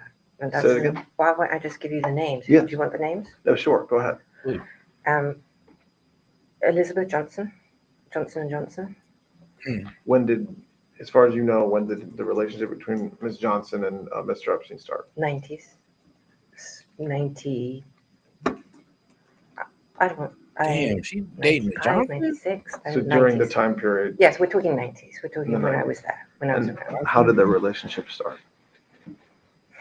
I don't know how he became that friendly boy. He ended up managing her money. I wasn't there. I mean, I really had a separate life. We really had separate lives, except where they said. But it wasn't from. It wasn't from me. From you. No, it was not. Okay. And what's your understanding of what Mr. Epstein did for Ms. Johnson? Same as what he did for Wexner. And when and you have to understand, it went down to in tiny detail. So I remember this is an actual memory, that he would make the contracts for the maids, for the people who worked in their homes. So he would assist his clients at times with, you're saying, with even small things like contractual He relationships. said no with detail was too small, because everything that affected how they lived and how they managed their life was something that he felt he was, if they wanted, would be responsible for, to make sure that the contract, so that if you had to fire someone, it wouldn't come back and sue you, or if that sort of thing. Okay, so Mr. Black, Mr. Werner, Miss Johnson, who else? What's the name of the woman from Ohio?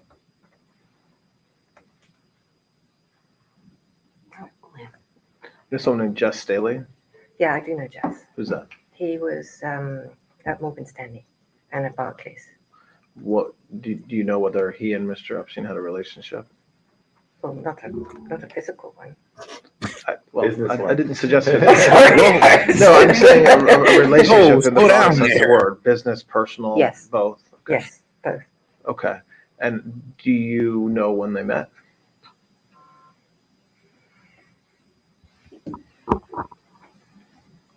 No, I don't know when they met. But you can time it. Oh, I don't know that you can. No, I don't know. So, but what was the nature of their relationship as far as you know? I think they were friends, and I think that they were business partners. Well, partners, too strong a word, but they did business together. So did you, again, I want to stay focused on the time when you were the most involved in his life. So the 90s. The early 90s through early and the 2000s. beginning of the 2000s, yes. Did you, so we talked about 4 people. So There's more. Were there more? Oh, Okay. yes, there were more. There was a lady whose name I just can't. Can I get my book? Maybe I wrote them down. Sure.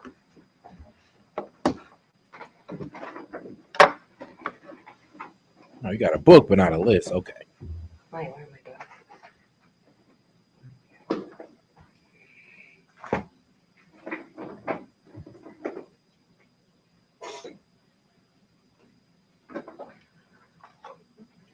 Epstein wouldn't really let me meet his clients. What book are you? What is that? I'd write some notes for the meeting. Okay, great. Is that right? No, that's fine. I just was curious what we're looking at. Oh, okay. Not the birthday book. It's not the No, birthday we're book. going to come to that, I'm sure. Yeah. All right. I wrote down some names because I tried to make.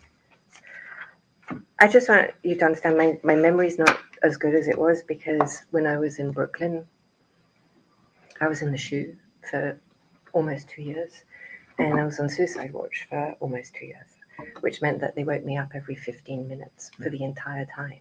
And it really did affect my ability to Understand. Okay. Yeah. So I'm not. So you've taken some notes. I in just made some names anticipation. in, Yeah, okay. in advance So go of ahead. this, So and you're happy to look at them. No, go ahead. Okay. Well, funny you say. First 2 names. 1 is Wexner, 2 is Staley, 3 is Leon Black. Okay. Glenn Dubin was a Okay. client. Who's that? Eva Dubin's husband. Okay. What was there? I mean, if you can, do you know when that relationship started? It wouldn't have been before they got married for sure. So we're going to date that from wherever that was.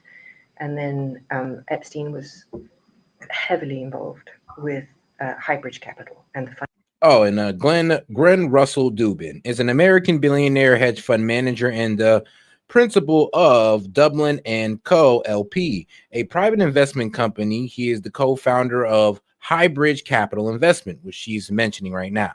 Financing or selling of Highbridge to JP Morgan. Okay. What's hold? Go ahead. Has a Dublin? Yep. Okay, you're only looking for clients, so.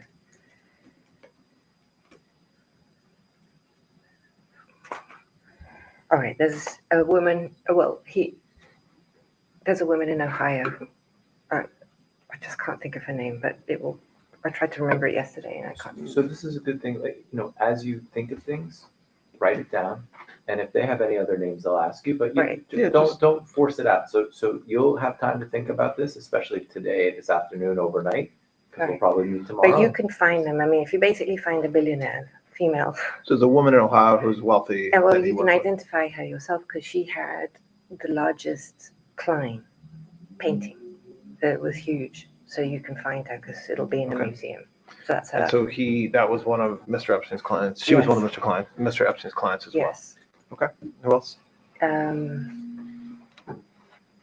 Well, I think that there was other people that he would like assist. I know that he helped Lynn Forrester, who became Linda Rothschild. She'll deny it, and she has, but she can't. And when you say help, the same help in business or what will help? No, I have no idea what he did for her. I know he helped her financially. Her husband was the controller of New York. So, but I don't, again, I'm not inside his business, but he would have, this notion that he blackmailed men, we don't really have to go there, that he wasn't a businessman and that everything he did was a fraud or a funk or whatever. I don't believe that to be true. Why? Sorry? Why do you, so you say you don't believe it to be true, but show me why you think that. Okay. Just from, I know you've been talking about it, that he was very conscientious. He was very good at math. He paid a lot of attention to his clients, but yes, you're right. There's allegations of blackmail, or also that there was some level of fraud involved in what he did, and you don't believe it. Why do you say that? Well, let me rephrase that. If there was fraud, I never saw it. What I saw or what I felt when I ran that office. I was responsible for the staff. People worked. There were lawyers. There were accountants. I never heard him. I never felt anything, icky. Did you ever see him blackmail a client? Did you ever see him blackmail a friend or an acquaintance? Never. Well, so I think when folks talk about blackmail, and we can talk about that. We can talk about that now. There are a lot of allegations about him, which we should talk about, and we can do that now. And the fact that he abused young women. Yes. Full stop. Okay. Which means the way that I'm defining abuse, as has been widely reported, is that he would cause young women in high school to be recruited to come to his house and give them massages, and as part of that, he would sexually abuse them. Okay. Yes. So I want to talk about that, but as it relates to blackmail, the question is whether you're aware of any time that any of the individuals we're talking about, and we'll talk about others, received massages from women who were under 18 or may have been under 18, and that whether there was any sexual assaults or sexual contact between any of these people and those masseuses, which would have allowed then Mr. Epstein potentially to blackmail them and say, you have to continue to work with me, or you have to give me money, or else I'm going to tell the world that you did this. Right. I think this is a really good place to start with how this story began. Okay. So let's assume that premise is correct, that he was doing that and he was going to tell everybody, going to say, you had inappropriate relations with an underage girl. If you don't have video or photographic evidence, because I'm not sure that even the FBI would take that, well, maybe today, but certainly not back then, would take that seriously. So you have to have something to say, hey, look, I've got this video of you doing terrible things and you need to. So I built those houses, many of them. I decorated those houses. I put the electricians in for the wiring. I never wired nor saw a single house that had any type of inappropriate, let's say, video surveillance. And I'll define that for you. Inappropriate surveillance would mean in a bathroom, in a bedroom, in any private area of a home. In a room where there were massages given. Inappropriate. I would say I would define appropriate surveillance to be the front door of a house, or potentially, as in 71st Street, the physical plant. Anywhere else would be grotesque. So I just want to come back to, I know I'm just hopefully saying the obvious, but when you say the houses, you're talking about his New York Yes. brownstone. Yes. You're talking about the island in the Caribbean. Yes. You're talking about the residence in Palm Beach. Yes. And you're talking about the ranch in New Mexico. Yes. Anywhere else? Paris. And in Paris. And so. And the plane, I saw some ridiculous thing with the plane that was, well, mind you, yes. I didn't hire any electrician on the plane. So unequivocally, from what you know, and you only know what you know. I only know what I know. But from what you know, you do not believe a camera exists, or a video camera, or a camera that takes pictures inside any of his residences. Correct. So even the appropriate cameras that you just talked about, which would be kind of exterior security cameras, did you know whether there was any cameras that you're aware of inside any of the locations? Never, with one exception. Okay, what's the exception? The exception is Palm Beach. Okay. And the reason, so in Palm Beach, Epstein was having money stolen. He noticed money was being stolen from his briefcase, call it his briefcase. And he called in the Palm Beach police, and the Palm Beach police, installed cameras on where he kept his briefcase. Where was that? Do you remember? At his desk. So the house on the ground floor was, he had a desk. Hold on, the Palm Beach police came to help you secure your briefcase because money was getting stolen out of it. But I mean, you could hire a personal security guard, but the police, that's a bit weird. Sort of in a corner. There was that camera. I think there was another camera. I think there were 2 or maybe 3 cameras. I believe only on the ground floor, wherever he may have had, maybe he had another office in the cabana. There may have been a camera there. When was this? I'm not looking for an exact date, but what time period are you thinking about when you say 2003. I think I can date it for you precisely, actually. 2003, I'm pretty firm on that date. And I can be firm because John Alessi, the butler, was fired in the end of 2002, and he was the thief. So aside from law enforcement installing a camera to try to catch somebody stealing money from Mr. Epstein, you're not aware of any cameras at the island? No? Sorry, you're, just so we record it. No, sorry. No, that's okay. You were nodding your head no. So what about... No cameras anywhere outside of possibly things that I would consider normal. So I don't know. I'm having a hard time believing that. So you're telling me now, all right, so let's say that I got my wallet out here and I'm assuming that somebody's stealing out my wallet. I keep looking in there, money keeps being missing. So I'm allowed to call the police to set up cameras in my crib to try to catch who's ever stealing out of my wallet. Now, I'm not sure if this is rich people perks, but shoot, I might want to try it. Yeah, shoot, y'all might want to try it. Let me know if it works. Garage gate, something like that. A front door. Outside, like security cameras. Cameras. And there were cameras inside in the 71st Street that did the plant, the physical plant, because it was a commercial building. So you had the whole, that's a real thing, that's a commercial building. And there was one camera on the front door, from the internal that did the front door, as I recall. But there were no other cameras inside the house. Did you ever, how about photographs? Did you ever observe Mr. Epstein or anybody around him take pictures of anybody in compromising positions with women or with anybody? No.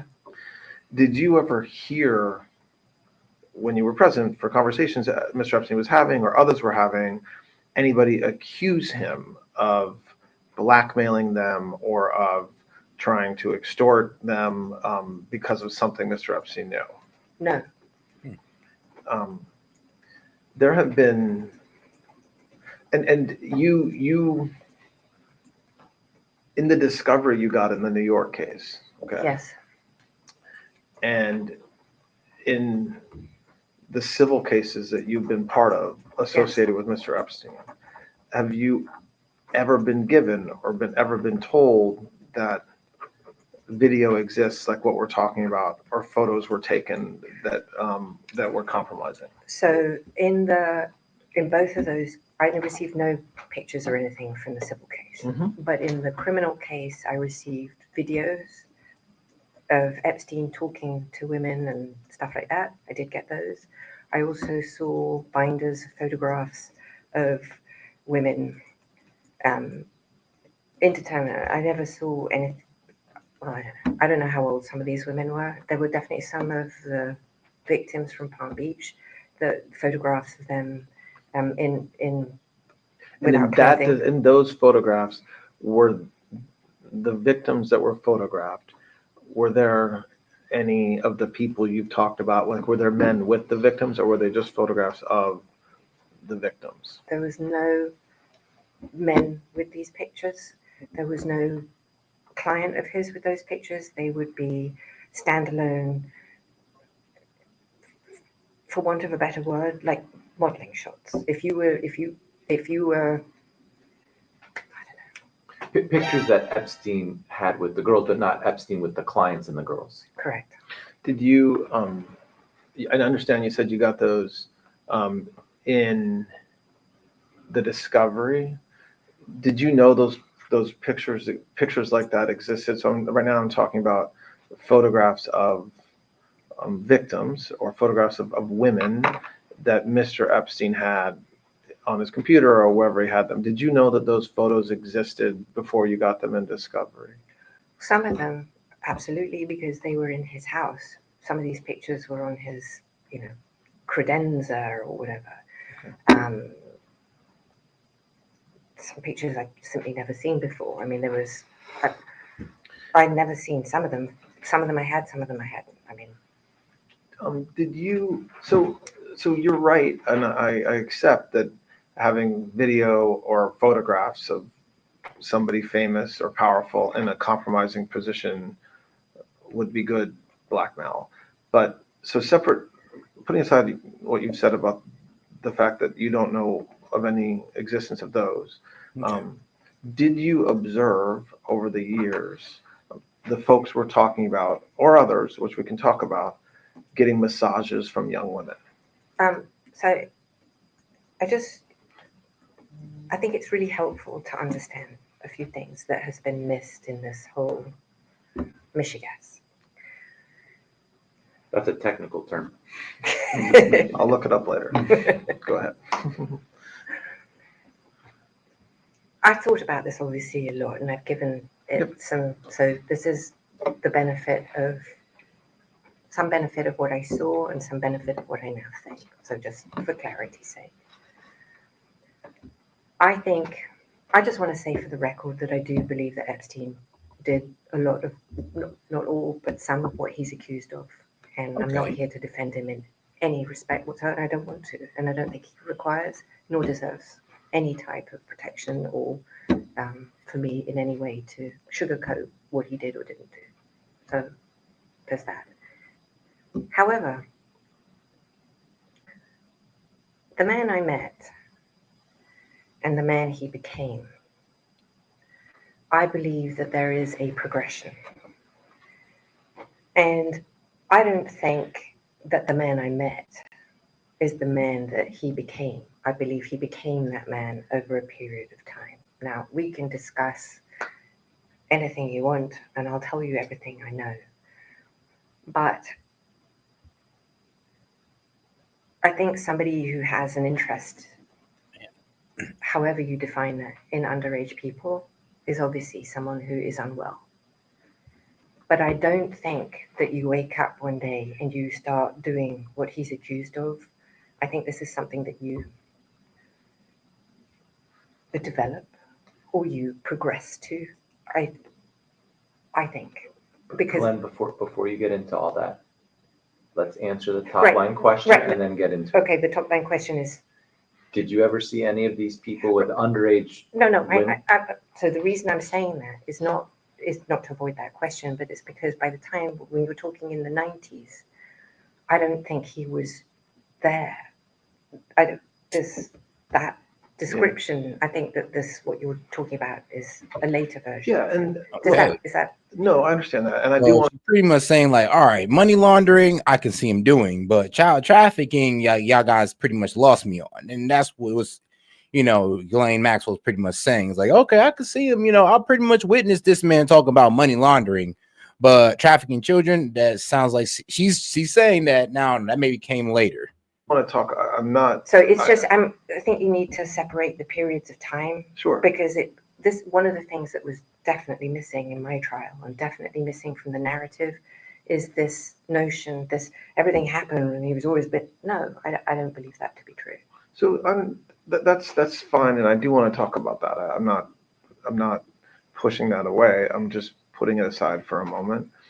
What Mr. Epstein did, and frankly, what you did or are accused of doing, is one thing that we'll talk about. But what I want to understand is whether one of the ways that Mr. Epstein befriended his clients or took care of them, or some would say blackmailed them, was by encouraging them to interact with women, underage or not.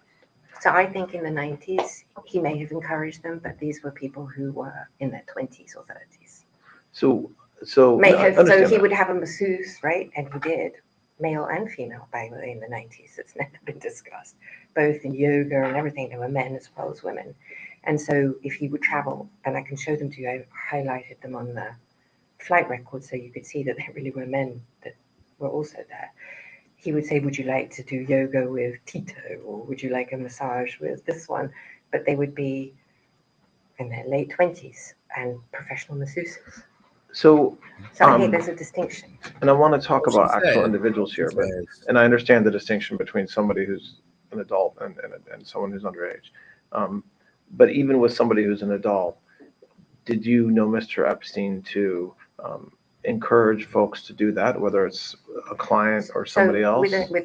I certainly witnessed him. So if you were staying with him and you had a massage, that he would often travel with a masseuse. He would say, hey, would you like a massage? And he did do that, yes. But would you or him or anybody else follow up with the masseuse afterwards to find out if there was any inappropriate sexual contact? I never did, no. So meaning, and then coming back to the blackmail issue, there's nothing wrong with getting a massage, of course not. Especially, especially if somebody's obviously an adult masseuse. I'm not quibbling with that. But my question is that there's a lot of accusations that one of the ways Mr. Epstein was successful was through this idea of blackmail. And yes, young women and is a crime. Children is a crime. But even women over the age of 18, if Mr. Epstein encouraged these men or whomever to get massages and have inappropriate sexual contact with the masseuses, that's a separate issue, maybe slightly nuanced. But did you ever know him to do that? I never did, absolutely, myself. I never heard him ask someone. I never heard that. No one in the entire time I was with him or friends with him or had anyone, no one ever reported to me or came to me and said that anything inappropriate happened or was upset by it. I never saw tears. I never saw ever any of that. And when you say no one ever reported to me, meaning like the masseuses or any of the house staff? Never. Or the clients? or the clients themselves? Never.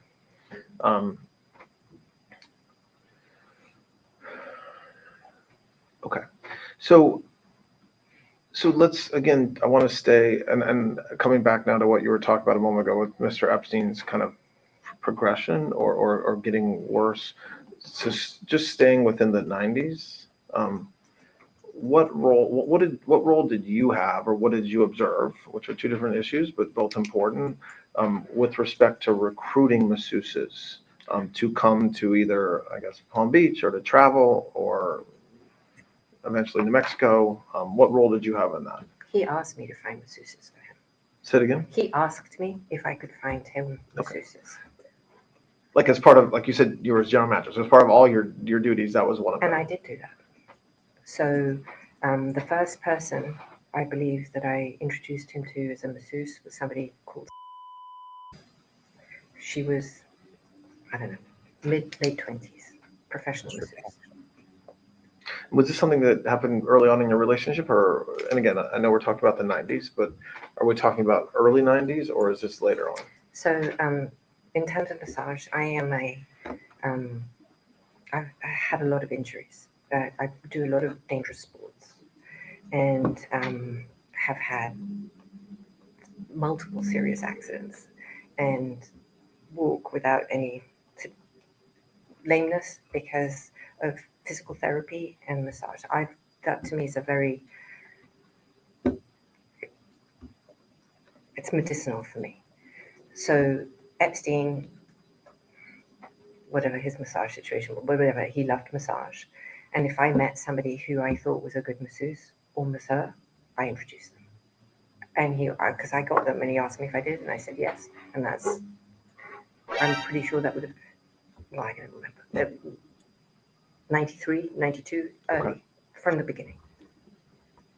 So go ahead. So then what happens over the next, like, there's a ton of writing and a ton of, I guess, testimony as well, but also public reporting about how the recruiting was a very aggressive effort that you were a part of, and that he was a part of, and others, to try to find more and more masseuses. What is that true, and what role did you have in that?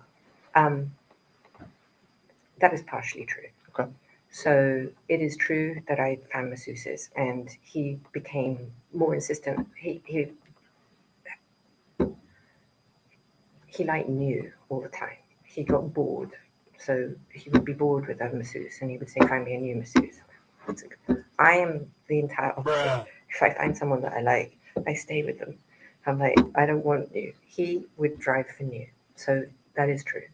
And in my effort to find them, I would go to massage spas, like legitimate spas. We're not talking, funky ones that people have. So, and if I got a massage from somebody in a spa that I liked, I asked them if they would do home visits. If they said yes, I would ask them to come to the house, and he would see if he liked them or not. But these were people who worked in spas. I never ever checked their age, and I never checked their credentials. I never asked for a certificate. What? But just to be clear, you never thought anybody was under 18? I never crossed up. No, that was never that was never a drive. What did you know at the time about him, Mr. Epstein, requiring masseuses to be naked, or requiring masseuses to either perform sexual favors for Mr. Epstein, or to be there if Mr. Epstein masturbated, or things like that? And again, I'm asking you about a 15-year period or whatever, 10-year period. So I appreciate it's a very broad question. So answer it in a way that, addresses what you've been charged with doing, but also what's been said about you. Okay, so the 90s, I don't think that I ever thought, that never would cross my mind. I'm not sure that I thought about that in those contexts at all until his arrest and those papers came out. But I believe the subject of the question that you're asking me, I believe started in the 2000s. So in the 2000 time period. Yes, 2000. Why do you think, like, what in your mind makes you think that that's the time that it started? I think because in December of 2001, he met. And I think was responsible for that in its entirety. And the reason I believe that, so she was a self-confessed, having been sexually abused as a young girl, and was trained, her words, I'm quoting now, not mine, in all the arts of whatever that is, the sex program, by a man called Ron Eppinger, who was her pimp from when she was 14, I believe, or 15. And in her book describes him training her to be what every man wants in all its manners, fellatio and everything else. I believe that then what happened was that he met her and she came as a masseuse to his house in December of 2001 is when I think it started. Now, what their relationship was and what happened with them in that early period of time, I cannot say. What I can say is that he liked her and she started to travel with him at that time period. I know then what happened was that when she first started to see him, or first came into his orbit as his masseuse or whatever, she was engaged to be married and wearing an engagement ring and was living with her fiance. She broke up after a few months with her fiance and took up with the local drug dealer. So let's say after 4 or 5 months in the time period when she was seeing Epstein, let's say we're now May, June of 2002, or is it 2000? Okay, from whenever she hits the, whatever that is, if that's 2000, I think it's 2000, I'm sorry.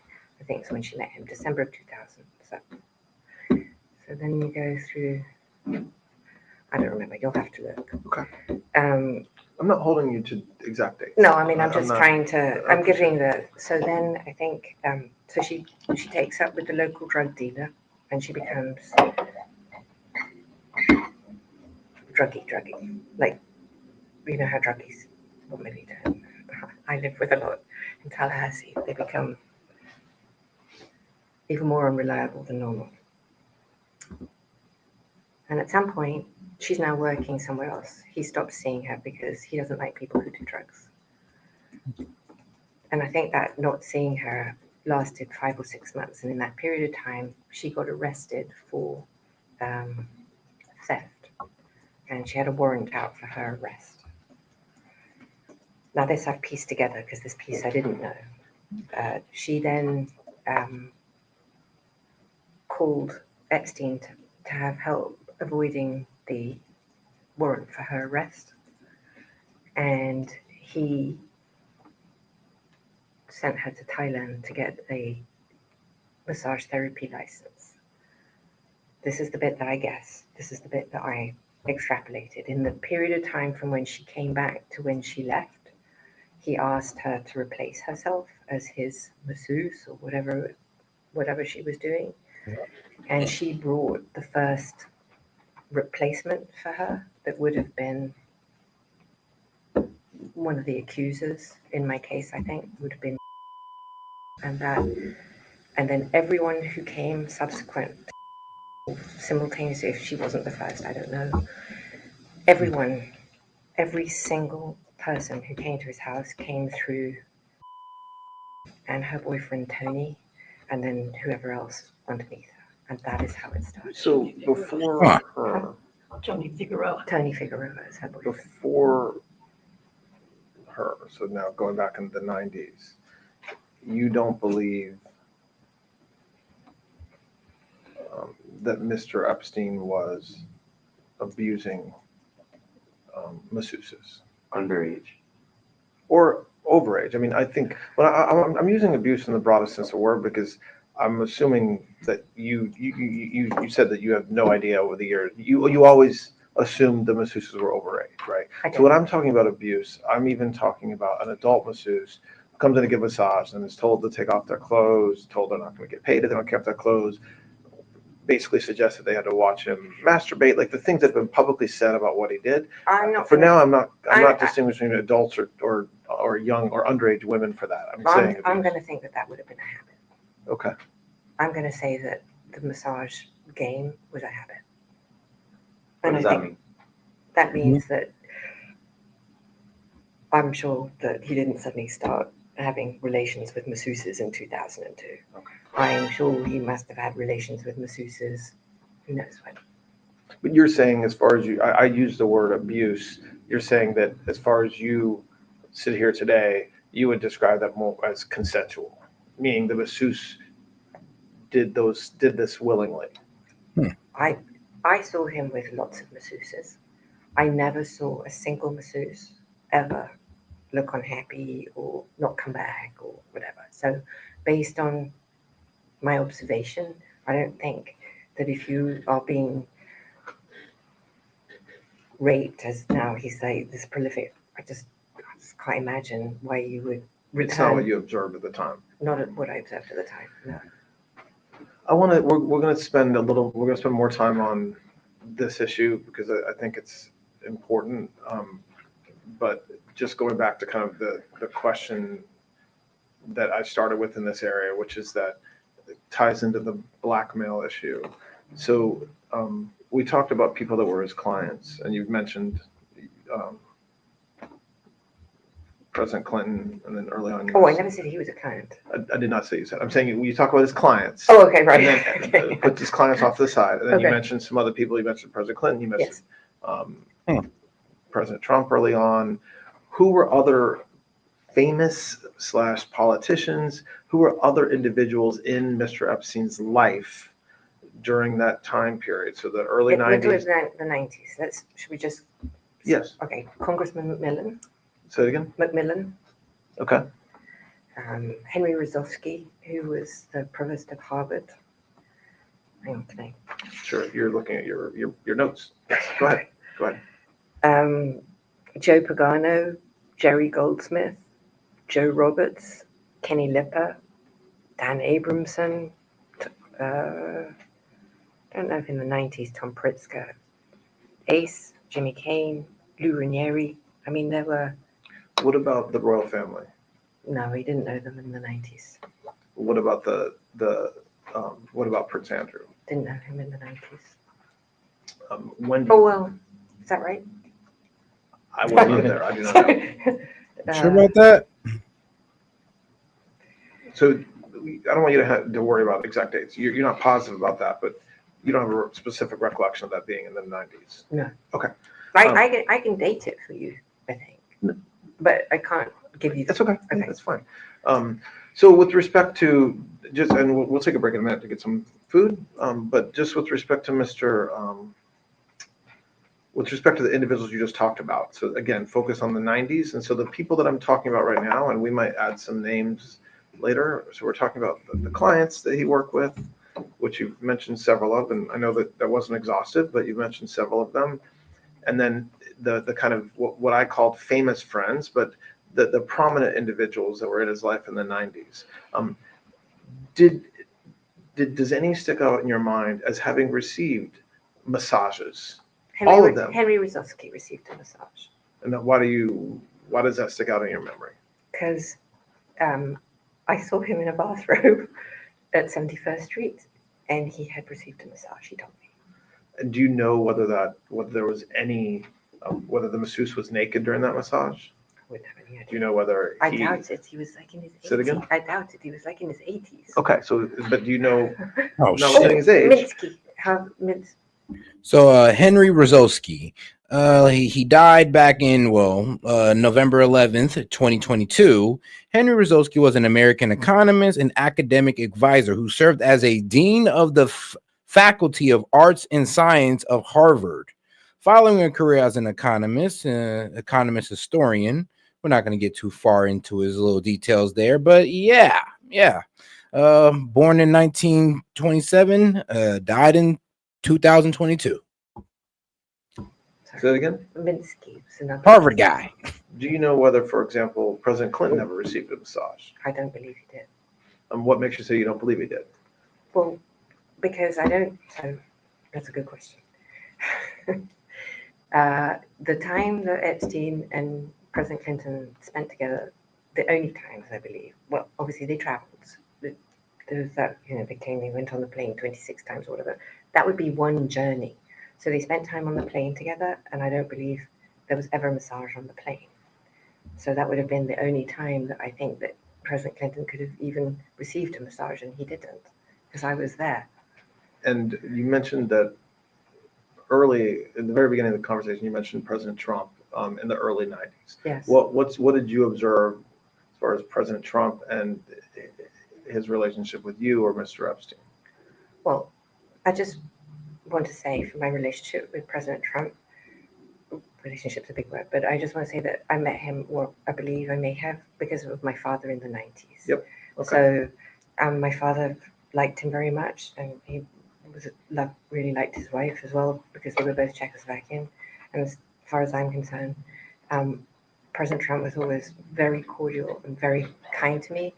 And I just want to say that I admire his extraordinary achievement in becoming the president now, and I like him, and I've always liked him.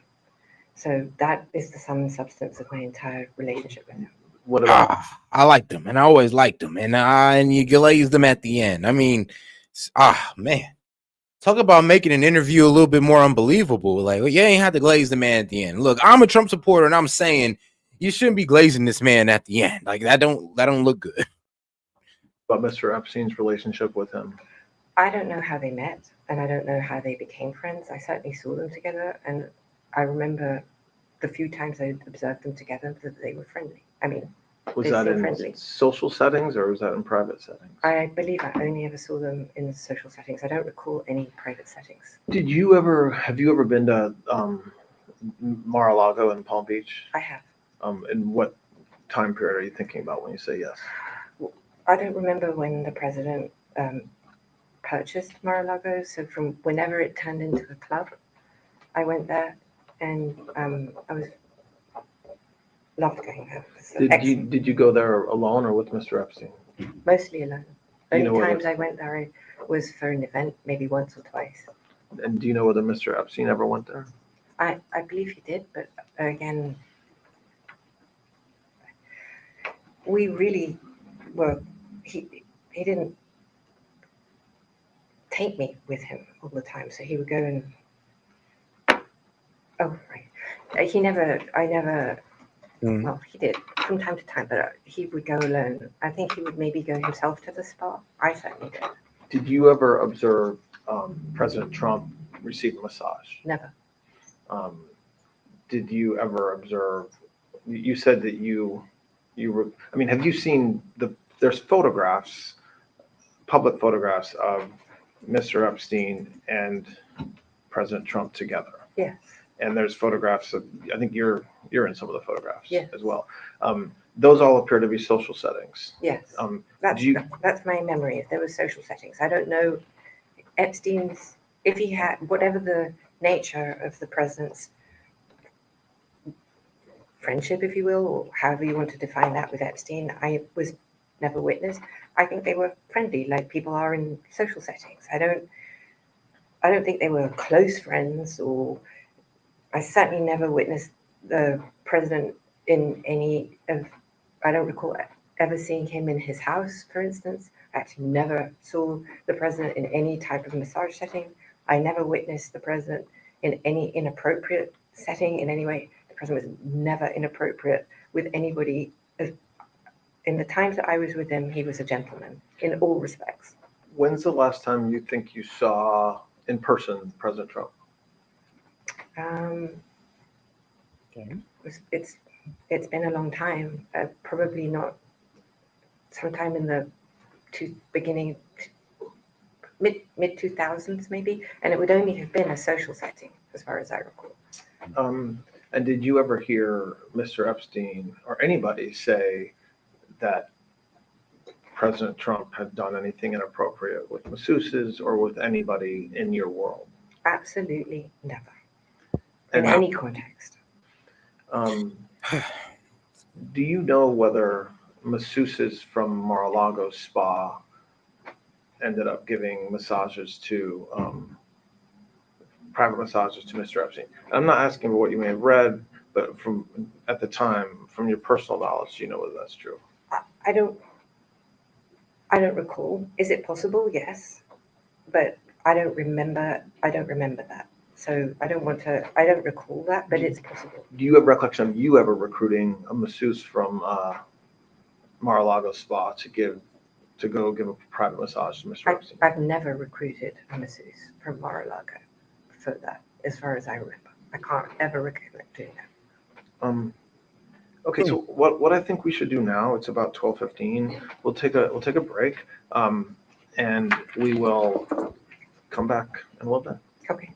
And all right, we'll get into one more, which is about another hour long, and then we're gonna go ahead and take a break for today. In Mr. Epstein's behavior and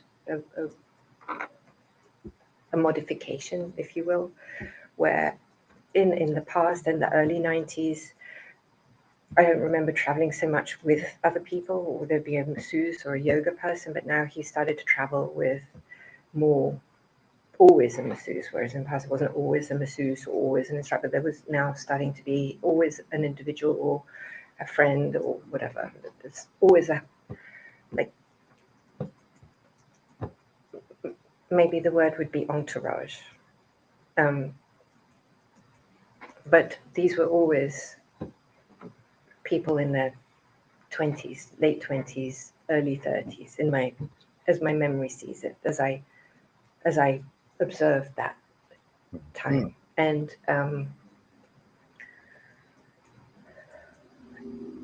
he tasked me with finding a local masseuse for him in St. Thomas, because sometimes, even though I say he would always travel with an entourage, sometimes he didn't, and he wanted to have a massage locally. So I visited the spas that were local in St. Thomas and in St. John. And if I met someone, a man or a woman actually, because it was difficult to find somebody in St. Thomas, it's not exactly, so, and I did find a couple of people who would come. So that's how they came. Because also it was a schlep. So if you had somebody who came, it would be, you'd have to,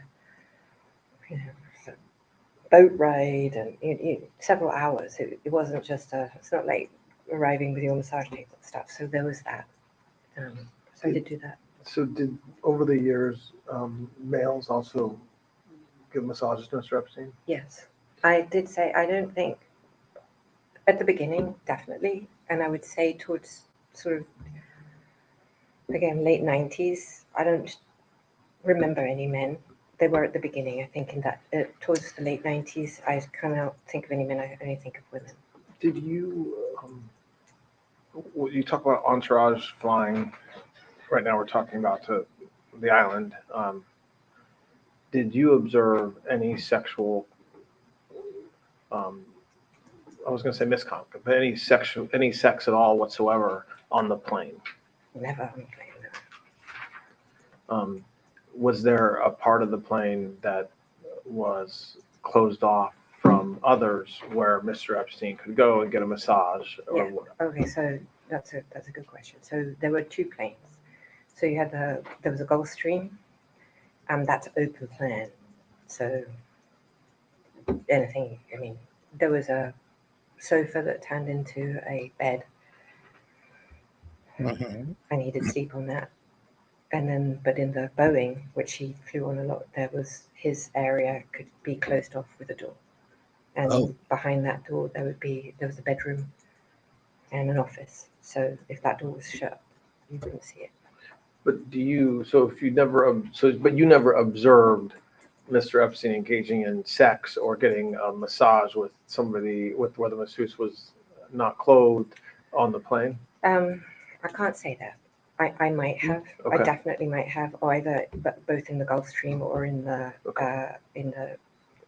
I'm sure I did, but it's not. I can't. That's fair. Okay.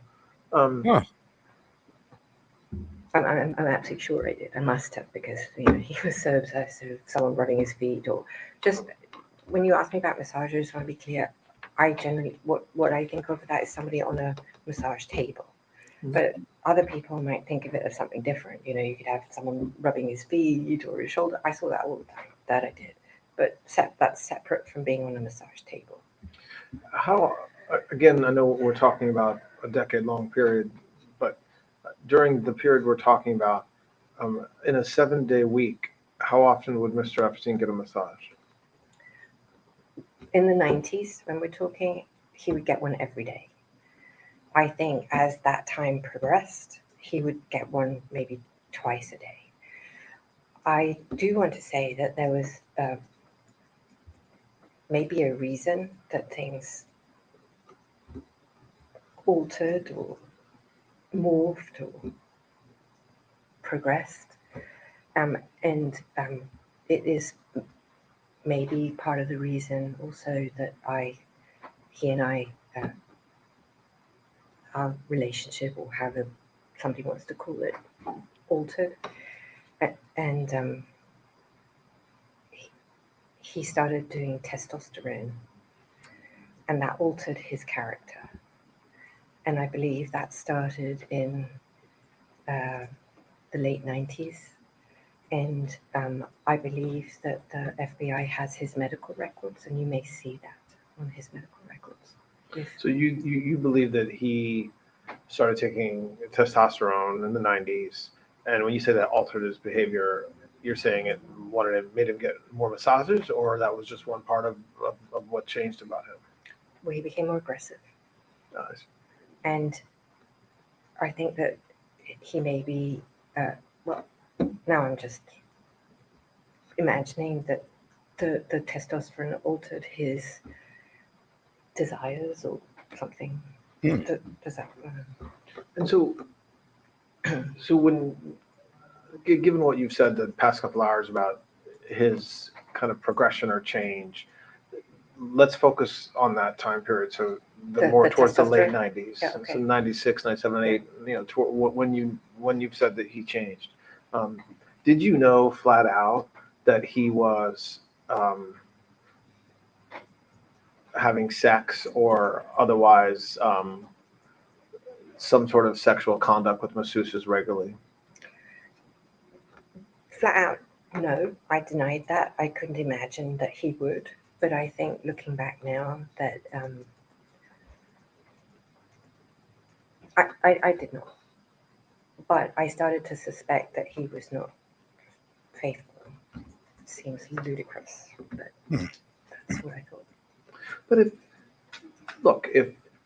if he's flying from Palm Beach to St. Thomas, or if he's flying all over the country to New Mexico or to New York, or even in Palm Beach, and there's young women, putting aside whether they're under the age of 18 or in their 20s, every day at the house, multiple masseuses, multiple massages on some days. You're interacting with the masseuses constantly. Or maybe that's not right. Let me take back what I just said. Ignore that part. But you understand that he's getting massages every day, sometimes multiple times a day. By the late 90s, it's all women. Presumably, they're some of them are new, but they're also repeat masseuses.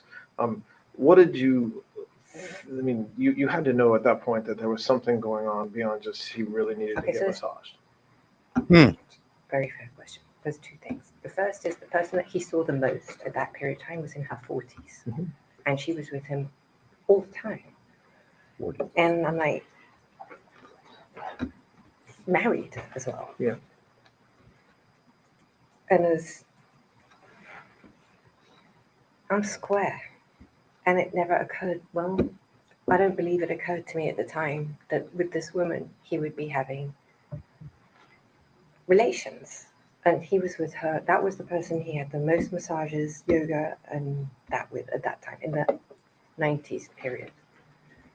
The second thing is that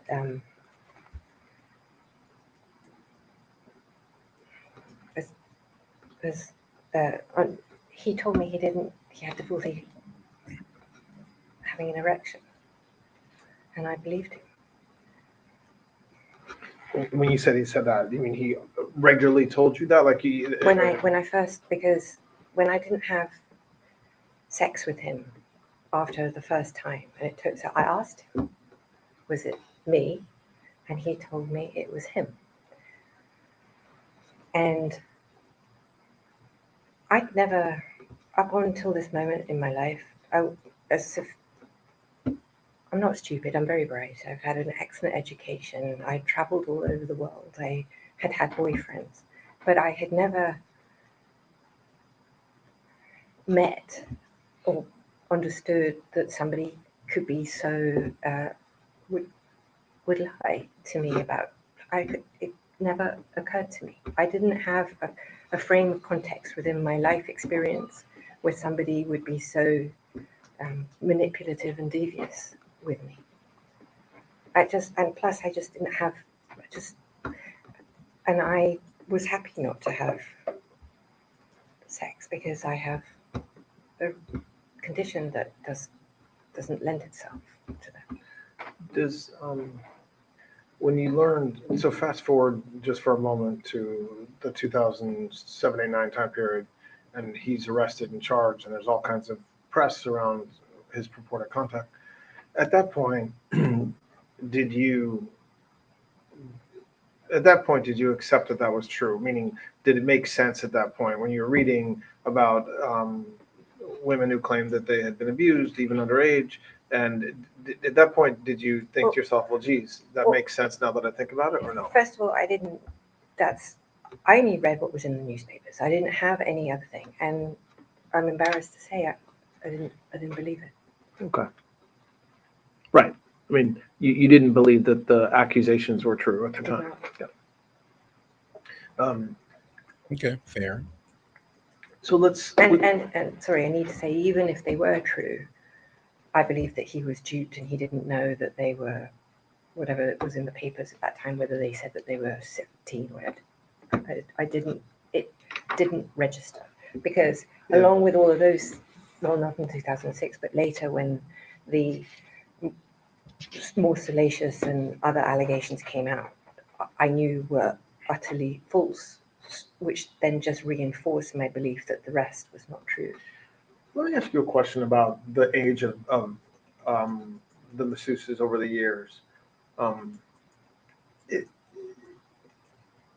I think in my mind, there's a difference between you knowing or not knowing that a masseuse is under the age of 18 and coming to give a massage, and you knowing that Mr. Epstein, sexually abused the underage person or made her strip or something like that. Meaning, and I want to understand whether you believe that nobody that came to give massages, none of the women were under 18, or that you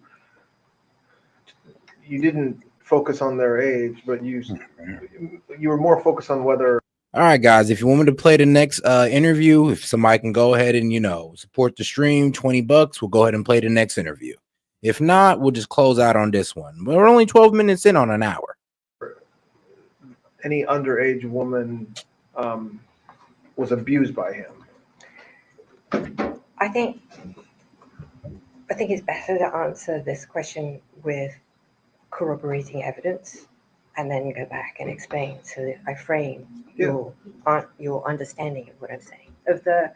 My understanding is that in 2008, they had interviewed 44 women, let's say, or around that number. Mm-hmm. You have to understand, not a single one of those 44 women mentioned me in a single report. And it's not because, go back, they didn't mention me in the report because they never met me, they never saw me, and they never interacted with me. So to go back to your question, it's not that I thought one way or another, it's that I didn't see them. Okay, I see. Okay. Does that? Yeah. That's helpful. So. And when I say not one single one of those reports talks about me. And I just want to clarify exactly because obviously aware that one of those girls was one of the witnesses in my trial, specifically. Third redaction. To use her own testimony so that you don't have to hear my point of view, it's better if it comes from her own words, and that way there's no second guessing what I'm saying. Herself said that recruited her, brought her, and trained her. Those are own words. Where was I going with this? That you didn't know. I mean, I assume. Oh yeah, sorry. Sorry. Yes, sorry, I'm trying to remember words. It's okay. I really do have some slow cognition issues. So she says she testifies that it was that recruited her and trained her and not you. So wait. So then, in her first FBI meeting, she reports seeing a woman with short dark hair at the house, which then is used as evidence that that person was myself. But the maid lady who helped keep the house, John's Alessi's wife, and with an accent, I believe she said. John Alessi's wife had short dark hair and an accent. I'm sorry, but I find, and you can ask yourselves this, I mean, I've obviously modified my accent. I've been in America a long time, but I'm British. I've been brought up with a very strong British accent. And I don't believe there's American on planet Earth that doesn't recognize this to be British or Australian, maybe, if you really don't know. But it's not some random accent. Now, the Hispanic, maybe, okay. That was John's wife that she saw, not me. And I'd like to point out further how you potentially through her own words, she identified. Why don't we stop there and let them ask the next Sorry. question? So okay. So just, and look, I want to try to. I think probably tomorrow I want to talk more about kind of the evidence against you and how to address that. So sorry. No, don't apologize. That's helpful, but I don't want you to be burdened. I want you to just tell the truth the best you can. So I don't want you to be burdened by what people said at trial or what you know the press says about you. I just thought it was illustrative when you asked me the question, because it doesn't. I did not. I absolutely have no memory at any. Now I'm leaving separate to this, obviously, so that's a separate story. I'm not going to pretend. Well, we'll get to yes. Go ahead. But in the terms of the scheme or whatever, however you want to determine what you're calling that, I have no memory, no active anything of having seen anybody that resembles a child, let's call it what it is, at that house giving him a massage at all. It's not even like I did this. It's an at all. And 44 people didn't see me or talk about me either, including. Did and when you say that house. Oh, sorry, Palm Beach. Yeah, no, I understand what you mean, but does the same memory or lack thereof apply to on planes in New Mexico, in New York, with some other important caveats. On that, Bajorlin Jane in my trial was clearly underage, clearly a child, and I only saw her in Palm Beach, and I only saw her with her mother. The other person who was clearly also not an adult or even close, I believe, I remember her now. But, that would be the only two, or three, whatever that is. So, did you ever know Mr. Epstein to communicate with FBI agents, either like intelligence FBI agents, like as a source, or just generally with FBI agents? No. Do you think if he had done that, you would have known, like he would have told you something like that? Like if I said to you, Mr. Epstein was a source for the FBI, would you say, that's crazy, no, he wasn't, or maybe he was, he would have told me that anyway? I have two answers for that. I think if he was for real, I think he would have bragged about it to me as a show off, because he could be a show off. And if he wasn't, he might have dropped it like he was cool. And I don't remember him doing either. Now, with again the caveat that before I met him, finding money, I think he may have suggested that there were some people who helped him, but that's the only context that I recall that in. What do you mean by that? When you said finding money, what do you mean? Well, his business where remember I told you, I think in that context, he showed me a photograph that he had with some African warlords or something that he told me, and was he posing with I Conan? don't remember if that's what I interpreted, like that kind of thing, or whether it was something like that. That's the only actual active memory I have of something nefarious. Well, nefarious. I don't even know if it was nefarious, but covert, I suppose, would be the word. And what about any other intelligence agency, like the CIA or Defense Intelligence or any other law enforcement agency?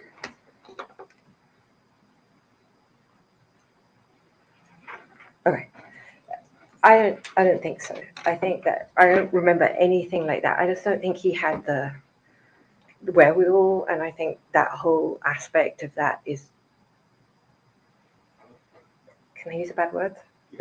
Yes. Bullshit. And what do you think is bullshit? Meaning, what do you mean? Would you have known if he was? Would he have been bragging to you? Would he have been saying these things? I think he was, because I think. Well, sorry. I think that I think one of the reasons why he liked me was because of my family connections, and why he liked other people was because they were cool or whatever. And I think that certainly early when I met him, he would have tried to impress me, or tried to show off, if you will, like he was that guy, and he wasn't that guy. And so, and I think that he would have tried to bullshit me, and he didn't. So I think it's he may have tried to bullshit me, but no, he couldn't. Right. Sorry. So I want to just shift for a few minutes to talk about post 2000 to kind of when your relationship changed over the years with him. Did there come a time when Mr. Epstein did meet members of the royal family? Yes. When was that? So I need to go back, because I think I may have misspoke. Okay. Well, I didn't misspeak, but it's something that I had forgotten. Yeah. Before I met Epstein, Mm-hmm. he lived in London for a period of time. I don't know for how long. And he met and knew some truly fancy people, like people, high society people. That included Princess Diana's best friend. Her name was Rosa Monckton. And Rosa's husband, Dominic Lawson, who's a famous journalist. Actually, he's a very well-known journalist. And when and he was friends with the Barings Bank. I mean, he had like sort of that. That was Before he met me. Before, so in the 80s. Yes, he was dating Eva Anderson, Miss Sweden, I think. I don't know when she became Miss Sweden. Okay, so earlier when you said that he met them later, you think he may have met some members of the royal family, or certainly British high society? He met, I don't know about the royal family, but certainly high society. Okay. And the reason why I know this is because sometime this is a documentable thing, whatever. There's a photograph that can give you the date, because I don't remember what the date is of this. So there's something that will peg whatever this date is. I don't remember when that is. Epstein went to London he often went everywhere without me, but he was in London without me, which was decently unusual because London's my hometown. But anyway, he went without me, and he went to a big event in I think it was in the park. Anyway, it was a big event. It's on the news. It's like there's photographs of it. And I don't know if he sat with Diana or he met Diana or he'd already met her. I don't know. But this, I believe, was organized by Rosa. Huh. And so I don't know if she was being set up as a date for him, maybe, because I don't want to speak bad of Diana, but I'm not going to do Okay, so that was pre-meeting you. No, that was when that event happened when we were. Oh, okay, that was. No, it's when we were. Okay. I'm not going to say together, but how about this? When I was his employee. Okay. So now moving back to the 2000s, there come a time when Mr. Epstein met Prince Andrew? Yes. And others in the royal family, or just Prince Andrew, as far as you know? Well, so as much as I can piece it together, first of all, let's just state I did not introduce him to Prince Andrew. I did not introduce him to Prince Andrew or to Sarah Ferguson. That is a flat untruth. I'll start with that. So now I'm going to tell you how he did actually meet him. So if you find me that photograph, I can date that time when he met Princess Diana at that event. And based on that, I'll be able to tell you if it's pre or post that event, because I haven't looked it up and I've never bothered to check. So Lynn Forrester, who was a client or some type of client, or I think she actually tried to date him or might have dated him for the record. She was in. Do you want to ask me something? No, no. Okay. She was. She had a house, or she rented a house in the Vineyard. I think it was in the Vineyard or Nantucket. I can't remember now which one it was. It was one of those. It's either Nantucket or the Vineyard. And invited Epstein to go. And I believe that's when he met Prince Andrew. However, I believe that before that event, he had gone to the Bahamas and had hung out with Sarah Ferguson. And Sarah had called Epstein and had arranged with Lynn, or I don't know now, I'm speculating. Anyway, long and short, he met Andrew up there. And I'm not holding you to an exact date, but when But we can date it from that picture, if you find me the picture. But do you know, without looking at a photo, in your mind, approximately when was that? I want to say it was 2000, no, probably 2001, 2002. Early 2000s. Yes. And I think it was actually Prince Andrew himself who suggested that he met Jeffrey Epstein through you. I think that's true. So, well, It's true that Andrew said that. yeah, no, I'm sure it's true. Because I'm English, and my close friends are all close friends with Sarah and Andrew. And I would not say that I was close friends with Andrew before, but certainly we were friendly, and certainly his best friends, some of them were very, very close with me. And I think that my friendship, me being present, or me, is what made Andrew like Jeffrey more, like trust him, or I think that's. So you don't dispute that that you kind of had a role in them getting together. You're just saying you didn't say, Prince. I would never Jeffrey. have introduced them. It would never have occurred to me to introduce them. I couldn't imagine them being friends. Two chalk and cheeses would never. I mean, for real, there's nothing there to connect them. So he met Prince Andrew, and then he had a relationship. I don't like that word. It sounds funky. They had a acquaintanceship. Thank you. And through Sarah, actually, I think Sarah is the one that pushed that. And they met and hung out, I want to say 2 or 3 times. That had nothing to do with me. I wasn't communicating with Andrew. I wasn't in touch with him. And I know this because I was annoyed and I felt left out, and I felt disrespected. And I was like, this is weird. I couldn't even imagine Epstein and Andrew together. And I thought that Sarah was trying to put the moves on Jeffrey, if I'm being honest. And I thought the whole thing was annoying. And I was pissed. So what happened with their relationship, putting aside the publicity around Prince Andrew's purported relationship with,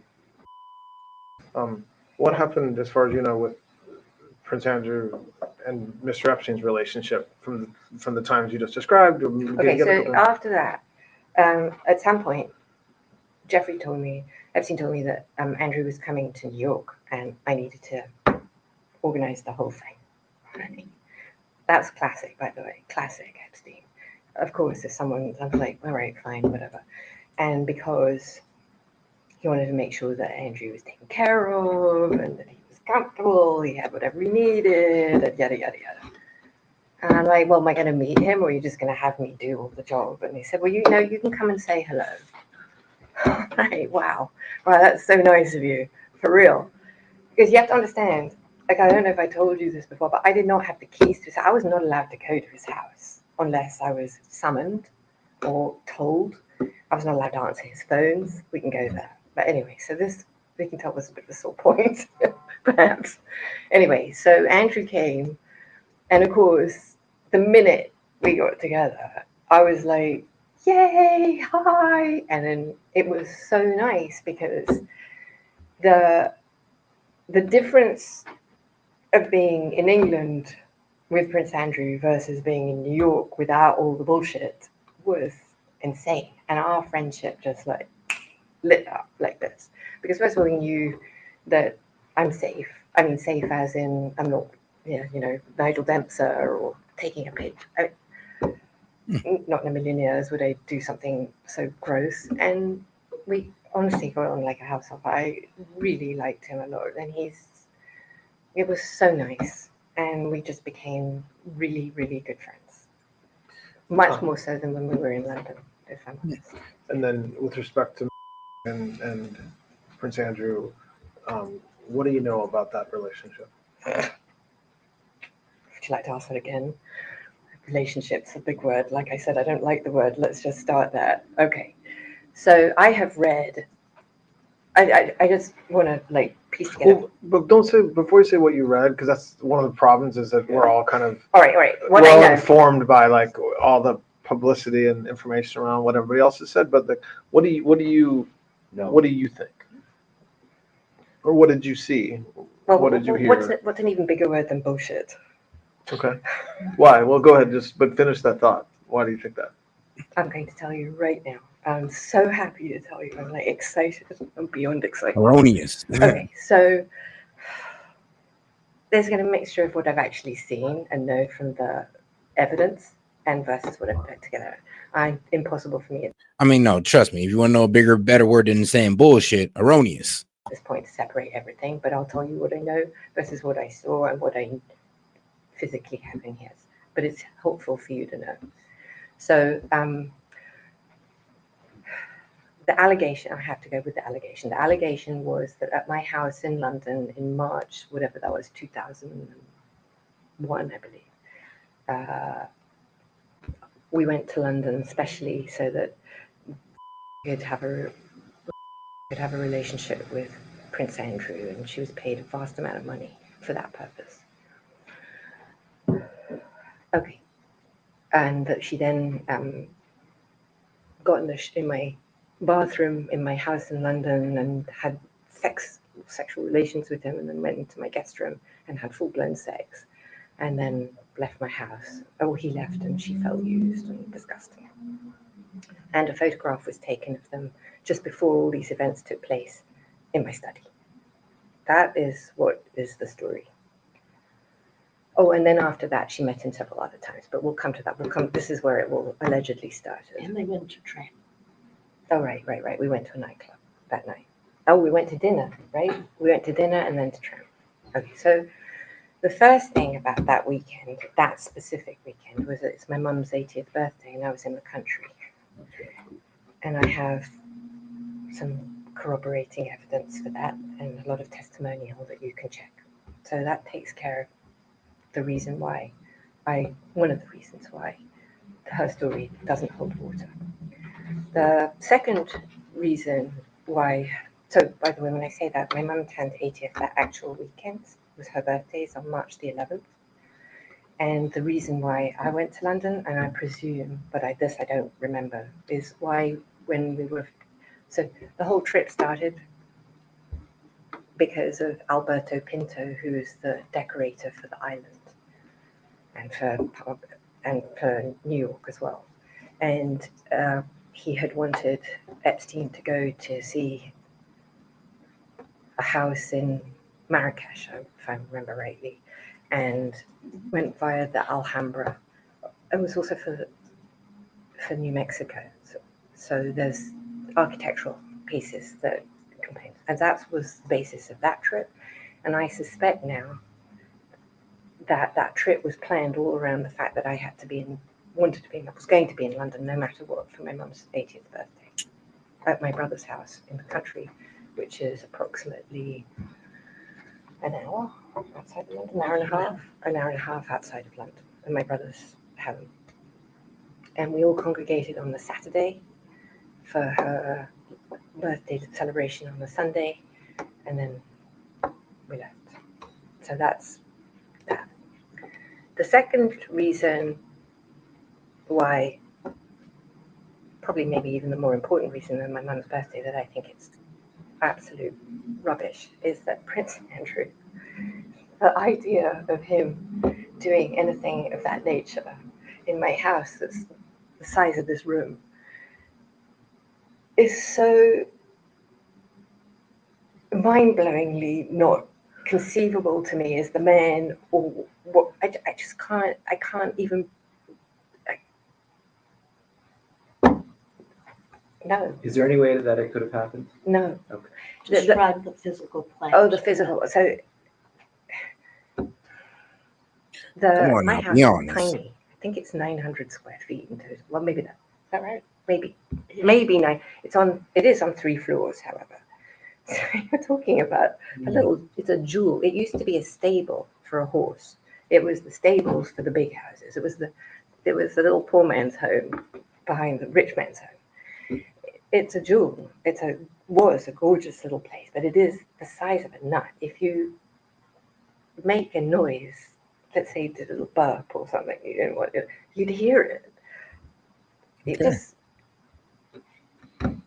where she says that they had relations in a bathroom, first of all, the bath is an old Victorian bath. I'm quite small. It's tight for me. I put my brother in there to see what would happen. And it looks like a blivet, which is a sausage in a very tight skin. So her description of whatever the 2 people were doing in the tub, that would work. The bathroom itself is so small, you can't lie flat on the floor. So it couldn't happen on the floor because you physically can't. The bathroom is too small to even be on the floor. And then the kicker of all kickers is that because the bathroom was so small, I decorated it to try and make it look huge, which meant that I put mirrors the whole way around it. And what was so fun about being in there is that if you stood in the bathroom, you saw like 100 of you, like you do if you were in a fun house. Yeah, well, Alice in Wonderland, or one of those things that you would see yourself going stretching everything. And it's the image, if you said you were, let's say telling the truth, she could say she was having sex with 5,000 generations of the royal family because that's how far back you could see yourself. There is no way in God's green earth, if that had taken place, that this is something that you would miss, because you can miss it. No. If you were standing there now. If you're wondering what story she's trying to throw a wrench in, we're talking about Virginia Dufresne's story about having intercourse with Prince Andrew at one of Ghislaine Maxwell's property. You know, that's why she's like, oh, this could have never happened. It's such a small place. There's no way this could happen.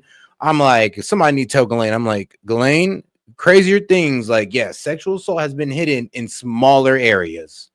Okay. I mean, it's been hidden in apartment complexes, projects. I mean, come on now. Let's not go there. Like, and you'd see the whole of the FBI, the whole of the Department of Justice standing behind you. It's like, no. Did you also explain where the tap was in the bathtub? Oh, well, it's an old Victor. And a tap. So if you were in the tub, this was the tub. My tap would be here. I think No. So you think it's kind of logistically and physically not something that could have Well, there's happened. that. And there's just, Andrew would, he's so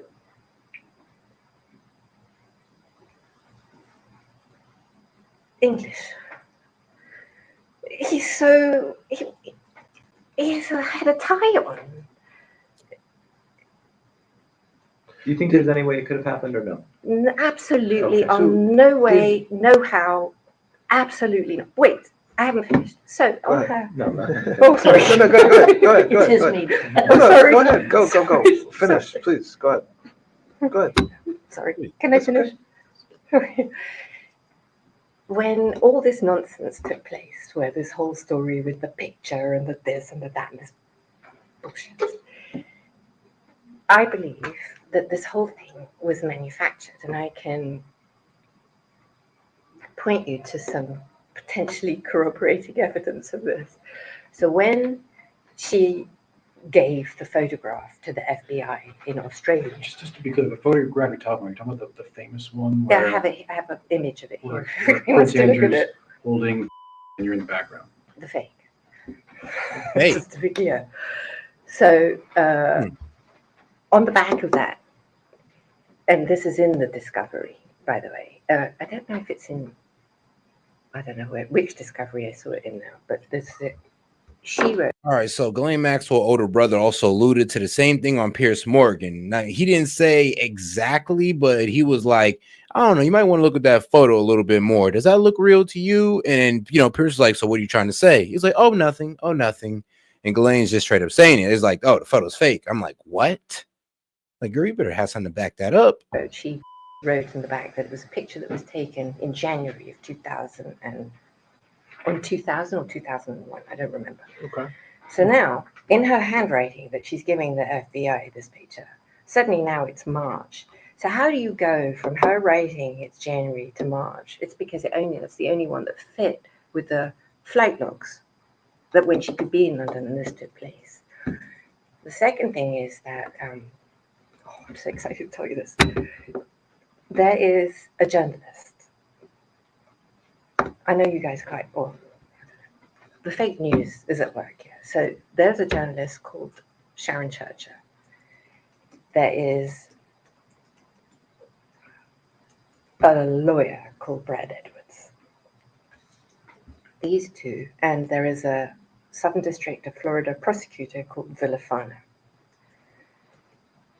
I would very much look forward to showing you the relationship between these three parties that created that story. Why? Well, without putting aside the relationship, why do you think they created that story?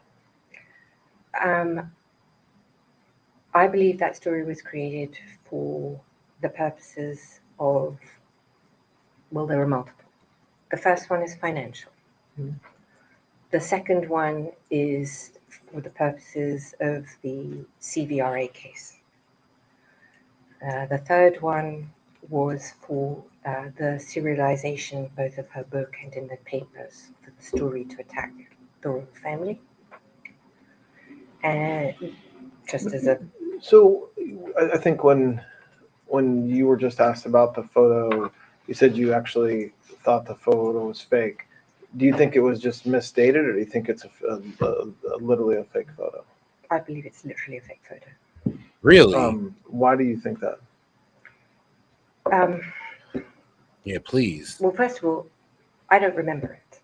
We'll start. But right, you, okay. But right. The outfit I'm wearing is the outfit from my mum's birthday party. So, but you don't have any. You're saying that because you wore this outfit at your mom's birthday party, you don't remember wearing that same outfit in that picture? Lady, I mean, come on now. Stop the cap. Come on now. Do you dispute that they met each other?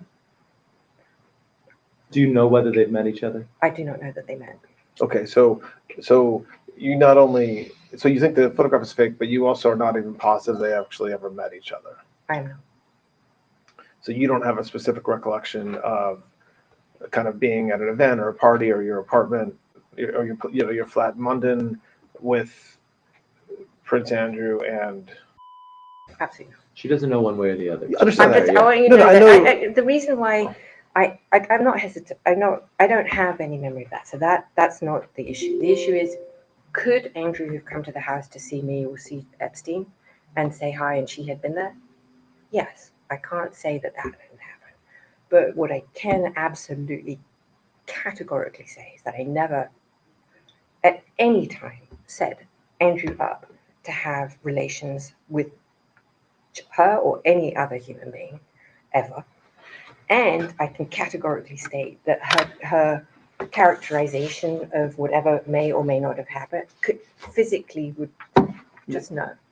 And plus, I was in the country, so all of that's just not conceivable. Did you attend?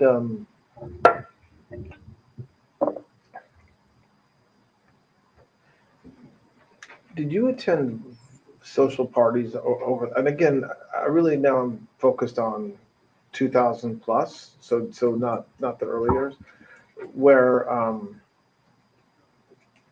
Mr. Epstein would host a party or be a big part of the hosting of the party, and some of or many of the young women who were masseuses would be invited to the party as guests or as entertainment.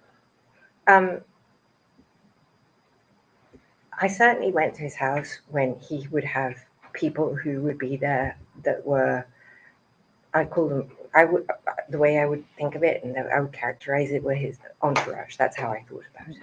And that certainly was in the later 2000s, yes. Did you attend any weddings of famous people with Mr. Epstein? Again, I'm mostly focused on post 2000, but if there's something that comes to mind in the 90s, that's fine as well. A wedding? Weddings. With Epstein? I don't think I ever went to a wedding with Epstein. I can't think of a wedding that I ever went to with him. Do you know, so you don't remember, or you didn't attend President Clinton's daughter's wedding? I did. Chelsea Clinton's? But that wasn't with Mr. Epstein? No, it was with Ted Waite, my boyfriend. Say it again? With Ted Waite, my boyfriend. Okay. Do you know whether Mr. Epstein was at that wedding? He was not. And how did you have a relationship? Well, why did you get invited to that wedding? Because Ted and Clinton were very close. And how were you close to them? Like, what was the reason you were close to them? I met President Clinton. Well, first of all, I went to the White House with Epstein once for, I think it was for a historical, like one of those benefits. And I met the president then, but like 1,000 other people shook his hand. Then after that, I had a good friend of mine that was known to be the mayor of Miami Beach, Philip Levine. And Philip and the president were very good friends. And Philip and I were very good friends. And so I actually was introduced to the president post his coming out of the White House and became friendly with him because of Philip Levine. Because of what? Philip Levine. There's some names that have been publicly associated with Mr. Epstein that I just want to ask you if you know about. Piers Morgan. Is friendly with who? With Mr. Epstein. I have no idea. Never. I doubt it. Yeah, there's no trick question. I'm not I'm not suggesting Morgan, that I come know on the answer now. to it. I'm really just asking. Well, I would be astonished. I can't imagine they'd have anything in common either. Me too. It's like Piers Morgan of all people.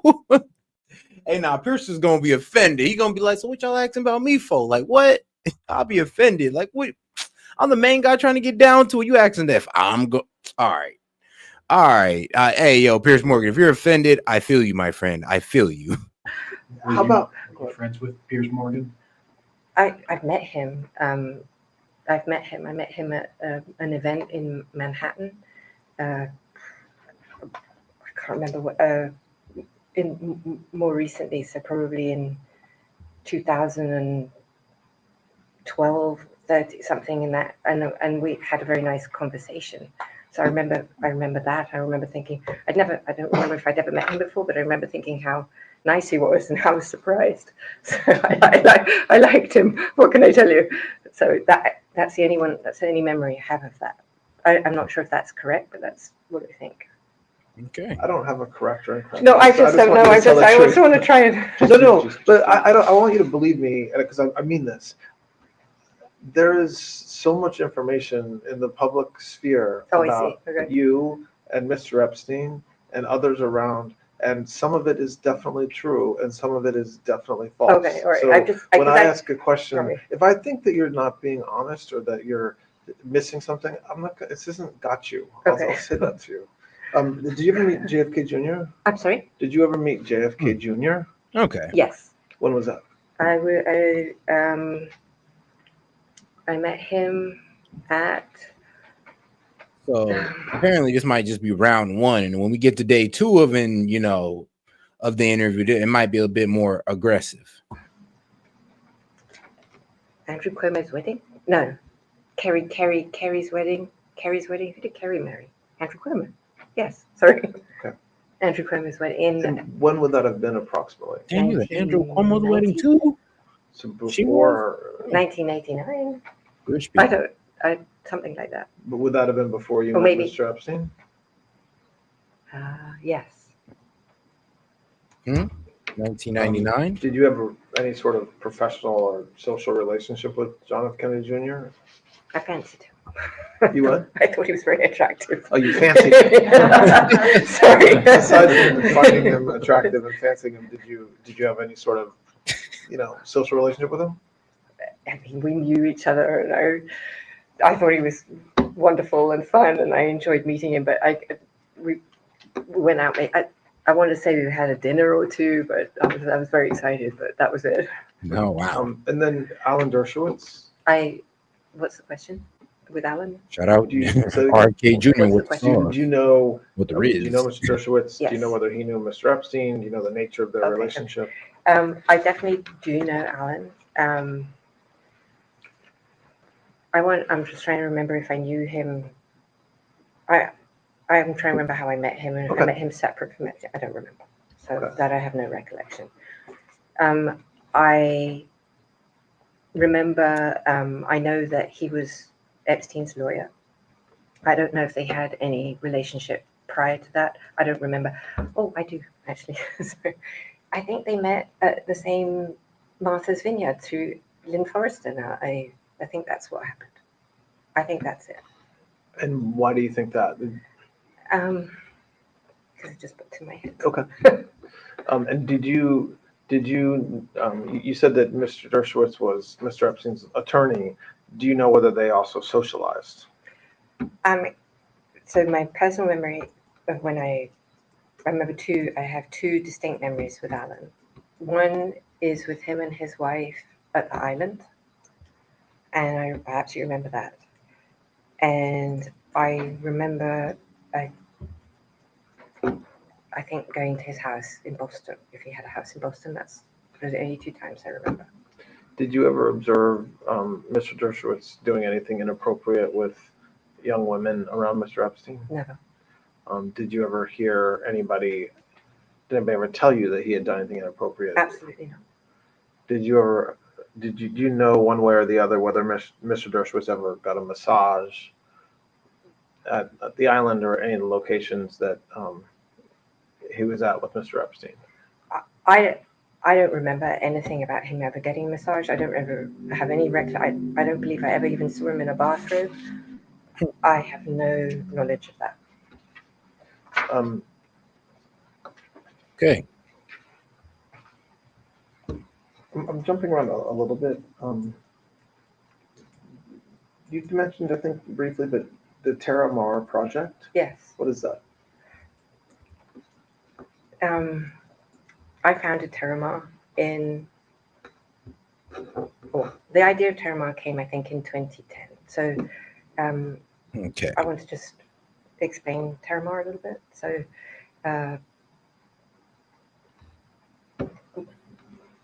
Ted and I Okay. Bought a boat. Well, Her boyfriend until 2009, 2010. So Ghislaine Maxwell boyfriend, Ted Waits, multi-billionaire. Well, I forgot what else he does, but that's her boyfriend after Epstein. Well, my bad, but yeah, after Epstein. Had bought the boat. And the basis of the boat was to do explorations and sea exploratory stuff. This really started because I have and have had since I was a child a love of the ocean and everything aquatic, and I've always been I'm nervous about the state of the ocean. When Ted and we worked with National Geographic and we did exploratory work, and the most exciting, we did many exciting things, but one of the most fabulous ones that we did was we looked for Amelia Earhart twice. I did 2 expeditions to look for Amelia Earhart as an example of an exploration that we did. And he had a foundation for the ocean, and we worked with Nat Geo, we worked with Woods Hole, we did amazing things. He bought the Remus 6000, so when the plane went missing, the plane that went, was it Air France, from Brazil to Paris, then went down, it was the Remus 6000 that found that plane. It's one of those deep sea underexplored. Anyway, when I broke up with Ted, I just, one of the things I did not want to give up was my love of the ocean and everything that we did. And Terramar, the genesis of Terramar came from that. So Terramar obviously means land, sea. And the story of the ocean is that Earth really shouldn't be called Earth, it should be called ocean, because 3/4 is the ocean. So I wanted to not clash with anything to do with Ted, because it was a bit awkward between us. And so he took all the part of the ocean that was close to land, so within 200 miles. And so I decided I would focus on all the part of the ocean that was outside of national borders, Terramar. And that's how that's the genesis of Terramar. So what was the time period of that? That, I think, after I broke up with Ted, so 2010, 11 is when it started. And then I ran it all the way up until whenever the Epstein drama struck, and then I just shut it down.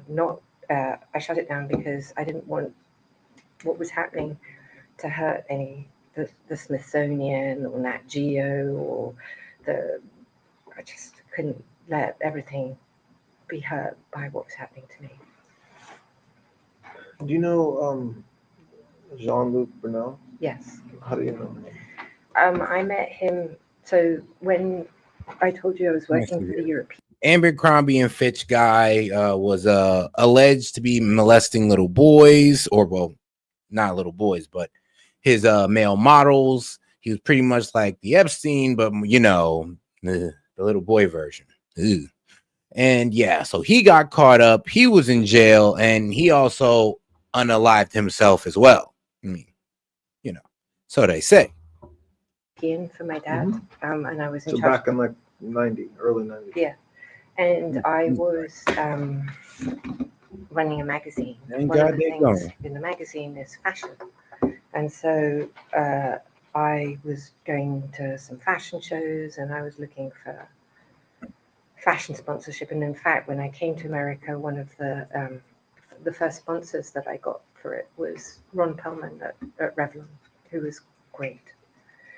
And I met Jean-Luc through just in Paris like that, but socially not. Did Mr. Epstein know him as well? Did you later learn whether they knew each other? I'm not sure. Epstein had his own fashion situation, so he would have, he didn't meet Jean-Luc through me. Did you ever observe them together over the years? Absolutely, yeah, I saw them many times together. Did he visit the island? Did Yes. he go to Palm Beach Yes, House? Yeah, he went everywhere. I saw him in every place. Do you ever observe him getting a massage? Or do you ever know whether they got a massage? Maybe you didn't observe it personally. You don't remember? I don't know. I mean, I have no conscious memory of Jean-Luc. I would imagine that he did, but I don't see it. How about Mr. Weinstein, Harvey Weinstein? What would you like to know? Do you know him? Yes. How do you know him? Okay. Like, I guess when I say how do you know him, is it a relation you had kind of separate from Mr. Must say Epstein, everybody know him. or did you meet him through Mr. Epstein, or I wouldn't say I had any type of relationship with Harvey Weinstein. Okay. In any context. Socially, I would meet him because I would go to events that Harvey would be at, and also his wife was English back then, Georgina. And friendly also would be a big word, more of acquaintance. So we would see each other, and I would go to Miramax events. But there was a couple of people who worked for Harvey who I was friendly with. His primary producer, whose name is Meryl Poster, who I was friendly with, and yeah. Do you know whether Mr. Epstein had his own relationship with Mr. Weinstein? He did. Did they socialize together at the island or in Palm Beach or New Mexico? I never saw Harvey at any of Epstein's houses. So socialized, I don't know that they were friends. I mean, I can't see them together either. I mean, literally. But I know that they certainly do that. I would imagine, and in fact, I think I have a memory, but I can't, that when Harvey was trying to raise money for whatever his business was called, I can't remember what his business was called. Maybe he went there because Epstein was good at raising money. I just don't know. But I never saw them. I don't recall seeing Harvey in any of the properties. Right. Let's just go a few more minutes and take a break. I know it's after lunch. So we talked several hours ago about your father and his business a little bit. After your father passed, do you know whether Mr. Epstein was involved in your family business that you know of? Absolutely not. In any respect. First of all, there was no family business left. Start with that problem. And the second one is my family didn't like him very much. And they were busy dealing with their own problems, and there was no relationship whatsoever. I mean, my mum and he got along quite well. That was it. But she's an old lady. He was nice to her. We're now being a little repetitive, but you're confident that before you met Mr. Epstein, he didn't know your father, and so he wouldn't have done business with your father's companies in the 80s either. Absolutely not. I'm 100% sure of that. I never met him. I never saw him. I never heard his name. No, nothing. So, there's been a lot of conversations about whether Mr. Epstein maintained like a list of people, like a book of famous people that he knew, it's called a black book or a client list or a list. Did you know of the existence of any such list? There is no list. We'll start with that. The genesis of that story, I can actually trace for you from its absolute inception, if that is what you're interested in. Well, first, to be sure, there is no list, there's no client list, nothing like that. No, there's nothing like that. You know. That I obviously. Right. Yeah. Okay, so you say you think you know the genesis, so go ahead, tell us. I'd like you to know that I have brought some supporting corroborative evidence.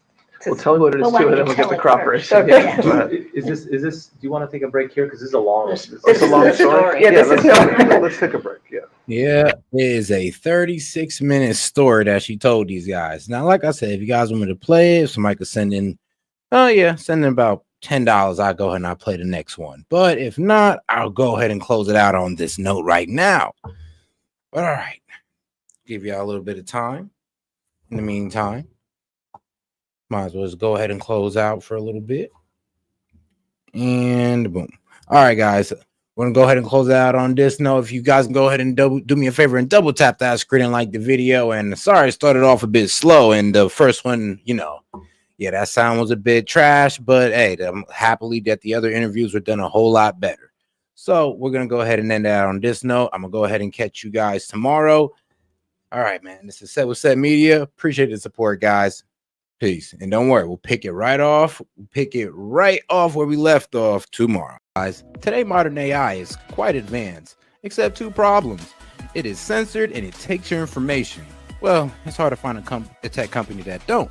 But let me introduce you to one. Shout out to my sponsor, Vance AI, which allows you to protect your information and avoid censorship.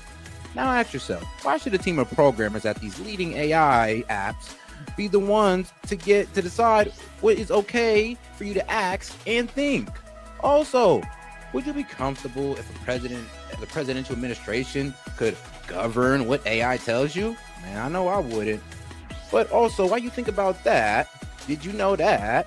Let me tell you this, it's gonna be crazy, but ChatGPT has a former director of the NSA sitting on their board right now, guys.